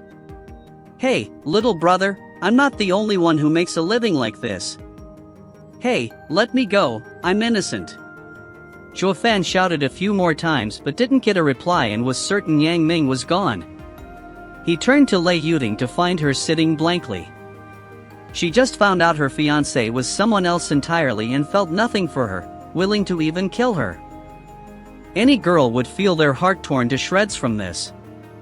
Rubbing his fake beard, Zhuofan spoke, "You're not too different from my young miss.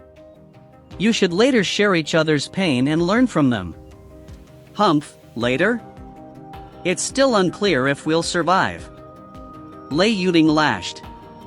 Zhuofan's smile brimmed with confidence. "It's all going according to this old man's plan. Relax, we're leaving tonight. But if you want to die, you can take your life now, of course. After all, you've been discarded." Lei Yuding snapped, "If I die, I'll drag you down with me." Zhuofan chuckled as he closed his eyes, waiting for the night. Lei Yuding pouted, yet she found bickering with Zhuofan had eased the pain inside and that something faint sprouted. In the dead of night, a crescent moon hung in the clouded sky above Blackwind Mountain. Most bandits were asleep, with the exception of the guards. In the dark cave, Zhuofan neared the wall and flashed his eyes open as Lei Yuding was sleeping further behind. He pointed and a red light flashed from Lei Yuding's body and floated before Zhuofan. The Blood Infant. Zhuofan didn't trust Lei Yuding even with an agreement in place. So he took Xiao Chui hostage and placed the Blood Infant inside her. If she made one wrong move, he'd end her in an instant. It was fortunate Lei Yuding's act was in order, but now it was time for Blood Infant to show its strength. The Blood Infant was acting as if it hadn't seen its parent for days, rubbing Zhuofan's cheek. He smiled for a moment before his eyes flashed with mad killing intent. Blood Infant knew his heart desires and flew outside. The thick stone walls didn't hinder it in the least. The mountain forest was particularly quiet at this time, and the bandits were enjoying their dreams in their rooms. But a red light flashed inside one of them, only to leave the next second to enter another bandit. The previous content's smile faltered and was soon devoid of life. The Blood Infant's speed was dreadful, cleaning up a room of 20 bandits in one breath. When it left, the room was robbed of life. In the same manner, the Blood Infant traveled all over Blackwind Mountain, taking every breath of life along the way. Its final stop was the 2 guards at Mountain Lord's door. Whoosh! One guard saw his partner being assaulted by a red light. Something went inside you. The other guard froze, not getting what happened, but then Zhuofan's voice came from within his body, "Let us out." The guards' hearts were in a panic. Why did the voice of the one trapped beneath them come from one guard's body? Before they could understand what happened, the Blood Infant dried up its host before the other one's eyes, leaving nothing but dust. It then entered the other guard. The guard was scared to death to the point he lost his voice. It was then Zhuofan's voice came from inside him, "Let us out." It carried with it an undeniable power that softened the guard's knees as he relieved himself in his pants. "Lord, please wait, I'll do it right now," the guard cried. Anyone who had seen their partner turn to dust would have no shred of courage left. The guard rushed in tears to open the mechanism. Rumble! The trapdoor opened and light shined inside. Lei Yuding was roused by the sudden light and looked to see Zhuofan next to her. "If you want to live, come with me." Then he jumped. Lei Yuding was amazed at how he did it, but his words made her angry. "Humph, I won't die so easily." She then jumped after him. Chapter 31, Frigid Pool Snowworm. Returning to Mountain Lord's chamber, the guard begged for his life. "Lord, young miss, spare me." Young dash, "No, Yang Ming, that bastard forced me." Lei Yuding was clueless as Zhuofan waved, "Stand aside." The guard curled up in a corner. Then Zhuofan walked to the old man's bed.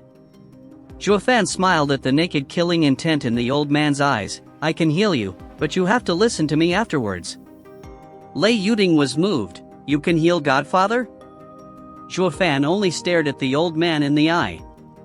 The old man hesitated, but Zhuofan dispelled it with a smile. "Relax, I won't do anything that might jeopardize your clan. I am Zhuofan, Luo clan's steward. We have a common enemy and I am missing a bone tempering expert that I hope you can fill in for." His words worked to intensify the glare in the old man's eyes.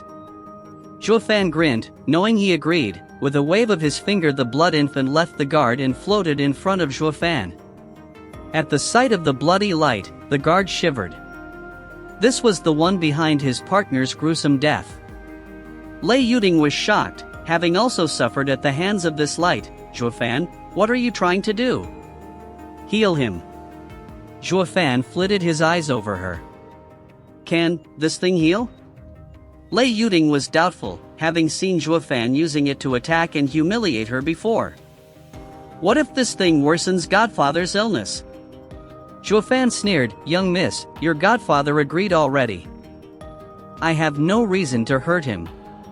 "Then what is that thing?" Lei Yuding watched the old man with worry. "Demonic creature." Zhuofan explained coldly, "Us, demonic cultivators, refine demonic creatures. Be it for attacking or defending, these creatures are essential." "Do you know why Yang Ming snapped when I said the old man had a foreign object inside?" Lei Yuding shook her head. "Didn't you say it was a blind guess?" Zhuofan almost spat blood. "Now I know why he fooled you. You're a blockhead. Did you also believe me when I was fooling him? I see now why he left so at ease, even while you are alive." Lei Yuding blushed and lowered her head. Godfather always told her she had a talent for cultivation, a genius. But Zhuofan was the first to call her blockhead. The reason why he flipped was because my words hit him where it hurts. Zhuo Fan spoke gravely. As for why the old man is immobilized, it's because of a demonic creature. I will now use mine to expel the one inside him. Even so, Lei Yuding was still worried. Your demonic creature can expel his? Ha ha ha. Zhuo Fan laughed as he heard the biggest joke in his life.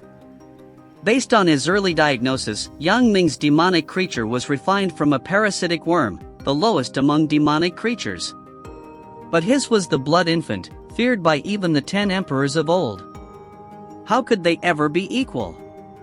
Sigh, ignorance is terrifying.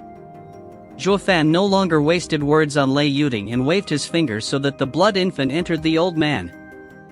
A flash of red passed and the old man's skin crawled. As it started to wiggle, a light flashed over that spot. Wherever the light went, the wiggling stopped. After a few dozen breaths, the blood infant returned to Zhuo Fan's body while the old man began to move his finger. His lips parted to let a faint whisper, "Tinger. Godfather."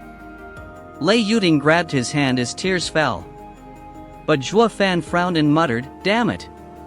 This old man won't move anytime soon, his blood vessels atrophied. He needs at least half a year to recover, I helped him for nothing."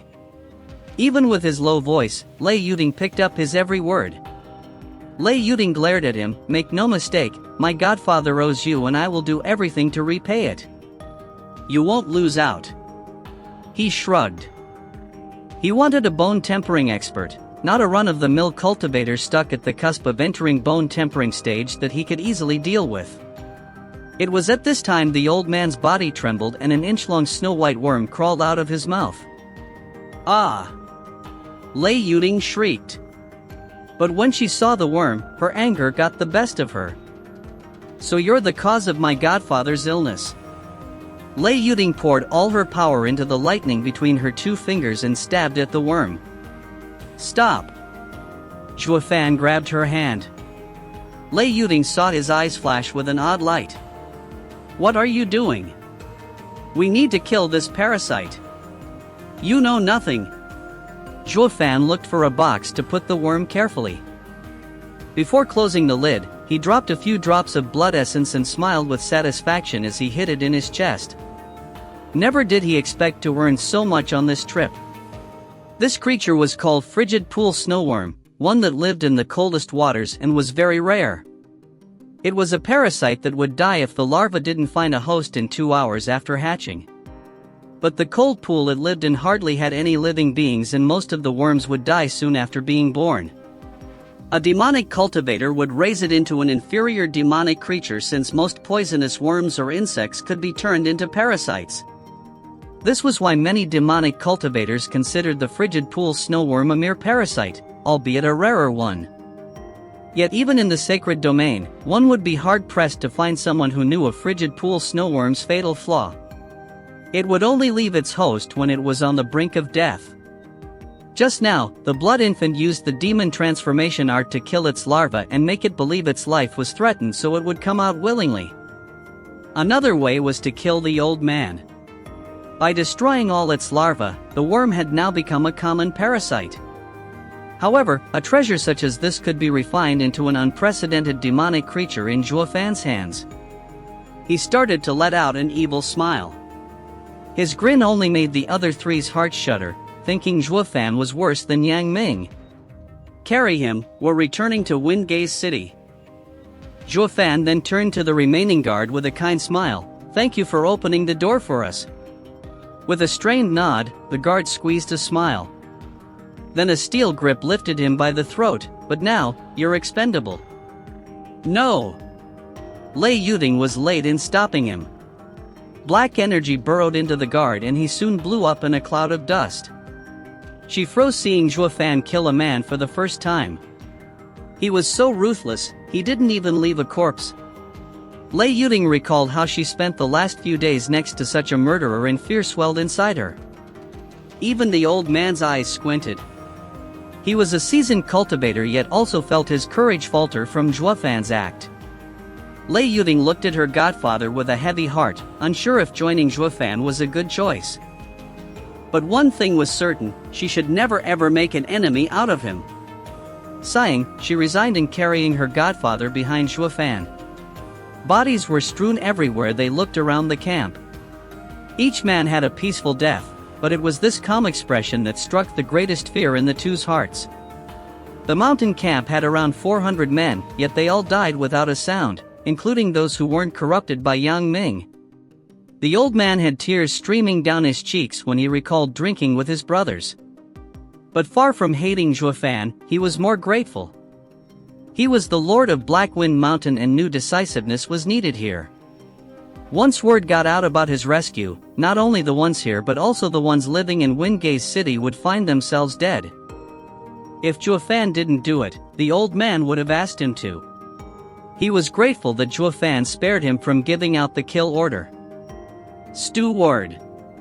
Chua, thank you. His strained words shocked Lei Yuding, while Zhuofan understood. The old man was both in admiration and fearful as he watched the bodies. You did a great deed. Chapter 32, Men from Headquarter.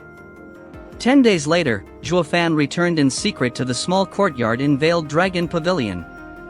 This trip took them half a month, but Zhuofan made sure to tell Lei Yuding to place the Black Wind Mountain bandits in the city on standby. Since the bandits were still, so was Hell Valley. On the way to his home, Zhuofan found that Long Jie and Long Kuei weren't around and set for a guard to put the old man in a room while he went to look for Luo Yunchang. 15 minutes later, Xiao Chui cried when she saw the door open. She ran in tears to Lei Yuding, "Young miss." Lei Yuding wiped the girl's tears and bopped her nose. "Silly girl, they weren't hard on you, were they?" Xiao Chui shook her head. "All Luo clan, besides that evil steward, treated me with kindness." "Ahem, girlie, don't talk bad about people when they're present or they will put you in your place." Zhuofan then walked next to the rest of the Luo clan's members who smiled at Xiao Chui's antics.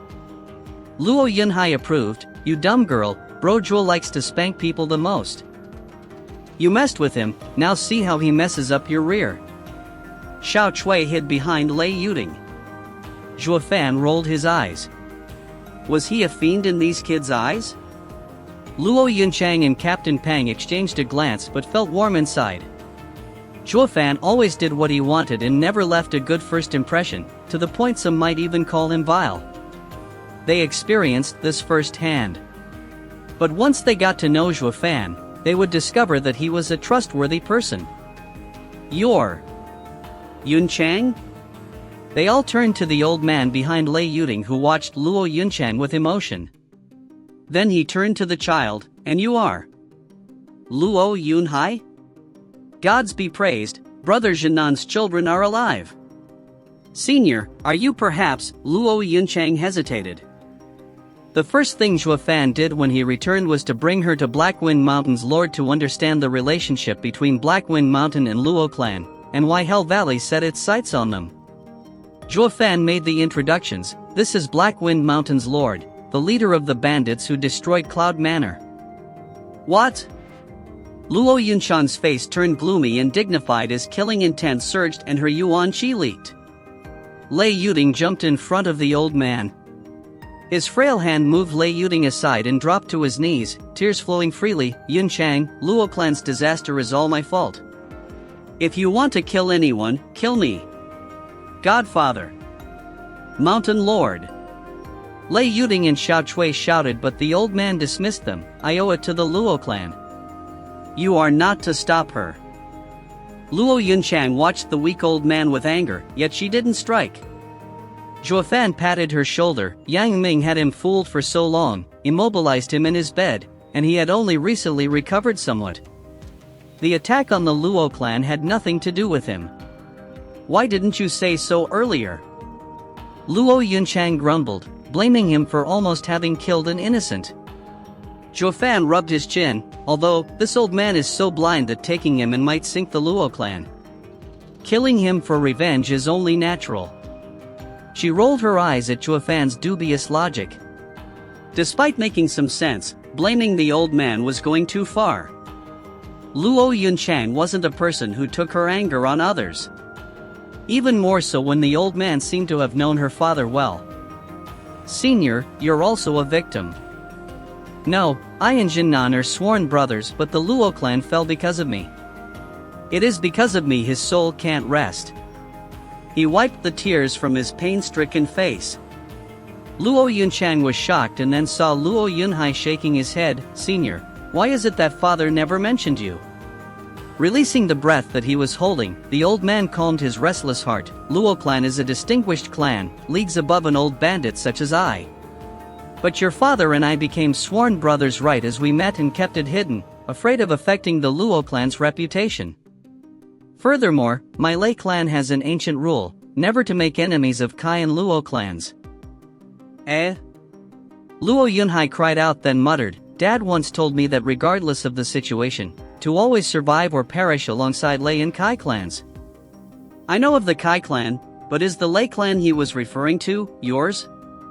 Luo Yunchang turned to her brother. How come father never told me anything about this? Luo Yunhai stuck out his chin and snickered. Dad said it's a secret between men. It is not for women or outsiders to know of. Zhuofan frowned. Is it possible that this ancestral rule in the Lei and Luo clans is passed down to the clan head only? Correct, but as I do not have a son to pass it on, I speak of it now. Moreover, I and Jinnan became brothers, so the Luo clan would never harm us. But then he recalled how Luo clan fell because of him and shook his head in shame. Old man, do you have a martial art passed down in your clan? Zhuofan asked. The old man nodded. I passed down my clan's spirit-ranked martial art, Lightning Finger, to Tinger as I have no son. But that bastard Yang Ming took the jade slip instead. Bam! Zhuofan clapped. That's it. That's what they are after. Then he rushed out the door. Wait here. Everyone was stunned, clueless as to what he wanted to do. Zhuofan passed like a storm through Veiled Dragon Pavilion's gates guarded by the same pair of guards. They didn't even try to stop him. Bro Jio! Zhuofan shouted as he searched for Long Jio. He soon saw a closed door with Long Kuei and Long Jie acting as guards and knew Long Jio was inside. He rushed over as he shouted. Long Kuei blocked him, enraged, shut up. Uncle Jio won't receive guests today. Get lost. Humph, I'm not a guest. I have important matters to discuss with Long Jio. Stand aside. Zhuofan wanted to charge in but Long Jia and Long Kuei's power barred him entry. Important is it? Don't mistake Uncle Jio's appreciation of you for weakness. This is Veiled Dragon Pavilion, not your backyard. Long Kuei glared at him as she stood her ground before the door.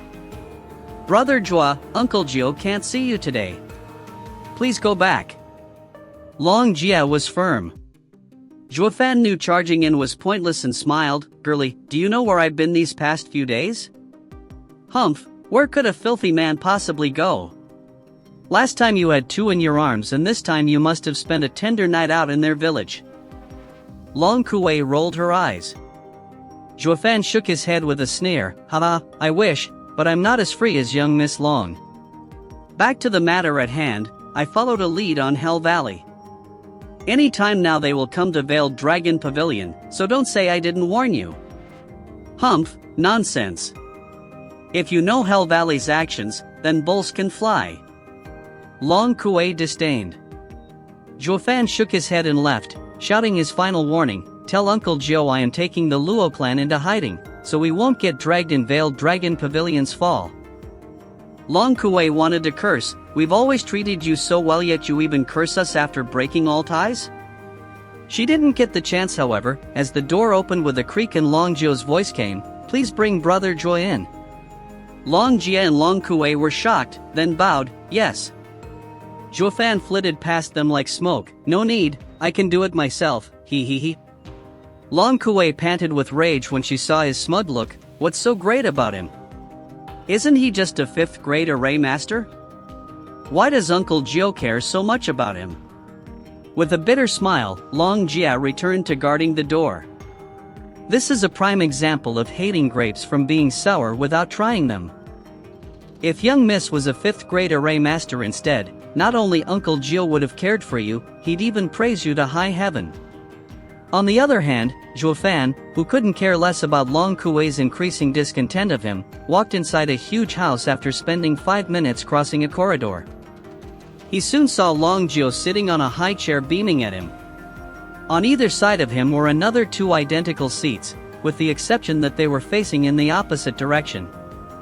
"Ah, brother Zhua, what brought you here today?" Zhuofan stopped before Long Jiao, who was smiling at him, but that smile was soon replaced by a grim look. "But I must remind you, if you came here with nonsense, there will be consequences." Scratching his nose, Zhuofan smiled. "Hell Valley's experts are here and will soon attack this place. I wonder if this is considered nonsense." "Of course not, if it's true." Before Long Jiao responded, an aged voice came from one high chair, followed by the slow turning of both the chairs. 2 ferocious auras, stronger than Long Jiao, swept Zhuofan. His breath caught in his throat and staggered backwards as a drop of cold sweat trailed down his shocked face. Chapter 33, Movements from All Sides. The 2 chairs creaked as they turned slowly, revealing 2 old men. One had sandy hair, with big eyes and thin hands that each time his finger tapped the armrest, it echoed out. His eyes flashed golden like a piercing sword, enough to cut one's heart. The second elder had red hair and took long breaths. Each exhale warped the air as if he breathed fire. One look was enough for Zhuofan to know they were stronger than Long Jiao. One of them even trained the golden body to completion, while the other cultivated a fire cultivation method to great success. In the short time Zhuofan was exposed to their power, he knew the old men weren't far from the radiant stage. In the mortal domain, any who reached this stage was among the few strongest on the continent. So this is the power of the Veiled Dragon Pavilion. Zhuofan sighed inside. The blonde elder glanced at Zhuofan. "Are you that Zhuofan old Jiao couldn't stop praising?" "Yes. I heard you're a 5th grade array master." Zhuofan nodded. Before grasping the two's character, he refrained from acting casually. Junior has a trivial understanding of 5th grade arrays, but nothing seniors could consider as worth. "Ha ha ha, a 5th grade array master is a venerable in the Veiled Dragon Pavilion. And we too are just elders. Even we have to show you respect." The blonde elder let out a friendly laugh, unfitting of his stiff expression. The red-haired elder's rough voice boomed, "Hey kid, old Jiao said you're quite arrogant, that you can raise an unknown clan above the 7 houses in 10 years. Listening to you shout bro Jiao sure is arrogant enough. How come you're so shy when facing us too?" Zhuofan smiled. "I have met with bro Jiao many times and got to know his limits. But this is my first time meeting the 2 of you." The elders were surprised. Long Jiao's face twitched and snapped, "Kid, you say you saw through me, is that it? And here I thought you were bossy to anyone you met when in fact you acted like this only around me. You think this old man is all washed up?" He, of course not. I consider bro Jiao my friend, and with how a broad-minded senior you are, you would never lower yourself to my level. If I were to act the same with a one-track-minded person, I'd be dead." Zhuofan shook his head and continued, "That is no longer arrogance, but idiocy." The 3 smiled inside. The blonde and the red-haired elders even showed approval. Just as old Jiao said, this kid can see through others while also handling each of them with flawless flattery. His words might irritate old Jiao, but as a senior, he won't bicker with a junior.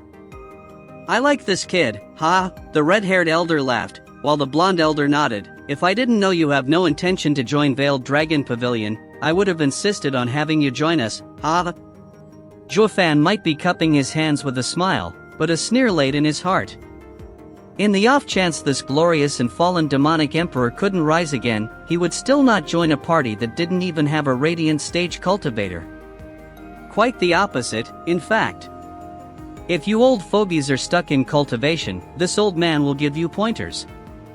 "Oh, you were saying just now that Hell Valley's men are here. Are you certain?"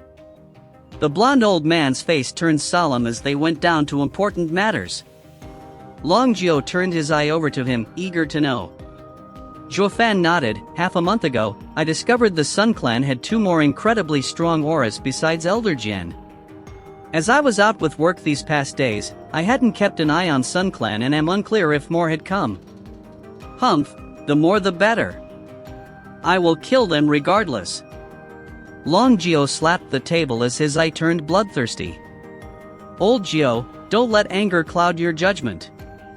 The blonde old man frowned and said to Zhuofan, little brother, how do you know? A cat has its way, and so does a mouse. The less you know, the better. Zhuofan shook his head.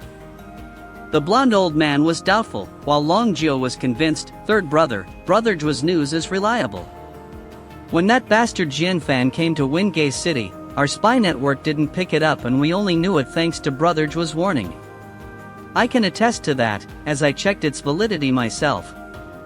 Eh? The blonde elder frowned and said surprised, little brother, you're quite amazing. I wonder who your master is. Overlord Nine Serenities. Zhuofan blurted. They were stunned. This name was domineering to the extreme, but when did this continent have such a persona? Zhuofan smiled to himself. In the sacred domain, it would hint to the Nine Serenities Emperor's location, but in the mortal domain, no one was the wiser. After all, the folk here were too far away, enough to keep such ancient rumors from reaching their ears. Your master must be a hidden expert to train Brother Zhuo to 5th grade array master. The blonde elder didn't press for more. Brother Geo, do you have a recovery pill? Zhuofan popped a question. Long Geo nodded as he took out a bottle. Is someone from Luo clan hurt? A recovery pill was a 3rd grade pill, not too expensive and neither too common, valued 100,000 spirit stones at the minimum. But since Zhuofan wanted it, Long Geo was bound to acquiesce. What could this pill be worth when the two were close as brothers and there was even a 10 million debt binding them? Zhuofan took the pill then cupped his hands. Thank you, bro Geo and elders. I will be going now. Damn punk, this was your aim all along. Long Geo cursed, you disturbed us for some meager pill, so now you must suffer my punishment. Zhuofan laughed as he dismissed him. I'll tell you something else then. Hell Valley will attack in 2 days. Better bump up security. Then he walked out laughing. Long Jia and Long Kuei saw the immensely pleased Zhuofan come out and knew he had a delightful conversation, which only worked to sour the two's hearts. The fact that a kid like him had more right than them to join a meeting of elders left them annoyed, Long Kuei in particular. The blonde elder stroked his beard, keeping Zhuofan's figure in his eyes. Brothers, this kid puts on a smart appearance, while each word he spoke was carefully considered. So young yet so skilled. I can't help but wonder whose disciple he is. Veiled Dragon Pavilion will have to get in touch with his master. The two nodded. On the other hand, Zhuofan went straight home. Along the way, he even spotted quite a few suspicious individuals prowling around. A great fight was about to erupt. He soon returned to Luo Yunchang. Thanks to the old man's briefings, Luo Yunchang was now privy to the ups and downs of past events and was beginning to sympathize and relate with them. Since both of them have suffered at the hands of a common enemy, their alliance became more solid. Zhuofan relaxed seeing this and threw a bottle at the mountain lord. Take this. I hope you'll be up to your peak in no time. What's this? Lei Yuding asked. Recovery pill. What? Lei Yuding was stunned. She knew of its value. Even if Blackwind Mountain robbed for a whole year, they'd still be unable to gather the spirit stones to pay for it. Yet he threw such a precious pill just like that. Was Luo clan that rich? Seeing through her, Luo Yunchang patted Lei Yuding's hand. Sister Yuding, be at ease. Veiled Dragon Pavilion owes us 10 million. A 3rd grade pill is nothing. Lei Yuding's shock left her slack-jawed. No wonder Veiled Dragon Pavilion was protecting them free of charge. Wait, was Cloud Manor that wealthy? But Zhuofan rolled his eyes at Luo Yunchang's radiant smile. Women are all the same. They all love to compare. Meanwhile, in a dark room of the Sun Clan sat 4 people. 3 of them had their faces hidden, though unable to hide the vile energy they gave off, while the 4th was Hell Valley's 8th elder, Condor Jianfan. The handsome youth standing before them with a creepy smile was Yang Ming, also known as Yu Ming in Hell Valley. Yu Ming, Elder Jin began, you hid for more than a decade in Blackwind Mountain. You've done well. But this isn't a job for a girl. There was an incident, but it was taken care of. Yu Ming smiled. Whoosh! A black light trailed his face, drawing blood. Yu Ming was appalled Elder Jian would strike him. Staring at him, Elder Jian said unfeelingly, this secret plan had been going for a decade. If your overconfidence ruins the house's plan, I will make you beg for death. Yes. Yu Ming bowed as cold sweat formed. Leave. Elder Jian waved, we'll begin 3 days from now. Yu Ming was at the door when he caught Elder Jin's sneer, no Luo clan member is allowed to live, especially Zhuo Fan. Yu Ming paused after each word. Nodding, Elder Jin's killing intent surged, even if Veiled Dragon Pavilion used him to kill Yu Quan, his hands are stained with your junior brother's blood. No such person shall live in this world. Yes. Yu Ming gnashed his teeth, his smile bloodthirsty. Chapter 34, Battle Approaches. Zhuo Fan was sitting cross-legged on his bed when he opened his eyes. He was but a step away from entering the 5th layer of qi condensation. But his lack of yuan qi blocked his advance. If he had known, he would have spent more time on Blackwind Mountain to absorb more people's yuan qi. But since he was pressed for time, he only let Blood Infant do the killing, wasting good materials in the process. With the battle knocking at his door, he refrained from letting Blood Infant roam. It would be a huge loss for it to die if Elder Jian bumped into Blood Infant. Zhuo Fan muttered, I can only hold it in. It will not be long before they attack. Yet, his last word was followed by a terrifying power looming ever closer towards his direction. He ran out of the house and jumped onto the roof to see a man was already there, floating in the sky, Longjiu. He too felt the power approaching closer and closer, as his single eye squinted with the release of killing intent. Despite this place being 100 meters from Veiled Dragon Pavilion, Zhuo Fan shivered from the intense desire to kill. I knew it. They're profound heaven experts. Even if Zhuo Fan couldn't pinpoint Longjiu's power, figuring out his stage was easy. Hovering in the sky was all the proof he needed. As for the other 2 elders, they were even stronger. Thinking of them, he swept the area, but Zhuo Fan saw no shadow of them. They had to be laying an ambush to trap Jian Fan. Zhuo Fan sported a wicked grin. The 3 elders' plan showed Veiled Dragon Pavilion's decision to fight Hell Valley to the death, regardless of consequences. This left no room for amicable conciliation, while also securing the Luo clan's safety. Zhuo Fan, what happened? Luo Yunchang with Lei Yuding and the rest came outside. Zhuo Fan guessed Mountain Lord hadn't finished digesting the pill since he didn't come. Zhuo Fan sorely lacked a peak expert. He yelled, what are you doing? Get back inside. Their little power was nothing to a profound heaven expert, unlike Zhuo Fan who relied on the 9 heavens coiling dragon array. Luo Yunchang knew the gravity of the situation from Zhuo Fan's tense face. She took her brother and the others to hide in the house while also saying, Zhuo Fan, be careful. Zhuo Fan nodded.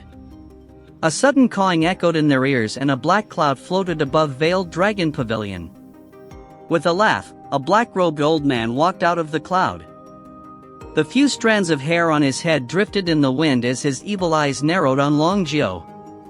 But even so, he couldn't help spare the small courtyard a glance. Condor Jianfan, how dare you step into my domain? Longjiu's one and only eye was bloodshot. His bone-deep hatred seeped into every word he uttered. Snickering, Condor Jianfan laughed, Longjiu, Veiled Dragon Pavilion killed Hell Valley's disciple, Yu Quan. You're saying I can't even come to seek justice? Justice? Since when did Hell Valley know the meaning of the word? Longjiu's breathing grew ragged from the grudge he carried, Who then plotted against me in Drifting Leaves City? Who then set a trap for me and ruined my purple lightning gold eye? Purple lightning gold eye?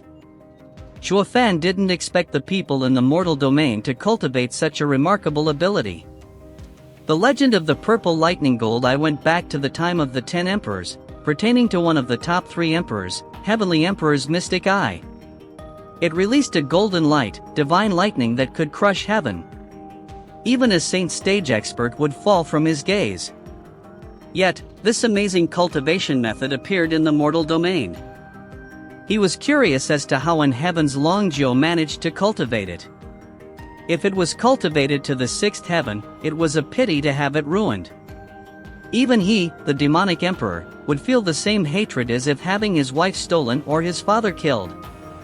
Ha ha ha. Jinfan wasn't the least bit ashamed and laughed instead. Who is to blame for your idiocy?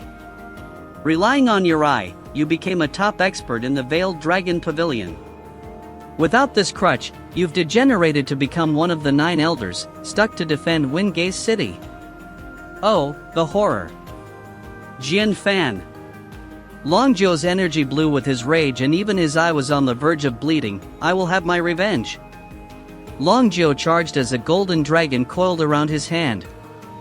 Mid-spirit ranked martial art, soaring dragon claw. Roar. The dragon roared and left Longjiu's arm, bearing its fangs at the enemy. Jinfan sneered and simply waved his hand. A black mist formed chains as it left his sleeve, binding the golden dragon. With a twist of his hand, the golden dragon wailed and shattered to pieces. Mid-spirit ranked martial art, hell chains. Jinfan mocked, Longjiu, you were a dragon with your eye before, but you are now a mere bug. The name of God Eye Longjiu will never rise again. Before he could finish, a palm appeared before him and a claw grabbed his wrist. Veiled Dragon Claw. Jinfan was unable to escape the vice, but he wasn't too worried as he laughed. Humph, think you can face me with mortal ranked martial arts when even spirit ranked martial arts are useless? Hee, I don't need to take your life, just. Grinning, Longjiu threw Jinfan to the ground. The blonde and the red-haired elders jumped from nearby to attack him. Not good. Jinfan started panicking. Only now did he realize Longjiu's ploy. Longjiu wanted to trap him with 2 others, cutting off his escape. Longjiu is set on killing me, but... Jinfan grinned. Now! The black cloud revealed 2 men in black as they converged on Longjiu. This left Longjiu and the elders in shock. But thanks to Shuofan's intelligence, they had a contingency in place. Old Jiu, hold fast. The blonde elder moved swiftly towards Jinfan with the red-haired elder behind him, ignoring Longjiu's fate. Longjiu grinned as a golden light shined on his palm and a dragon-shaped sword appeared. As long as you kill Jinfan, I can die in peace. 3rd grade spiritual weapon, dragon sword? The 2 men in black stopped in their attacks and dodged the incoming sword attack. Whoosh! A golden light passed just an inch from them as a thunderclap followed behind it. The light split the sky in half and only after 10 breaths did it recover. The 2 men in black felt dread while retreating 10 steps. They didn't expect Longjiu to use a treasure to deal with them. Good! The blonde elders shouted in glee. Longjiu's attack scared the 2 men. He wrapped himself in golden light and charged at Jinfan. Attacked from 2 sides, Jinfan was like meat on a chopping board. Old Jiu, take a look, see how 3rd brother ends him. The blonde elder laughed as he attacked.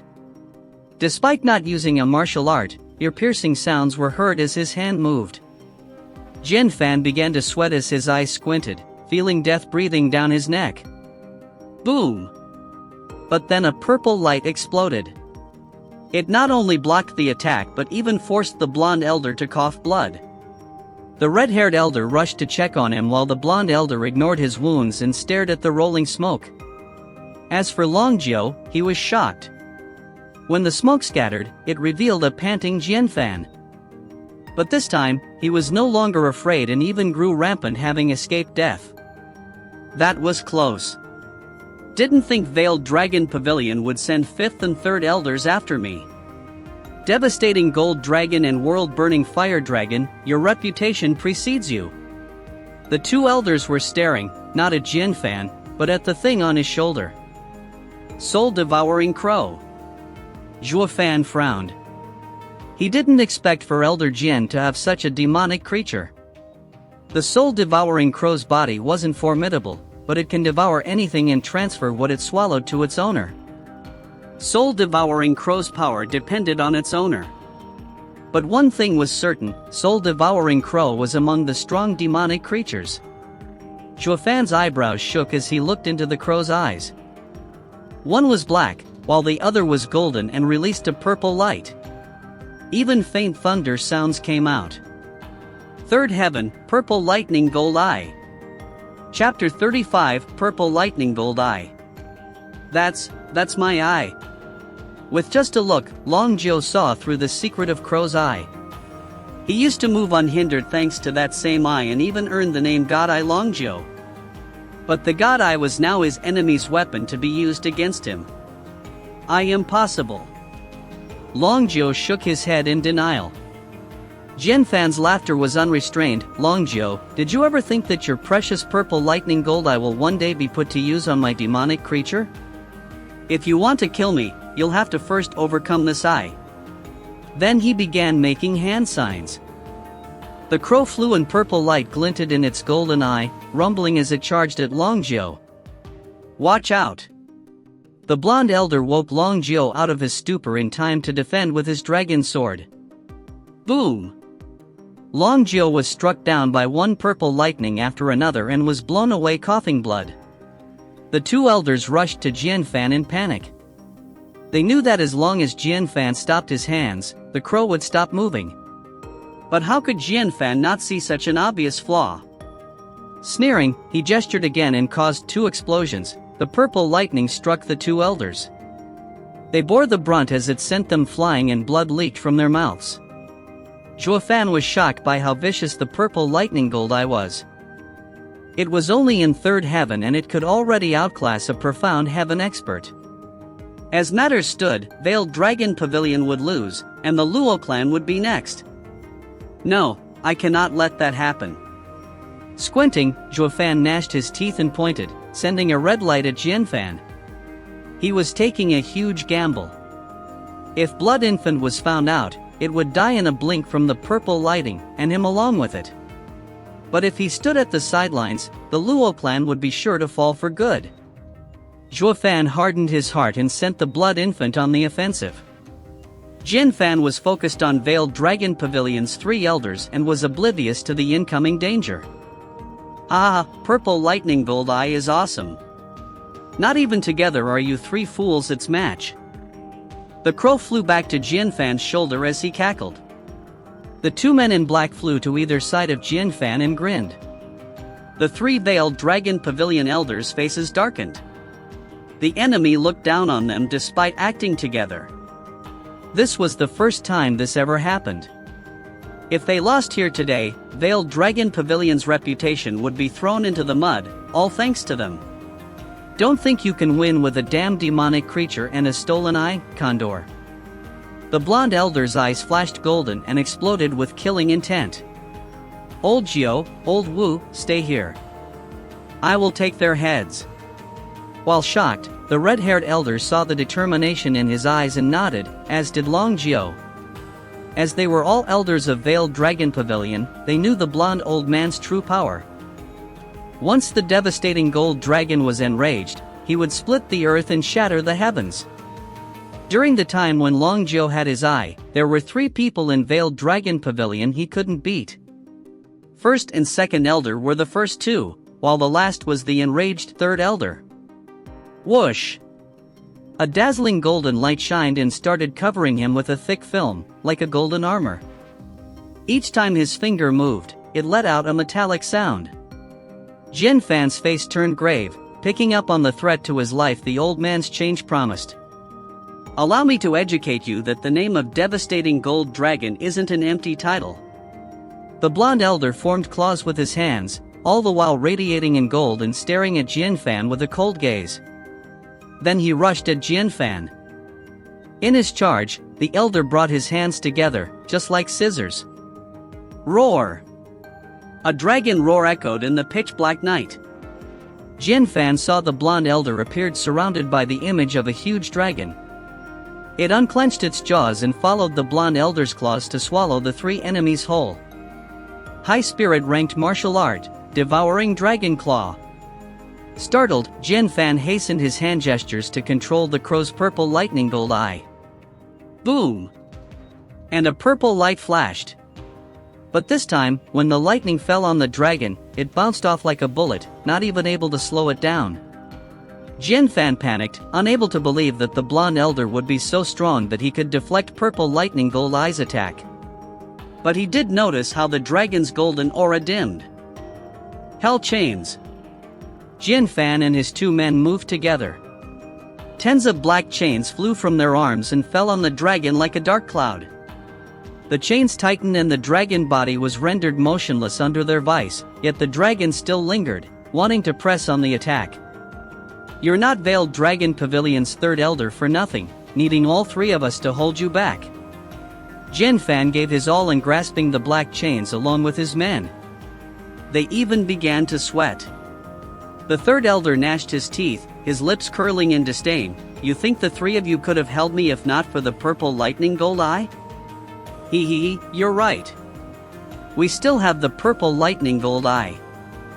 Jianfan snickered. Now that third elder reminded him, he used the hand that held the black chains to make hand signs. With a cawing sound, purple lightning flashed.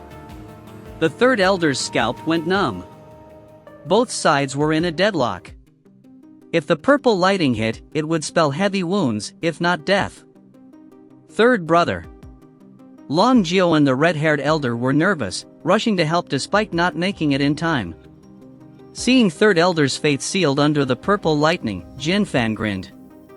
It was at this moment when Zhuofan, who was just 100 feet away, showed a mystifying smile. Using this chaos, I'll take your life. I can't have the Veiled Dragon Pavilion lose such an important battle. Zhuofan's killing intent spiked as his hand moved.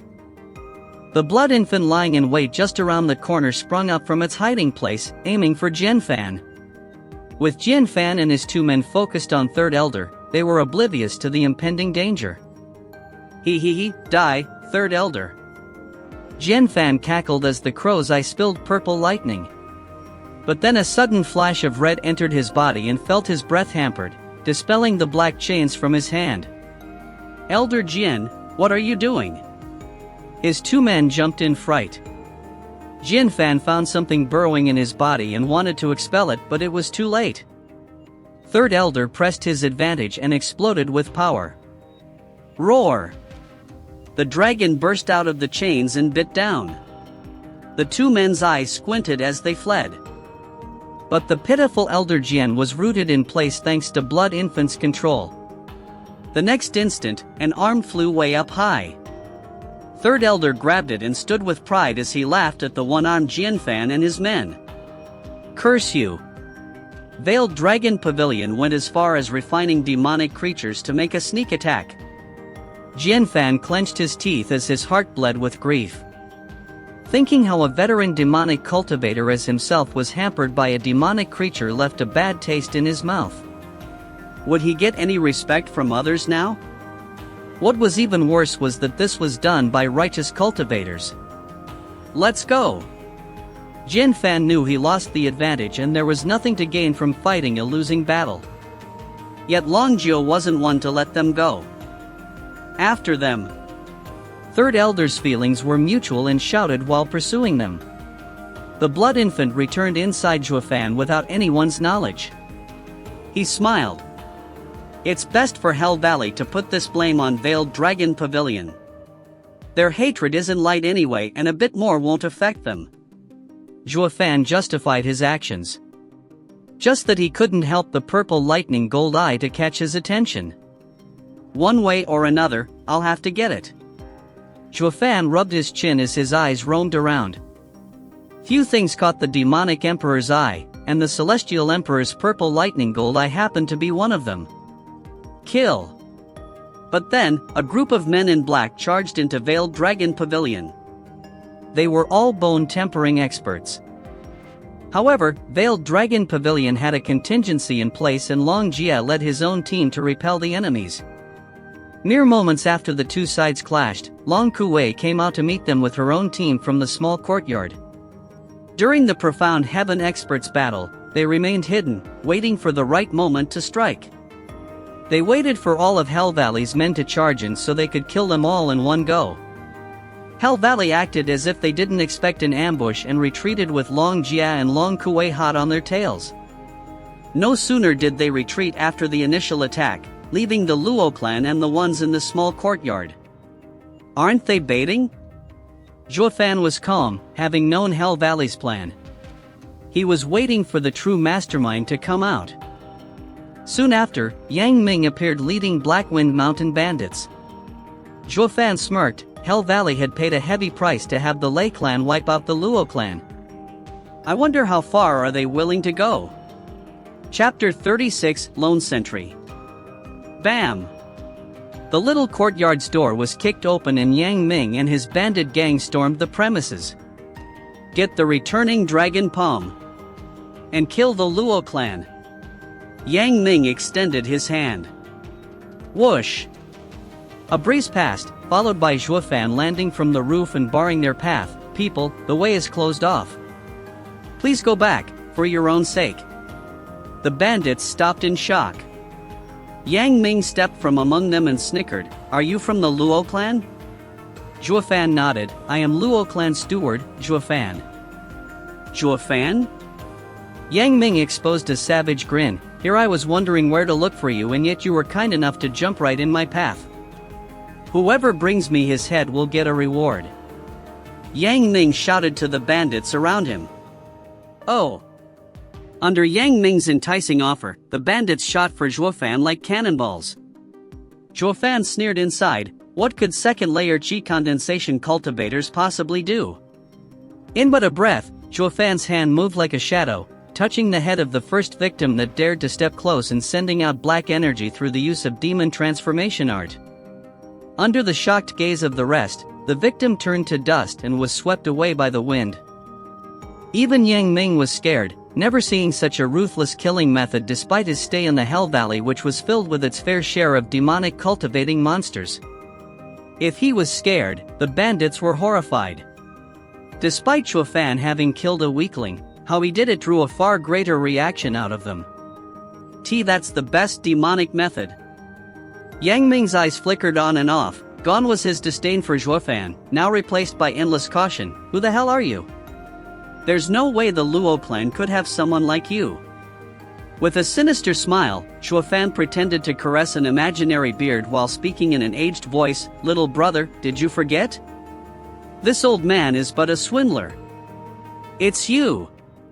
Yang Ming realized he was the old guy accompanying Lei Yuding before. Since he was here, that meant. Killing intent flashed as Yang Ming spoke, Where are they? Zhuo Fan shook his head, Are you dumb or what? Since I'm here, of course they're here with me. Yang Ming's heart tightened. If the old man and Lei Yuding came out, his control over the Blackwind Mountain bandits would crumble. I should have killed you too from the start. Yang Ming's Yuan Qi exploded. His bone-tempering power caused the bandits to flinch back 3 steps. Zhuo Fan only shook his head, You wouldn't have attacked, not until you saw Xiao Chui. For you to have hidden for so long in the Blackwind Mountain shows your careful nature, unable to accept the smallest mistake. Until you knew for certain Xiao Chui's location, you'd never kill her master. Yang Ming's heart was in upheaval. Never for the likes of him could he imagine a stranger had such a piercing analysis of him, that could see through his every move. He was far more cunning than even the old men in the Hell Valley. He had to die. As Zhuo Fan words landed, the bandits began to doubt. Yang Ming couldn't drag this any longer, for fear of exposing himself for good and ruining the house's plan. He chose to attack Zhuo Fan. Zhuo Fan's demonic method left him in shock, but as Zhuo Fan was but a 4th-layer Qi condensation cultivator, he could kill him in one blow. Zhuo Fan was taken aback by Yang Ming's sudden attack and retreated. Have you no dignity? How can a bone-tempering cultivator use all his power against a qi condensation cultivator? Yang Ming cackled. You think I'm as dumb as Yu Quan to be caught off guard by you? His finger extended and lightning blossomed, the same move used by the Lei clan, lightning finger. For early bone-tempering Yang Ming to use a spirit-ranked martial art on Zhuo Fan showed the desperation he had in wishing to kill him. And yet, despite his opponent's fierce momentum, Zhuo Fan stopped and spread his arms as he welcomed Yang Ming with a mystifying smile. Yang Ming was unnerved, but not enough to curb his attack. Zhuo Fan then curled a finger and a yellow light encased him. Yang Ming collided with the light and bounced off while coughing blood. What is that? Yang Ming was dumbstruck in the face of such a light. He only felt as if Zhuo Fan's finger held the power to send him flying. How did he do it? Wasn't he just a qi condensation punk? Didn't Yu Quan give him a heavy wound? How is he so strong? Zhuo Fan chuckled at Yang Ming's puzzlement as his hand moved. You're a bit stronger than Yu Quan, but still trash. The only fate of trash is death. Zhuo Fan's eyes flashed with killing intent. A golden dragon burst out of the ground and swooped down on Yang Ming. Its majestic power brought everyone else to their knees. Yang Ming felt fear and wanted to curse. Blast it, the house lied to me. Didn't they say this punk can only sneak attack? How does he have this much power? If that dragon attacks, not even my bones will remain. Only a profound heaven expert has such power. The Blackwind Mountain bandits were terrified. Didn't Hell Valley bait all the experts? Why was one still here? No one from the 7 houses is trustworthy. Stop. Just when the golden dragon was poised to strike, a shout came. The bandits knew it belonged to their young miss and hope rose within them. Zhuo Fan snorted. Yet the next moment tens of black chains descended from the black cloud above. They not only tied the dragon up but also crushed it. Zhuo Fan looked with contracted pupils. The black cloud was the same one the 3 elders from the Hell Valley relied on before. There was another one? Frowning, Zhuo Fan knew the black cloud hid another elder. He. A man descended from the black clouds and landed in front of Yang Ming. Lei Yuding also arrived next to Zhuo Fan and glared, Didn't I tell you to stop? Anyone who stands in my way is my enemy. Why should I listen to you? Zhuo Fan didn't look at her, only staring at the newcomer. Lei Yuding snorted. Sigh, that old Jian Fan told me to watch over the Blackwind Mountain bandits. I thought it was a waste of time and did not take it seriously. The man waved, Yu Ming, leave. No, Elder Yun. I want to get Zhuo Fan's head myself, for junior brother Yu Quan's revenge. Yu Ming glared at Zhuo Fan. Bam! The man gave him an unexpected slap, sending him flying. You think you can? The man sneered, You can't even match his skill, so go back to Hell Valley. This doesn't concern you anymore. Elder Yun. Yu Ming was distracted seeing the unfeeling gaze in the man's eyes. He never saw Elder Yun like this. Yu Ming was among the best in Hell Valley and no elder ever looked at him with such cold eyes. W.I. The man snorted, Despite your scheming heart, I used to see you as a man of talent, worthy of raising. But now that I met this youngster, I realized you are nothing more than an insect. The man then turned to Zhuo Fan with a smile, Child, you have one chance, join Hell Valley and all our differences shall be made void. Or... Whoosh! He swiped and a black chain tightened 10s of Blackwind Mountain bandits. He pulled a bit and all that was left were pieces of flesh. Or follow in their footsteps. Shock spread to those still alive to see this and Lei Yuding glared in rage at him. Rubbing his chin, Zhuo Fan smiled, Wasn't Hell Valley using Blackwind Mountain to save its reputation? Why kill them? With how smart you are, I'm sure you can figure it out. The man snickered, Since our plan is out in the open, I would rather avoid raising doubts in them by killing all now. Them? Who's that? Zhuo Fan frowned. The man shook his head. You will know once you join us. Zhuo Fan only laughed. To me, Hell Valley is the same as he is to you, a mere insect. He pointed at Yu Ming with a taunt. The man's ire grew. Kid, don't you fear death? Zhuo Fan snickered. Can you deliver it? The man jumped and hacked his palm in rage at Zhuo Fan. Die. Zhuo Fan made a gesture and a yellow light blocked the attack. Yu Ming saw them clash with jealousy and hatred. He was considered outstanding and was sent on an important mission to Blackwind Mountain. But Zhuo Fan's sudden appearance ruined everything. It even caused the elder to abandon him. Zhuo Fan, you'll see. Yu Ming wiped the blood from his mouth and fled. Lei Yuding chased at once and the two were gone moments later. Zhuo Fan, on the other hand, faced the man with the help of the array.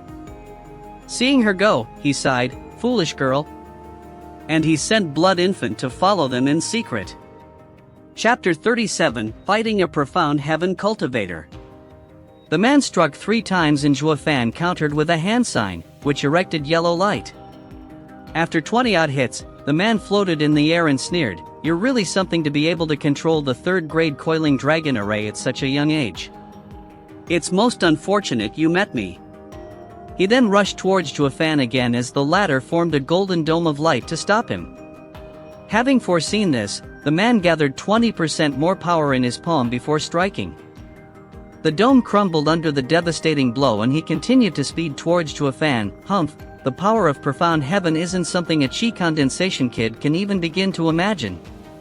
Zhuo Fan smiled and muttered, a 5th-grade array isn't something a novice can comprehend either. With a snort, Zhuo Fan's hand signs took a sudden change. First heaven. Roar. A golden dragon erupted from the ground and moved to attack Elder Yun. With disdain plainly seen on his face, Elder Yun waved tens of black chains around the dragon and crushed it. Just as the dragon dissipated, Zhuo Fan's gesture changed again. Second heaven. Roar. Roar. 2 golden dragons charged this time. Shocked, the man never saw this array forming 2 dragon images. This exceeded his understanding of the coiling dragon array. But it wasn't something out of his control. Both of his arms moved and the dragons were crushed under black chains. Even before the man could take a breather, Zhuo Fan shouted 2 times. Third heaven. 3 dragons took to the skies. 4th heaven. And the 4th dragon appeared. 5th heaven, 6th heaven, 9th heaven. A total of 9 golden dragons roamed the skies as their fearsome roars echoed everywhere. Every great clan in the city burrowed deeper into their homes, without daring to make a peep. This battle was by far the most horrifying one in their lives. The man was gasping for breath and looked appalled at the majestic scene.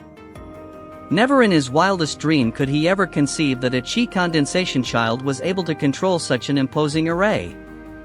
This isn't the coiling dragon array. The man saw the 9 golden dragons setting their vicious sights on their enemy, him. Zhuo Fan gave a cruel grin. This is the 5th-grade array, 9 heavens coiling dragon array. Try it, if you have the nerve. After a deep look at Zhuo Fan, the man cackled, how amusing. To think a kid can control a 5th-grade array. I am more and more intrigued. For the last time, will you join Hell Valley? The man's fervent look was akin to gazing upon a priceless treasure. But he only received disdain. I've never once considered joining a rundown place like yours. Since you chose to keep that road shut, the only path left is to your death. The man flew like the wind, with all his killing intent focused on Zhuo Fan.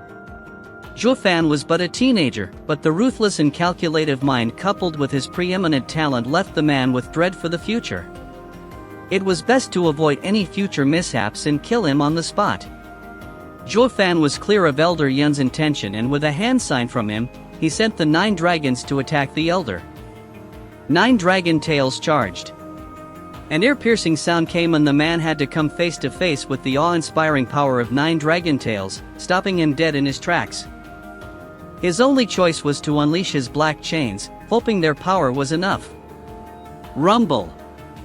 Under the shaking sky and spinning ground, the man's chains and the dragon tails clashed. It resulted in him being sent flying. He flew 50 meters before landing, puking blood the first instance his body made contact with the ground. Shuofan mocked, "How did you become an elder with just this much strength? How did Hell Valley even wiggle its way among the 7 noble houses?" The man was about to spout obscenities. Who'd imagine this day would come when a chi condensation child would toy with him? Once word got out, he'd be the butt of the Empire's joke. Even if he returned to the Valley Lord wouldn't let him off with just a tongue lashing. "Kid, even if you go down on your knees and beg, I will still kill you." His eyes bloodshot, a golden ring appeared on the man's hand exuding a dreadful aura. Demonic treasure? Zhuofan started to get serious. A demonic treasure was a demonic cultivator's weapon, just as how a spiritual weapon was to a righteous cultivator. With it, the man's power would multiply. Hell Valley's elder, have you no shame? To use a demonic treasure against a chi condensation junior? Zhuofan mocked. But Elder Yun replied with a savage grin, he, who will be able to tell when everyone's dead? Zhuofan was anxious now. He wanted to provoke Elder Yun just so he could avoid this situation. But when up against a demonic cultivator, they would stoop to any low. Then again, if it were him, he'd come to the same decision as well. If a righteous cultivator gave up his life for honor, fought for justice and yet still died gruesomely, a demonic cultivator would only take that man for a fool. This was why no demonic cultivator would ever wish to battle with another demonic cultivator. They were ruthless, scheming and sinister characters, and the only outcome of fighting them was one victor and one loser with no in-between, particularly in the Shameless One's case. Die, kid. The man attacked again and Zhuofan sent the 9 dragon tails to fend him off. But this time, the ring flashed silver light and increased the man's speed, cutting through the tails like a silver saber. So fast. Zhuofan sucked a cold breath. He knew the man's newfound power was all because of the ring. The silver light then flashed in front of him, followed by the man's vicious grin, "Kid, there's nowhere left for you to run." Zhuofan clenched his teeth seeing the ring's saw blade edge. The silver light seemed to cut even the air. Third-grade demonic treasure? Zhuofan smiled. Good eye. The man nodded, "You're the first chi condensation with the honor of dying from this third-grade demonic treasure, Savage Moon." Wait. Zhuofan waved frantically, "If I join Hell Valley now." Too late. The man laughed as Savage Moon approached Zhuofan. Zhuofan didn't want to die, he just got reincarnated. But all he could do was sigh and close his eyes. Boom! A sudden thunderclap reached his ears and Zhuofan could still feel that he was alive. Opening his eyes, he saw a tall old man in front with blood trickling down his arm. The old man was facing Elder Yun, whose Savage Moon's blade was stained in fresh blood. "Who are you?" Elder Yun asked. "Black Wind Mountain's Lei Yuntian." As the old man shouted, lightning flashed all over him, "Any that dares to mess with the Luo clan are my enemies." Zhuofan now knew the old man was, in fact, the mountain lord of Black Wind Mountain. Before, he was but a bedridden patient and now was back to his health. "You've recovered?"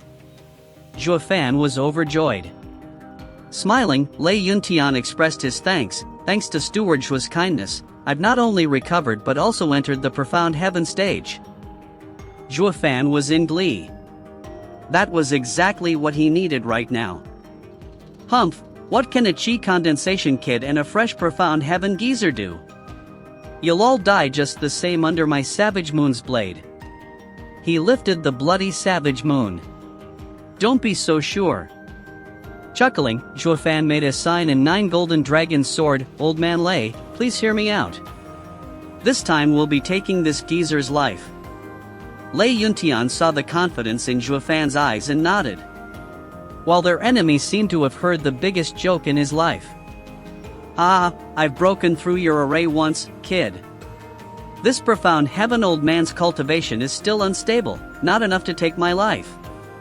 Smirking, Zhuo Fan muttered, "When I use someone, I never take any rules into consideration. This is our best chance, old man Lei. Attack." Good. Since Zhuo Fan saved his life once, Lei Yuntian had faith in him. He knew the enemy was stronger than him but still chose to face him. Lightning Finger. Elder Yun sneered and sent black chains. Even if Lei Yuntian did not die from this attack, he'd still be sporting heavy wounds. However, the 9 golden dragons charged into battle as well. Elder Yun had no choice but to soar up and use the silver light from his weapon to cut the dragons in two. The dragons were unable to stop his assault as he inched closer to Zhuo Fan. "It's best I kill you first." Elder Yun's speed left Zhuo Fan without time to make a hand sign, but Lei Yuntian appeared with his lightning finger aimed at the elder's throat. "You're asking for it." The man had to shift Savage Moon's target from Zhuo Fan to the Lei Yuntian. Lei Yuntian showed a gratified smile, still willing to attack Elder Yun. For Lei Yuntian, even if Zhuo Fan had intended to send him to his death, he'd be willing. Dying for the Luo clan's sake was a good death to him. Yet something happened just when Savage Moon was nearing the old man's chest.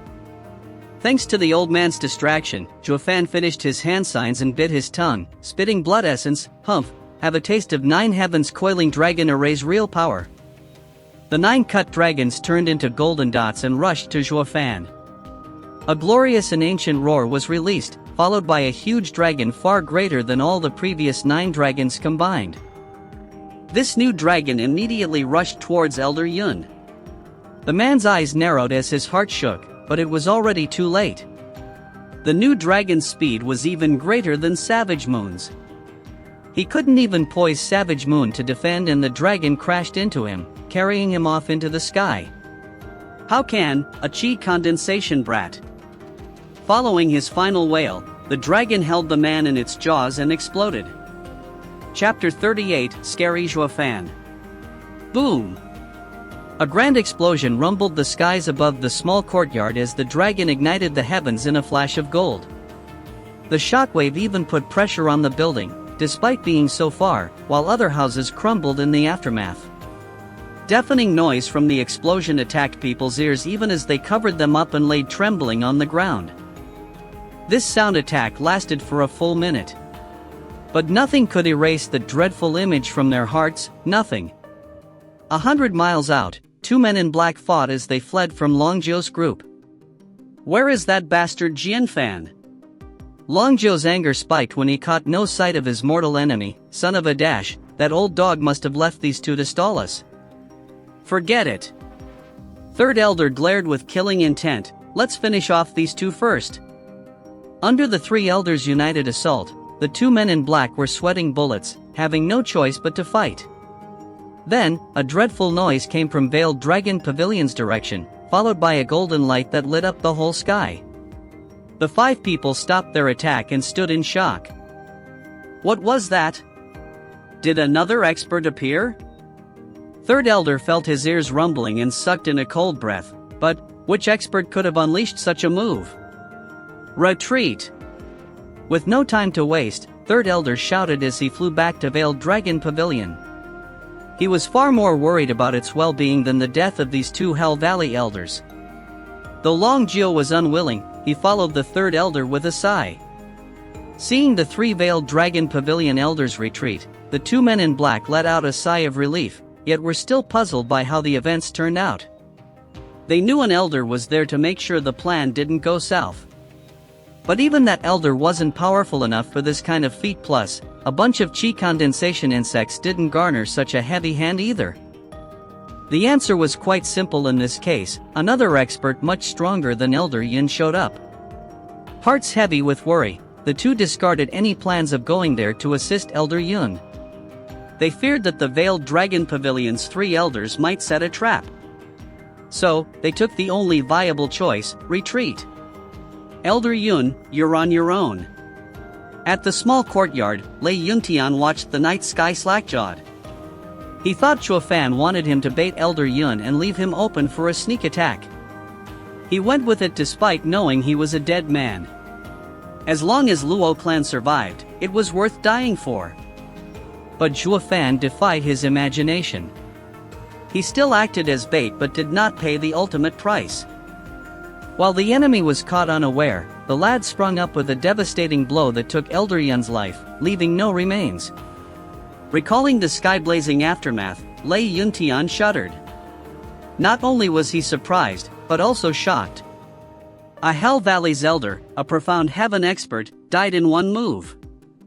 This kid is terrifying. Old man Lei.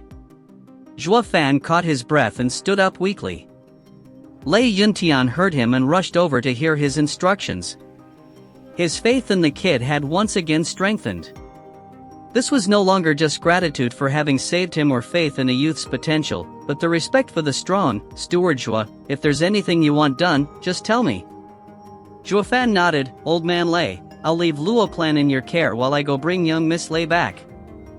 No worries, they'll have to pass over my dead body before they can harm a hair of Yunhai and Yunchang. Lei Yuntian nodded with resolve. Zhuofan showed a relieved smile and went after Lei Yuding. Hell Valley had left only one elder here and he too was dead now. Seeing how no other enemy popped up while fighting, Zhuofan was certain Hell Valley only sent 4 men in total, including the ones Veiled Dragon Pavilion's elders were chasing. Under a profound heaven expert's careful watch, the Luo clan siblings' safety was guaranteed. So he could devote all his attention to saving that foolish girl. To be on the safe side, he picked up the Savage Moon first. A third-grade demonic treasure shouldn't be wasted. Yang Ming ran like mad while clutching his chest in the gloomy forest. He was injured from the smack he got from Zhuofan's array, but Elder Yun's slap made it worse. His mind was clouded and breath ragged. As for the dreadful explosion before, he didn't have the time to waste on it. But he was shocked nonetheless, finding it inconceivable for Elder Yun and Zhuofan's fight to escalate to such degree. Stop! A clear and angry shout came from behind, freezing Yang Ming in place. He turned to see Lei Yuding watching him with complex emotions. Making sure she was alone and double-checking Zhuofan wasn't there, Yang Ming relaxed and showed a wicked grin. Junior sister, you want to stop me all by yourself? Frowning, Lei Yuding's eyes turned misty. For my godfather, I will help him get rid of such a traitorous disciple. Ha ha ha, traitorous disciple? I was never one of you in the first place. Yang Ming mocked her. Moreover, do you think you can kill me with your strength? Even if we are to die together, at least I can repay Godfather's kindness for raising me. Lei Yuding's eyes glittered with tears as she stared at him right in the eye. I just want to know, did you ever love me? Black demonic energy drifted from Yang Ming's hand as he sneered. I am a genius disciple of Hell Valley. If I am ever to marry, I would choose from among the 7 houses. How can I be tied down with the likes of you? Tears fell unabated, but Lei Yuding hardened her determination. Then from now on, we are through. Lei Yuding followed her last word with lightning flickering between her fingers. Yang Ming laughed, hardly afraid, and fought back with the black-colored hand. In the clash between the freezing palm and the flickering lightning, sparks flew. However, Yang Ming dodged lightning finger at the last second and struck down Lei Yuding with no remorse. Lei Yuding saw his evil grin and came to terms with the outcome, closing her eyes for death to take her. It was then that a flash of red struck Yang Ming's black palm. Bam! Yang Ming was sent flying and coughed blood in midair. An infant's cry came from the red light as it flew into a bush. Waking from her stupor, Lei Yuding saw Yang Ming heavily wounded on the ground in the weakened red light among the bushes. She knew it was Zhuofan's blood infant. She stood there in a daze, muttering as she glanced at blood infant, was it you who saved me? The blood infant tried to fly again, only to collapse. She did not know of the inseparable bond between Zhuofan and the blood infant, however, she knew it was something he treasured. But even so, to think that Zhuofan would send his treasure to save her. Lei Yuding began to feel warm inside. When she turned her focus to Yang Ming, only killing intent remained in her eyes. Walking over, Lei Yuding's fingers crackled with lightning. Yang Ming was panicking, wanting to flee but hardly had the energy to get up. "Sister Yuding, have mercy. Remember how close we were? Remember how we used to laugh?" Yang Ming shrank backwards while begging. "Now I want to kill you even more." Snorting, her fingers struck without hesitation. "Wait, spare me," Yang Ming wailed, but there was no one to hear his cry. Bam! When Lei Yuding's attack was about to land, a tremendous power blew her away. A bald elderly landed next to Yang Ming. "Elder Jian!" Yang Ming cried out. He took Elder Jian as his savior, having pulled him out of the jaws of death. Never had he been so thrilled to meet an elder from his house. Throwing a side glance at the wounded kid, he bellowed, "How did you fall so low? What about the plan?" Yang Ming's face fell and shook his head, unclear. Elder Jin wanted to kick this worthless thing away. "You are the one most knowledgeable about this plan and yet you come to me saying it's unclear? The house's expense was heavy in this decade-long plan, and this is your answer?" If Elder Jian didn't need to hear the kid's report, he would have killed him right then and there. "Forget it, we'll speak of it when we return." Sighing, Elder Jian's eyes turned to the stunned Lei Yuding. "After we get rid of this girl." He then jumped at her with a palm strike. Coming face to face with a profound heaven expert for the first time, Lei Yuding was frozen in fear. Under such power, she couldn't even defend.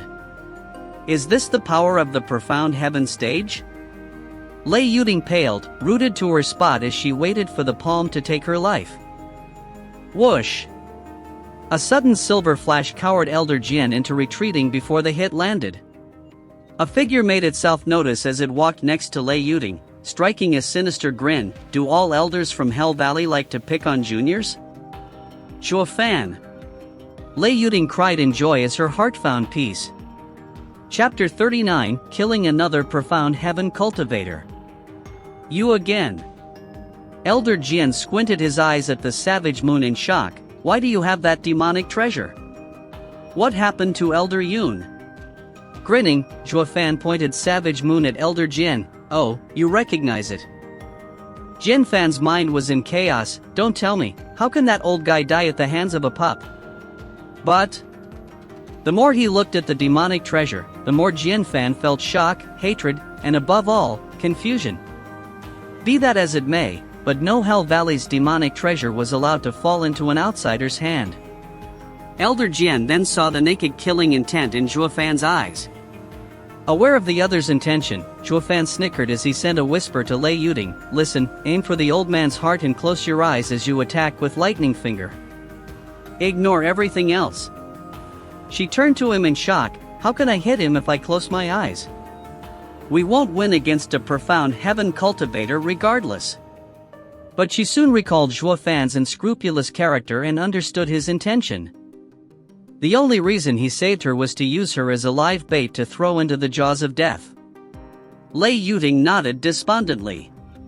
She was already prepared to die when she made the decision to come here. Zhuo Fan curled his finger, making Blood Infant return to his body unnoticed as he shouted, "Now!"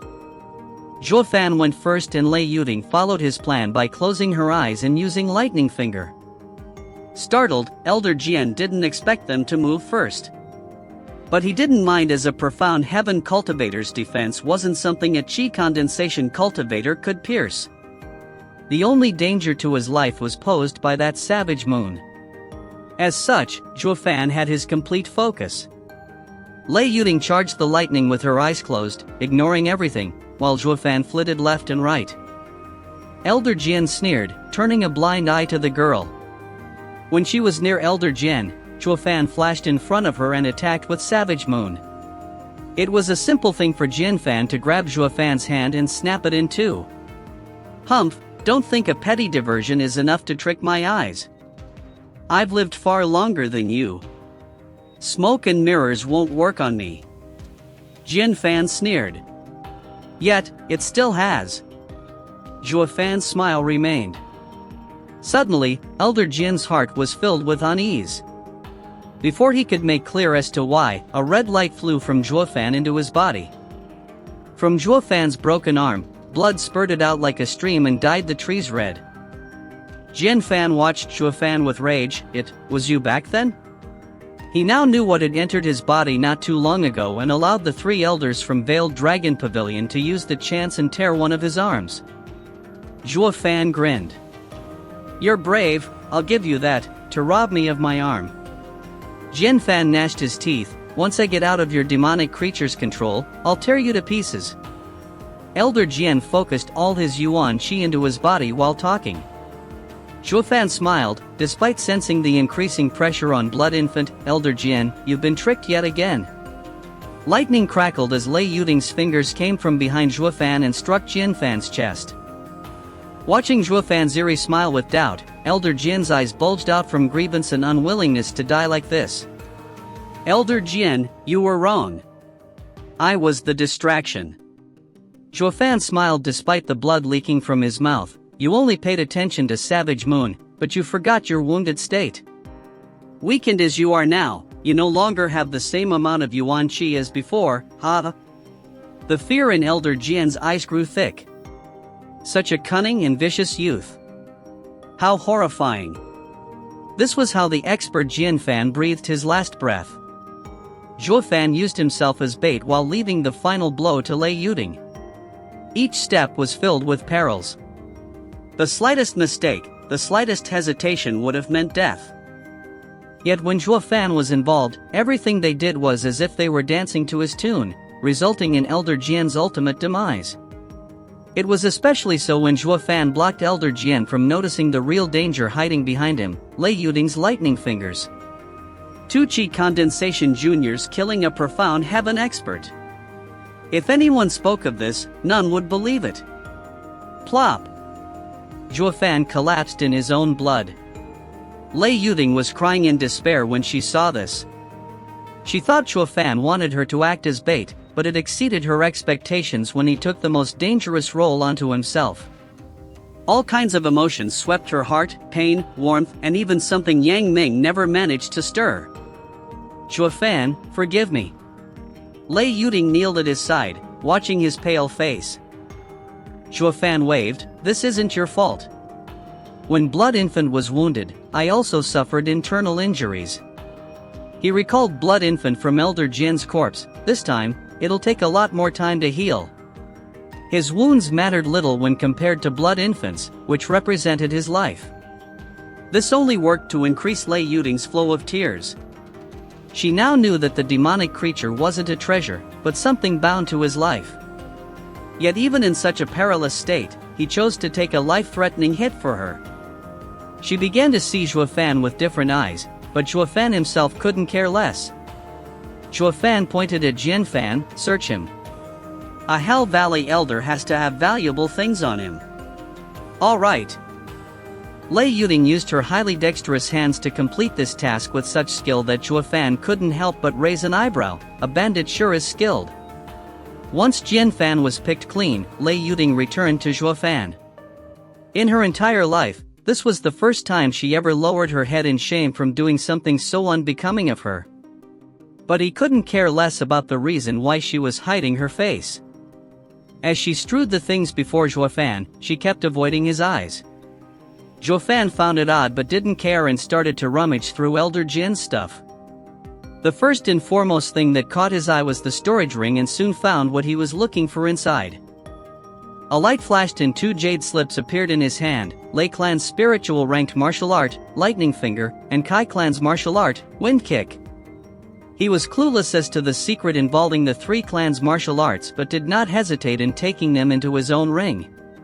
What was left were some cultivation methods, martial arts, and spirit stones. Zhuo Fan, as a former demonic emperor, couldn't care less about those and threw the ring to Lei Yuding. "According to Bandit's rule, half belongs to you." Lei Yuding shook her head. "The old man was your kill. They are yours." "I don't want them, he has nothing of value." Zhuo Fan smiled and turned his eyes to a bag. It was only as big as a palm, but Zhuo Fan knew of its remarkable quality. It was a bag that could store living creatures. And what laid within was none other than the soul-devouring crow. Stashing it in his chest, Zhuo Fan smiled pleasantly. It held the largest interest to him. Who knew, he might even discover the secret of the purple lightning gold eye. Zhuo Fan, at least take the ring. Lei Yuding was shocked at the ring's contents and still decided to give it to Zhuo Fan. I know Luo clan is wealthy, but there are some spirit-ranked martial arts and cultivation methods inside which are of far greater value than mere spirit stones. It will provide great help in restoring your clan. Zhuo Fan shrugged as he weighed the ring. Such trashy things I have in heaps. There's nothing rare or great about them. If you don't want it, I'll just throw it. He was about to do just that when Lei Yuding took the ring from his hand. How can you be such a wastrel, to not even want spirit-ranked martial arts? How did you manage to become a steward anyway? With how you act, Luo clan's money will get flushed down the drain. Zhuo Fan smiled as he put Jian Fan's corpse into his ring. Time to head back. Veiled Dragon Pavilion has some explaining to do. Lei Yuding nodded and rushed to support him. As Zhuo Fan was far too weakened, he could only lean onto her shoulder, tinting her cheeks red in the process. Wait! Zhuo Fan stopped to look around. Where's Yang Ming? Lei Yuding looked everywhere, but there was no sight of Yang Ming. They forgot about him in the heat of the battle. Curses, he got away. Lei Yuding gnashed her teeth. Zhuo Fan shook his head. No need to bother with an insect. But then he recalled his disciple, Zhao Chun, and killing intent flashed in his eyes. But even insects can spell trouble. The next time I see him, he's dead. Chapter 40, Shock. The sun's warm rays shone from the east as Long Jia and Long Kuei led hundreds of veiled dragon pavilion guards back to the branch. Even tiredness couldn't hide the prideful air they carried themselves with. Not only did they win the battle with Hell Valley, but did it spectacularly. Long Jiao, with 3rd and 5th Elder, stood at the gates watching their return with negligible casualties. Uncles! Long Jia and Long Kuei bowed with a smile. The 3 elders were pleased. Little Kuei, Jia, how was your fight? Long Kuei was the first to report. As the uncles predicted, after you chased the elders from Hell Valley, a large force came to attack us only to be defeated by us. Barely a scant few bone-tempering cultivators escaped. Well done! Long Jiao shouted his approval. Your improvement has been great lately. Magnificent for you to not only lead your own team but to also wipe out the enemy. 3rd brother, when you return to the estate, make sure to report the two's merit to Pavilion Lord.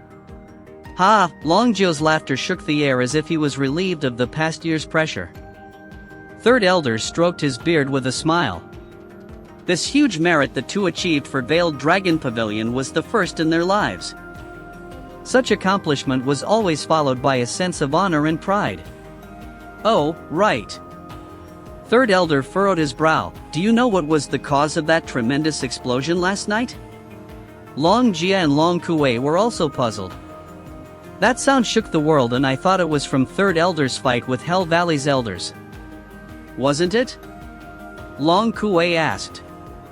The 3 elders' expression turned grave as they shook their heads. The explosion shook the hearts of everyone last night, instantly becoming a mystery as to what caused it. Oh, didn't the Luo clan stay hidden in their small courtyard all this time? Let's go ask them. Long Jiao slapped his head as he turned to 3rd elder. Nodding, 3rd elder walked in the small courtyard's direction, followed by the others. Long Kuei smirked. The battle must have been so brutal last night that a tiny clan like them were scared to even poke their heads. They probably hadn't seen anything. None spoke while Long Jia shook his head. They clearly approved of her stance, as they were only going there to ask for clues. When they arrived before the guest room of the small courtyard, they saw Luo clan's members standing before Zhuo Fan's door with worried faces. With them were 3 more people and one among them was in the profound heaven stage. It can't be that. Yesterday was because. The 3 elders were startled, hurrying to pay their respects to Lei Yuntian. May I inquire brother's name? Long Jio looked at him while being confused. When did Luo clan get an expert? Lei Yuntian returned the gesture as he knew a veiled dragon pavilion's might. I am Lei Yuntian from Black Wind Mountain. It's an honor to meet the famous veiled dragon pavilion. I am fortunate to come face to face with elders.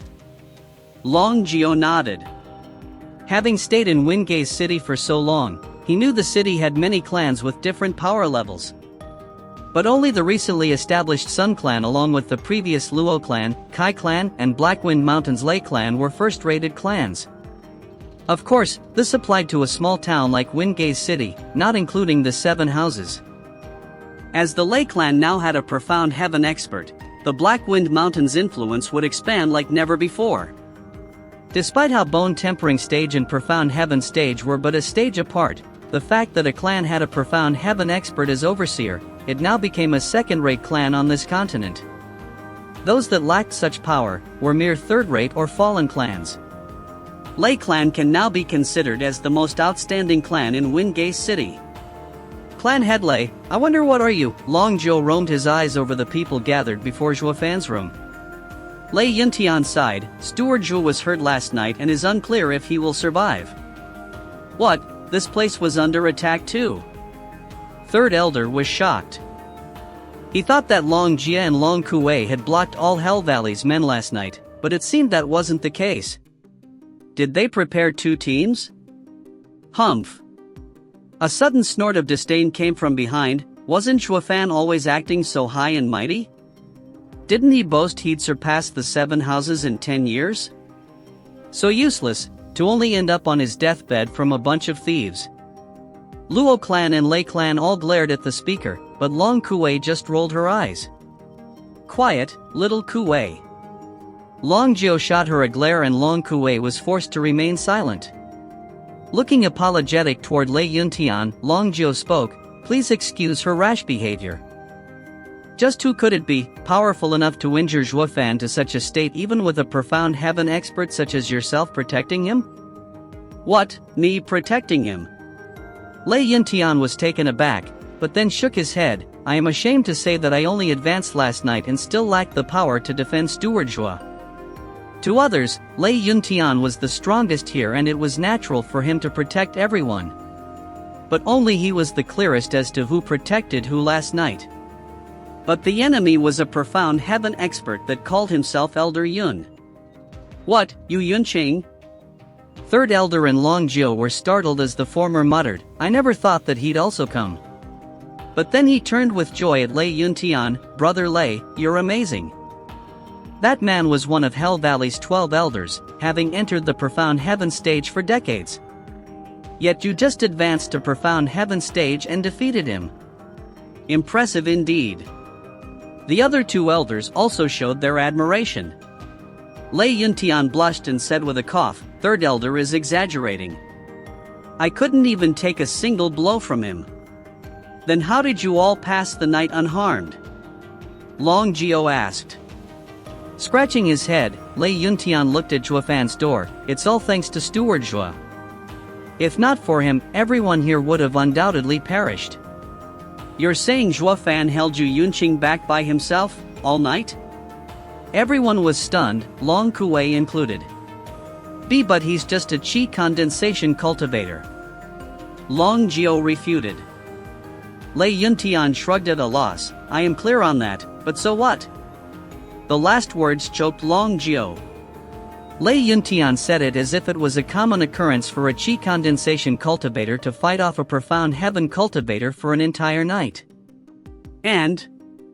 Third Elder clenched his fists, staring at Lei Yuntian. You mean to tell us Zhuofan forced Elder Yu Yunqing into retreating? Retreat? Frowning, Lei Yuntian showed a trace of fear as he relived the last night's events. You are underestimating Zhuofan far too much. Underestimate?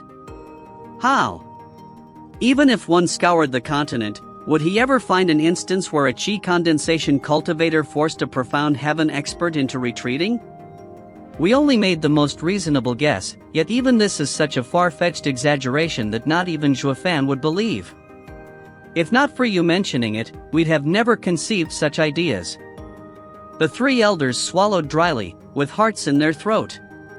The fool didn't even have time to flee, killed in one move by Zhuofan.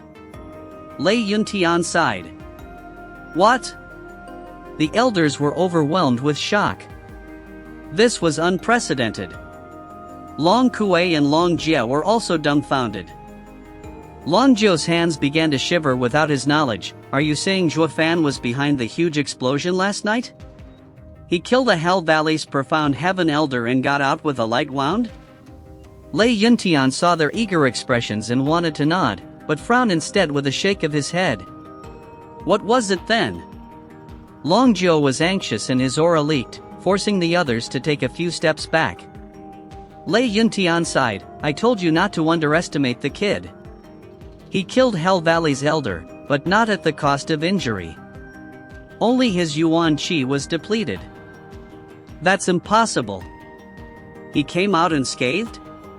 Long Jie was battered with one shock after another that even he didn't know what he was saying. But then how did he get hurt? Bam! A pale-faced Zhuofan slammed the door open and snapped at Long Jie. Isn't it because of you, bro Jie? Zhuofan. Some were shocked, some were glad, some were amazed, but most were filled with doubts as they turned to him. Are you alright? Luo Yunchang was worried. Alright my ass. Zhuofan snorted as he glared at everyone who was present. Here I am trying to keep my life and you people had to yap on and on. You think one can get well like this? They all started getting embarrassed and lowered their heads. Only the three elders looked at him at a loss. Zhuofan secretly snorted, Bro Jie, didn't you want to know how I got hurt? It's all because of him. Zhuofan took out a cold corpse, shocking them all. The ones most shocked were, of course, the three elders. Condor Jianfan. Chapter 41 Purple Lightning Gold Eye's Secret. The fear in Jianfan's eyes hadn't dissipated even after his death and was clearly visible for everyone as they looked at his corpse that laid stiff on the ground. What manner of death could have evoked such expression from a monster who roamed the continent unhindered? How? Condor Jianfan is actually dead. Who killed him? Long Jie was unnerved and stammered. Zhuofan sneered, is there a need to ask when I was the one who took out his corpse? They all looked at Zhuofan with a stranger's eyes. Each guessed as such, but none dared to believe it. This monster had even escaped the Veiled Dragon Pavilion's three elders' joint attack. I knew that there was a deep grudge between him and Bro Jie. Since I chanced upon him, I killed him. Flicking off imaginary dust from himself, Zhuofan smiled, Bro Jie, please don't take offense from meddling in your affairs. How can I? Long Jie panted and was staring at the corpse with bloodshot eyes. This monster ruined my eye and my future. I can hardly contain myself from drinking his blood and feasting on his flesh. How can I blame you for taking revenge in my stead? Brother Zhua. Suddenly, Long Jie cupped his hands. From this day forth, I shall treat you as a sworn brother. As long as you're in my domain, you just need to ask and I'll do it. Sigh, Bro Jie is too courteous. I barely did anything. Zhuofan dismissed him with a wave, but that little movement stirred his wound and winced. Long Jie appeared next to him in a flash. Don't move brother, here are some recovery pills. In 3 days you'll be up and about. Long Jie took out a few small bottles and placed them in Zhuofan's hand. With how caring Long Jie was, the other elders stared at Zhuofan in amazement. Long Kuei pouted, feeling her heart dumped in vinegar. They just wiped out Hell Valley's men and earned great merit that even the three elders were overjoyed, yet it paled in comparison with Zhuofan, who killed 2 of Hell Valley's elders. Humph, who knows what trick he pulled to get so lucky and snatch their heads. How could a chi condensation cultivator ever kill a profound heaven expert? Long Kuei muttered in jealousy, but everyone heard her. Third elder glared but then shook his head. Yet Zhuofan laughed. It is true that it was by luck that I encountered the one-armed elder and got his head, bad luck in fact. Because I had just then killed a profound heaven expert and was out of Yuan Qi. But this also made him underestimate me. How else could I have killed the wounded elder Jin? If it were any other time, wouldn't the elder kill me with but a wave of his hand? Sigh, last night I had the worst luck. Unlike some people, who only had to lead their men to ensure their safety, Zhuo Fan sighed as Long Kuei's face flushed red. You? Lei Yuding giggled. She was clear on what happened last night. Zhuo Fan was indeed amazing, forcing the elder to act as he wanted. But amazing as he was, such an instance wasn't going to repeat itself every time. Zhuo Fan said that just to spite Long Kuei. I am better and stronger than you. My merit is also greater, all coming from one well-placed hit. While you can only yap your mouth. The three elders laughed as they shook their heads. They knew that Zhuo Fan succeeded in bringing down a profound heaven expert only through special means and not like how he bragged about killing because he met him. But the fact remained, him killing two such experts in a single night shook the elders' core. Old Zhou, take care of Brother Zhuo's wound. We will also add a few hundred guards around the premises while I and Brother Wu report back to the estate. We must notify Pavilion Lord. Long Zhou nodded while Long Kuei and Long Jie froze. Why even third elder is calling Zhuo Fan brother? Zhuo Fan adapted to the change on the spot. Bro San, Bro Wu, take care. Stumbling, third and fifth elders shook their heads in dismay. Old Zhou was right, this kid's greatest talent is to read hearts. After they left, Long Zhou and the others helped Zhuo Fan back to his room. Long Jie and Long Kuei left to handle the additional security of the small courtyard. In bed, Zhuo Fan eased his breathing and asked, everyone leave, I have to talk with Bro Zhou alone. As the people left, Long Zhou was wondering what could Zhuo Fan want to know so urgently. Bro Zhou, I have a gift for you. Gift? Long Zhou only laughed, brother, I'm not trying to discourage you, but the Luo clan hasn't got anything I could take interest in. Or is it that you have another ancient array? Zhuo Fan shook his head, in your dreams. That array alone is worth 10 million at the minimum. Do you think they're easy to come by? But I'm pretty sure you're going to like this gift. Zhuo Fan took out a bag. Frowning, Long Zhou didn't understand until Zhuo Fan opened the bag and a crow landed on his shoulder. Jin Fan's soul-devouring crow? Correct. Ever since that old guy died, this crow has been without an owner. I'm sure Bro Zhou wouldn't need long to turn it into your spirit animal, always there to protect you. Long Zhou's eyes began to glisten. The title of God Eye Long Zhou lost all its power ever since his eye was robbed. Now that he had the crow, it was as if he recovered his mystic eye. Brother, thank you for your kind intention. Long Zhou's eye trembled from the heartfelt gratitude. Zhuo Fan continued, Bro Zhou, there's just one thing I am unclear about. Since you trained one eye in purple lightning gold eye, why couldn't you do the same for the other? Sigh, brother, this mystic eye of mine was gained through a chance encounter. A once-in-a-lifetime opportunity. Long Zhou sighed recalling his youth. This mystic eye wasn't cultivated through a cultivation method from Veiled Dragon Pavilion. It was something I found through luck. Long Zhou considered Zhuo Fan as one of his closest friends. Thus, he became the first listener to the secret Long Zhou had buried for such a long time. Brother, do you know of the 3 danger zones on this continent? After Zhuo Fan shook his head, Long Zhou smiled, you can go anywhere you want across the continent, except for the 3 danger zones. Regardless of your strength, you'll find helpless against the dangers in there.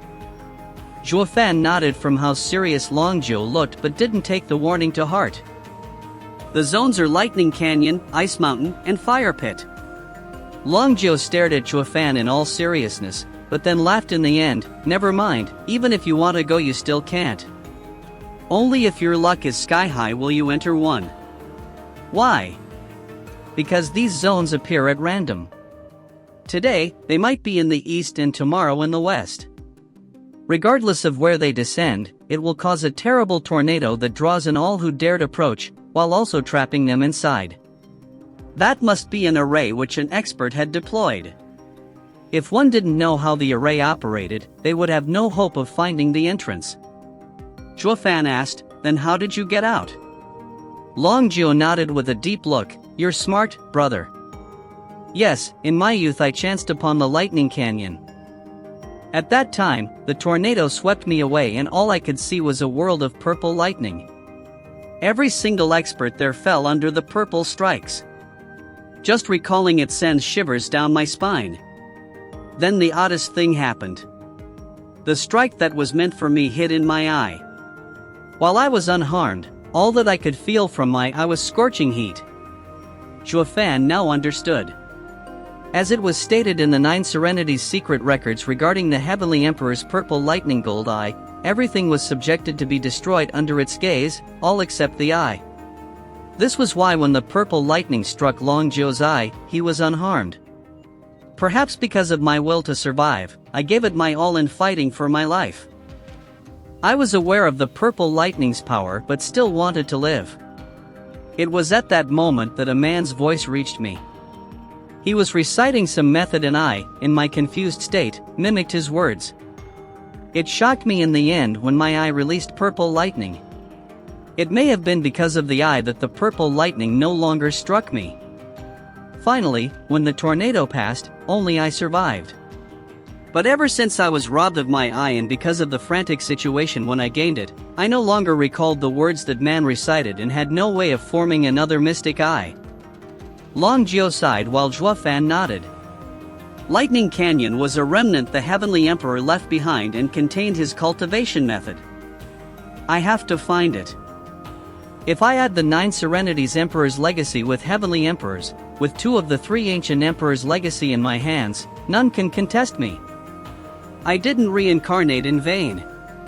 No one would ever imagine that a powerful Emperor stage expert would leave his remnant in the mortal world.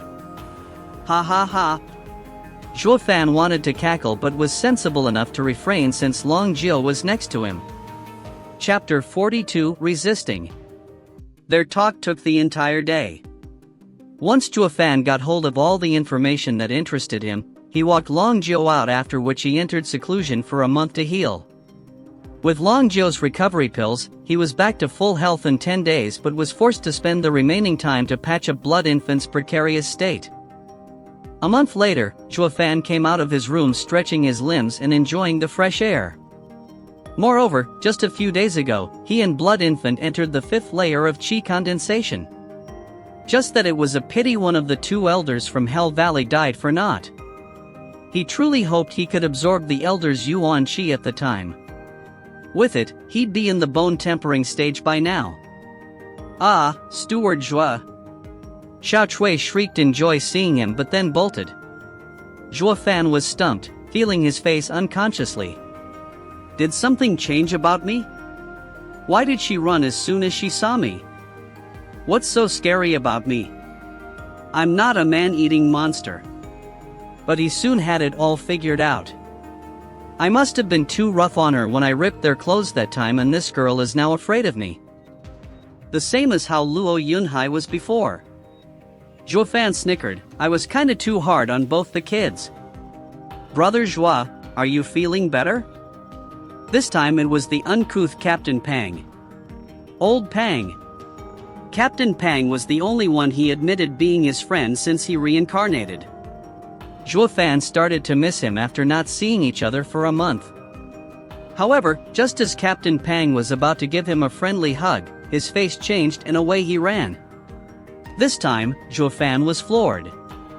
Forget that lass, Xiao Chui, why is even old Pang avoiding me like a plague? Fan frowned, unable to get to the bottom of it. He was expert in reading people's intentions in negotiations and fights, but that was because he was convinced every man's actions were motivated by benefit. Yet old Pang's behavior had him stumped. I've done nothing to hurt him and he shouldn't have a reason for being scared of me. Then what's the deal with him running away? Fan shook his head in puzzlement, but he wasn't in the mood to find out the reason. A man such as Demonic Emperor was a man of great action, not bothered by petty affairs. When he was about to leave, Lei Yuding appeared in his sight with a lunchbox and Xiao Chui running behind her. Her cute body hid behind Lei Yuding, peeking her small head to gaze at Fan. What are you up to? Zhuo Fan stood in place, puzzled. Lei Yuding walked with unsure steps, unlike the usual decisive nature she carried herself with. When she looked at Zhuo Fan, her cheeks were rosy. Steward Zhuo, thank you for saving me. Please accept this small token of appreciation. Zhuo Fan eyed the lunchbox with suspicion as he eased the lid open. A wonderful smell swept him when the intricately made dishes prepared from the heart were in the open. What a wonderful smell! Zhuo Fan asked, where did you buy them from? Did Windgaze City have such a great restaurant? Humph, they weren't bought. Xiao Chui jumped out with a smile. Young Miss spent 10 hours each day making them and waited for Steward Zhuo to come out of seclusion to try them out. Every day? Zhuo Fan now unraveled the mystery of Xiao Chui running at the sight of him. It was to notify Lei Yuding. Not knowing when he'd come out, Lei Yuding cooked for him every day. Her perseverance moved him.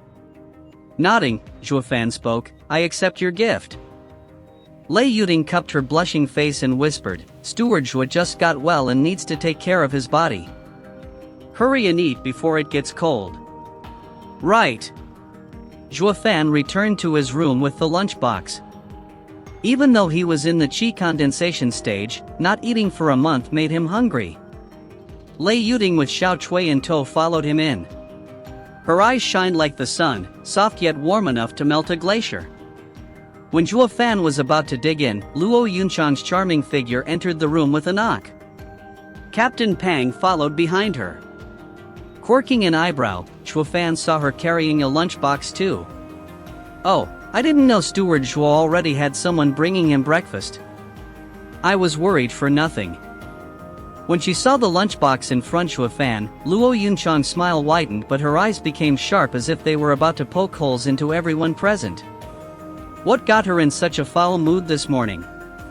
Zhuo Fan flickered his brow in confusion. But when he picked up on Captain Pang's pitying glance, it got him baffled. Bam! Luo Yunchang slammed the box in front of Zhuo Fan while squeezing a smile. Steward Zhuo, this is something I made for you to help in your recovery. I already have a share. I'm not a glutton to eat so much. Zhuo Fan shrugged, planning on pushing aside Luo Yunchang's box, but then he sensed killing intent. He caught Luo Yunchang's eyes glaring at him. I'll try both of them. Zhuo Fan flinched for the first time in his life. He didn't understand what the fuss was about but knew that if he hadn't said that, there would have been a real danger to his life. Revealing Luo Yunchang's dishes, he found them scorched black, cutting most of his appetite. I think I'll eat this one. Zhuo Fan went for Lei Yuding's box as she showed a bright smile. But even before his hand reached it, Luo Yunchang bumped her box closer to him with a glare. Didn't you say you'll eat them both? Zhuo Fan's brow flickered, hesitation setting in as he took another long look at Luo Yunchang's bird dishes. But he could hardly refuse her sincere eyes and nodded, alright, I'll eat them. Luo Yunchang broke out into a wide smile, to which Lei Yuding was showing disdain. Mine first. Luo Yunchang urged. No, mine. Lei Yuding said in haste. The two women's eyes met and sparks seemed to fly. Zhuo Fan wondered, weren't they close? Why are they fighting all of a sudden? He couldn't comprehend what could bring such a change in them. First come, first served. Zhuo Fan then took a bite out of Lei Yuding's dishes. She was staring at him with wide and expectant eyes. Zhuo Fan gave a thumbs up, delicious. Lei Yuding's smile bloomed like a flower while Xiao Chui pushed out her chin and shouted, my young miss started cooking since she was 10. No one in Windgaze City can match her skill. You are fortunate today, Steward Zhuo. Xiao Chui's boast embarrassed Lei Yuding, but even that couldn't take away the radiant smile from her face. Luo Yunchang pouted, Zhuo Fan, try mine. Zhuo Fan took a bite but spat it out as soon as it touched his tongue. Even poison is better. His words were sharp as he took Lei Yuding's box. I still choose this one. Lei Yuding was smiling, while Luo Yunchang's eyes started tearing. Wow, such a great smell. At this time Luo Yunhai shouted in surprise as he jumped into Zhuo Fan's room, bourgeois, you're out. And you are having such a feast, why didn't you invite me? Go and eat your sister's cooking. Zhuo Fan dissed him. Luo Yunhai complained, her skill isn't worth a dime.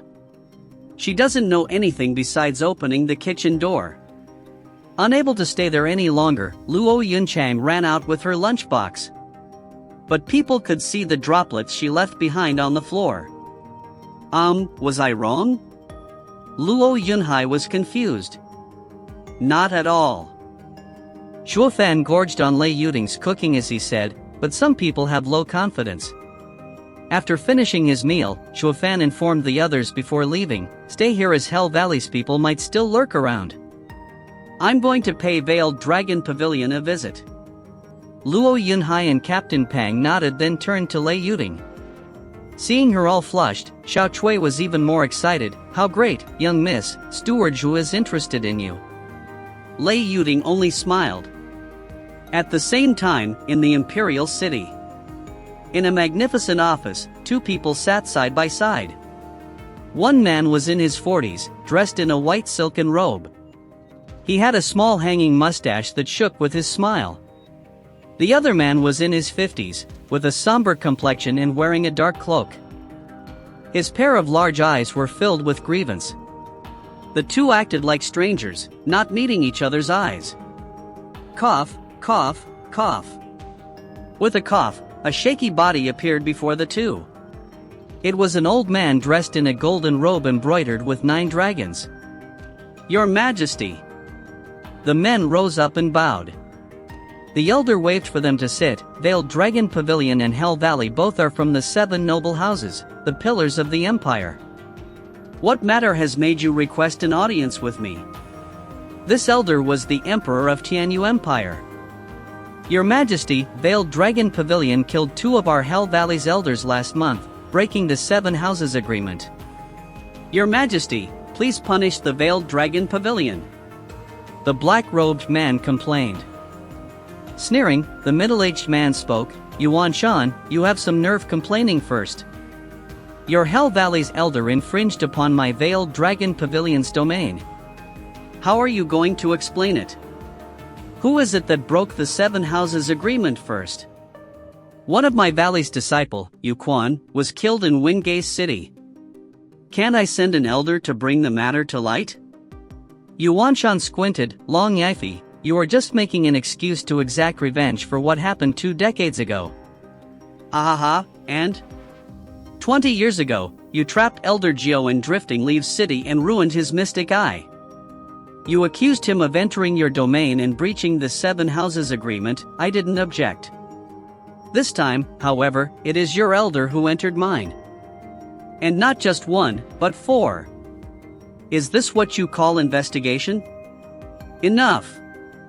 The emperor's cold shout came as his eyes flashed in anger. Both sides are in violation. This is my judgment. Veiled Dragon Pavilion shall withdraw from Wingate City. It is no longer part of your domain. Hell Valley and Veiled Dragon Pavilion's people are never to set foot in this city ever again. Your Majesty. The two cupped their fists, but the emperor flicked his sleeve. This matter is settled, withdraw. I no longer want to hear anything about the 7 houses, nor about internal disputes. Understood. None of them was willing to accept this conclusion but retreated nonetheless. When they were gone, the emperor's eyes flashed. For Hell Valley's people to enter Wingate City, they must be privy to the 1,000-year-old secret. The Imperial City has always been a place of conflict, filled with the eyes and ears of every faction. This should be known to your Majesty. An aged voice replied from behind. The emperor chuckled, it seems, the plan has begun. Pearls will always shine, hee hee hee. Chapter 43, A Stubborn Fatty.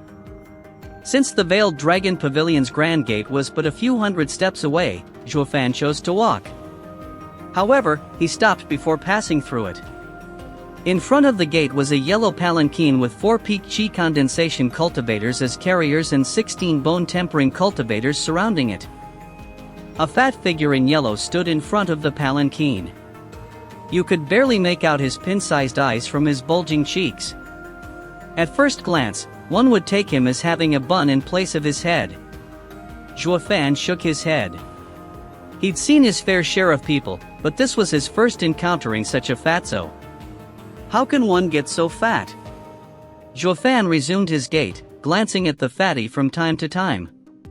His appearance was far from attractive, but his 7th chi condensation cultivation and the large number of guards was nothing to scoff. If the fatty was from Veiled Dragon Pavilion, he'd have gone in by now. Wait! Zhuo Fan's entry was stopped by a sudden shout. Turning around, he caught the sight of Fatty's feet sinking into the ground with each step towards him. Zhuo Fan's cheeks started twitching. Do you need something? He, are you from Veiled Dragon Pavilion? The fatty smiled. It would have been better if he hadn't, as his eyes were now gone for good. Zhuo Fan was shocked by such a baffling appearance for a moment. I'm just a guest. That means you can also enter. The fatty showed a warm smile. Can I ask brother's help with a small matter? Please send word to young Miss Long Kuei. She hasn't come out for a whole day and I had to sleep outside. This weird fatty is pursuing Long Kuei. Zhuo Fan wanted to laugh, but he couldn't, not when there were so many people around. To think that haughty Long Kuei knows this fellow. Setting aside his status, his weight alone would make her awkward if someone caught them together. Alright, I will tell her right away. Zhuo Fan struggled not to laugh as the fatty cupped his hands in gratitude. I'll leave it to brother. Zhuo Fan hastened his pace in fear of laughing if he spent one more moment with this guy. It wasn't worth it offending a great faction for such a reason. He soon arrived at the meeting room and met Long Kuei. Miss Kuei, long time no see. How have you been? Great, until you showed up.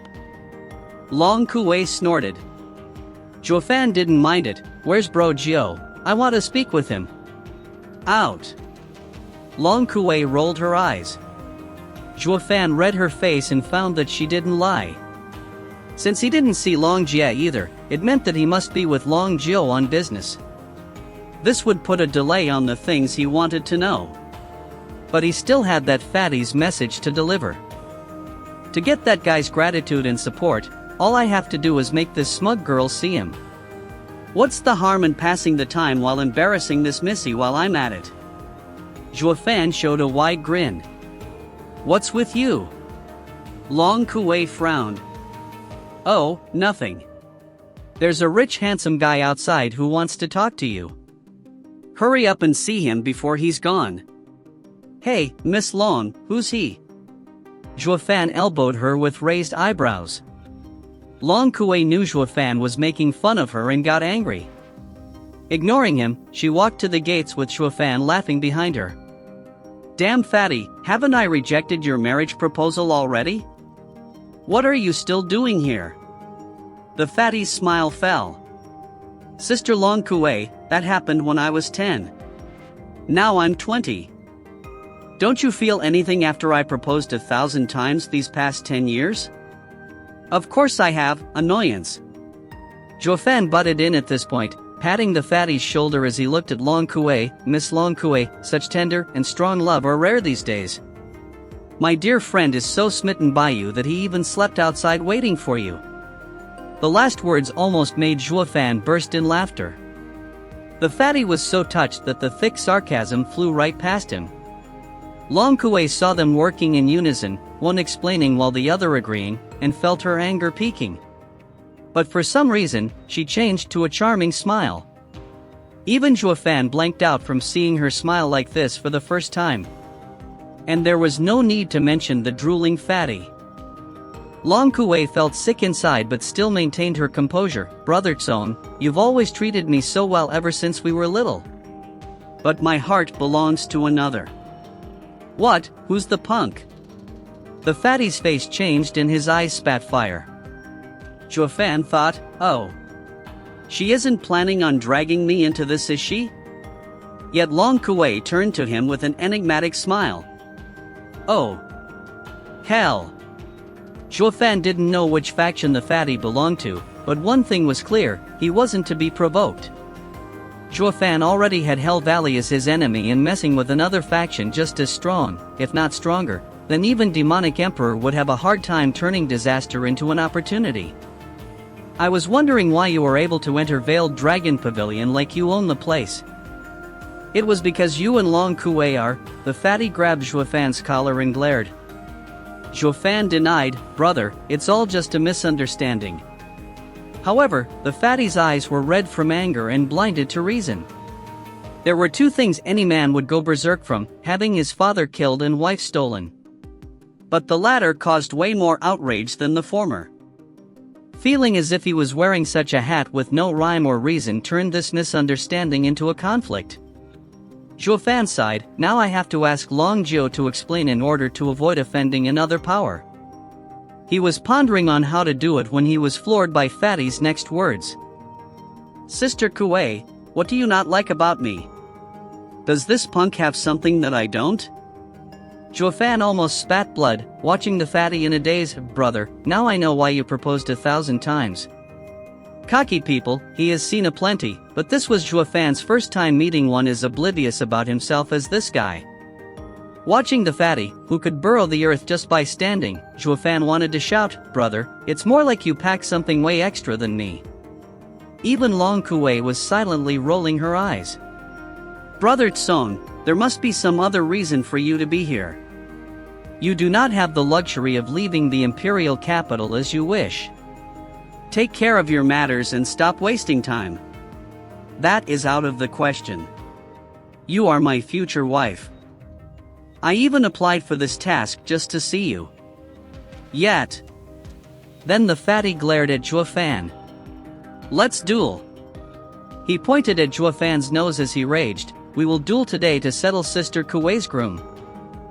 Fan took a closer look at the fatty, secretly admiring him. This kid is the first who didn't shout out his glorious clan's name before me. Just from this, Fan liked him. Hearing the fatty request a duel, one of his guards stepped forward. Young master, your body is too precious to participate in duels. It's best if you let me handle him. Quiet. The fatty interrupted the guard, it is I who want to marry Sister Kue. My honor and dignity as a man are on the line. If you fight, I'll be mocked forever and Sister Kue will despise me even more. I will never ever approve of you. Long Kue rolled her eyes. Fan agreed with a grin, well said, I accept. However, all your guards are stronger than me and I can't take even a single hit from them if they interfere. If I say we will duel, then it will be one-on-one. My word is gold. You don't believe me? The fatty was even angrier now. Fan shook his head, I do believe you.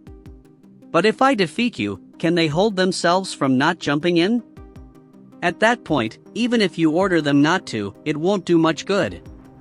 It was unknown if the fatty was pondering or fuming since his eyes disappeared when he squinted. But then he barked at the guards, all of you stay put. If anyone has the nerve to move, I'll kill him. Then he turned to Fan, pick a location where we won't be disturbed. Fan smiled while Long Kue frowned and blocked him, you truly intend to fight? If he gets hurt, even Veiled Dragon Pavilion can't help you. He just nodded, this fatty isn't bad. Long Kue was stunned. When the fatty saw them stick together, his heart was aflame from rage. Panting with each word, he declared, punk, you'll see. I will mop the floor with you. Fan smiled, not minding it in the least. Chapter 44, Assassin. Fan took the fatty to a remote place in the woods. Since Long Kue was afraid of mishaps, she also went along, but Fan already had Blood Infant keep an eye out. At least the fatty's order worked like a charm and the guards stayed behind. Fan clapped, fatty, I praise you for not using the guards. Humph, I am always true to my word. This is related to me and Sister Kuei's happy marriage. I will have to beat you, pesky puck, so thorough you can't contest my victory. Or who knows what excuse you'll use later to pester Sister Kue. The fatty jutted out his chin. Smiling, Fan showed his vicious side, aren't you worried I laid an ambush? The fatty frowned.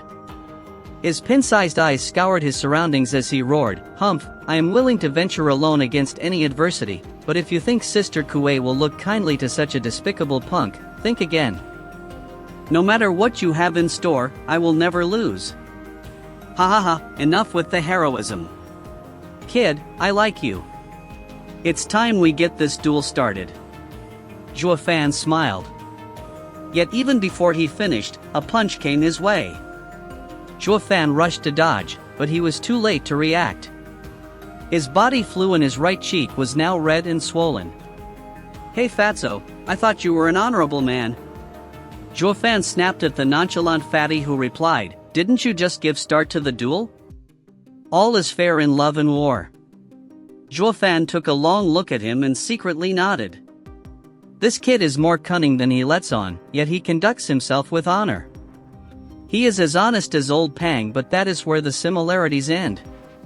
Compared to the simple old Pang, Zhuo Fan liked the shrewd fatty more. A demonic cultivator would use any means to reach his goal. This fatty, who bent the limits of morality, was more to Zhuo Fan's liking. "Ah, you're right." Zhuo Fan cackled and pointed at Long Kuei. "Fatty, look, Long Kuei is undressing." The fatty could spot a lie when he heard one, but he still bought it this time and turned towards Long Kuei's direction. Bam! Zhuo Fan used this chance to kick the fatty into the air. Bastard! Long Kuei fumed at the sideline with a red face, yet the culprit didn't mind it in the least when her glare focused on him. "Wretched punk, you dared sully Sister Kuei's honor. I will show you."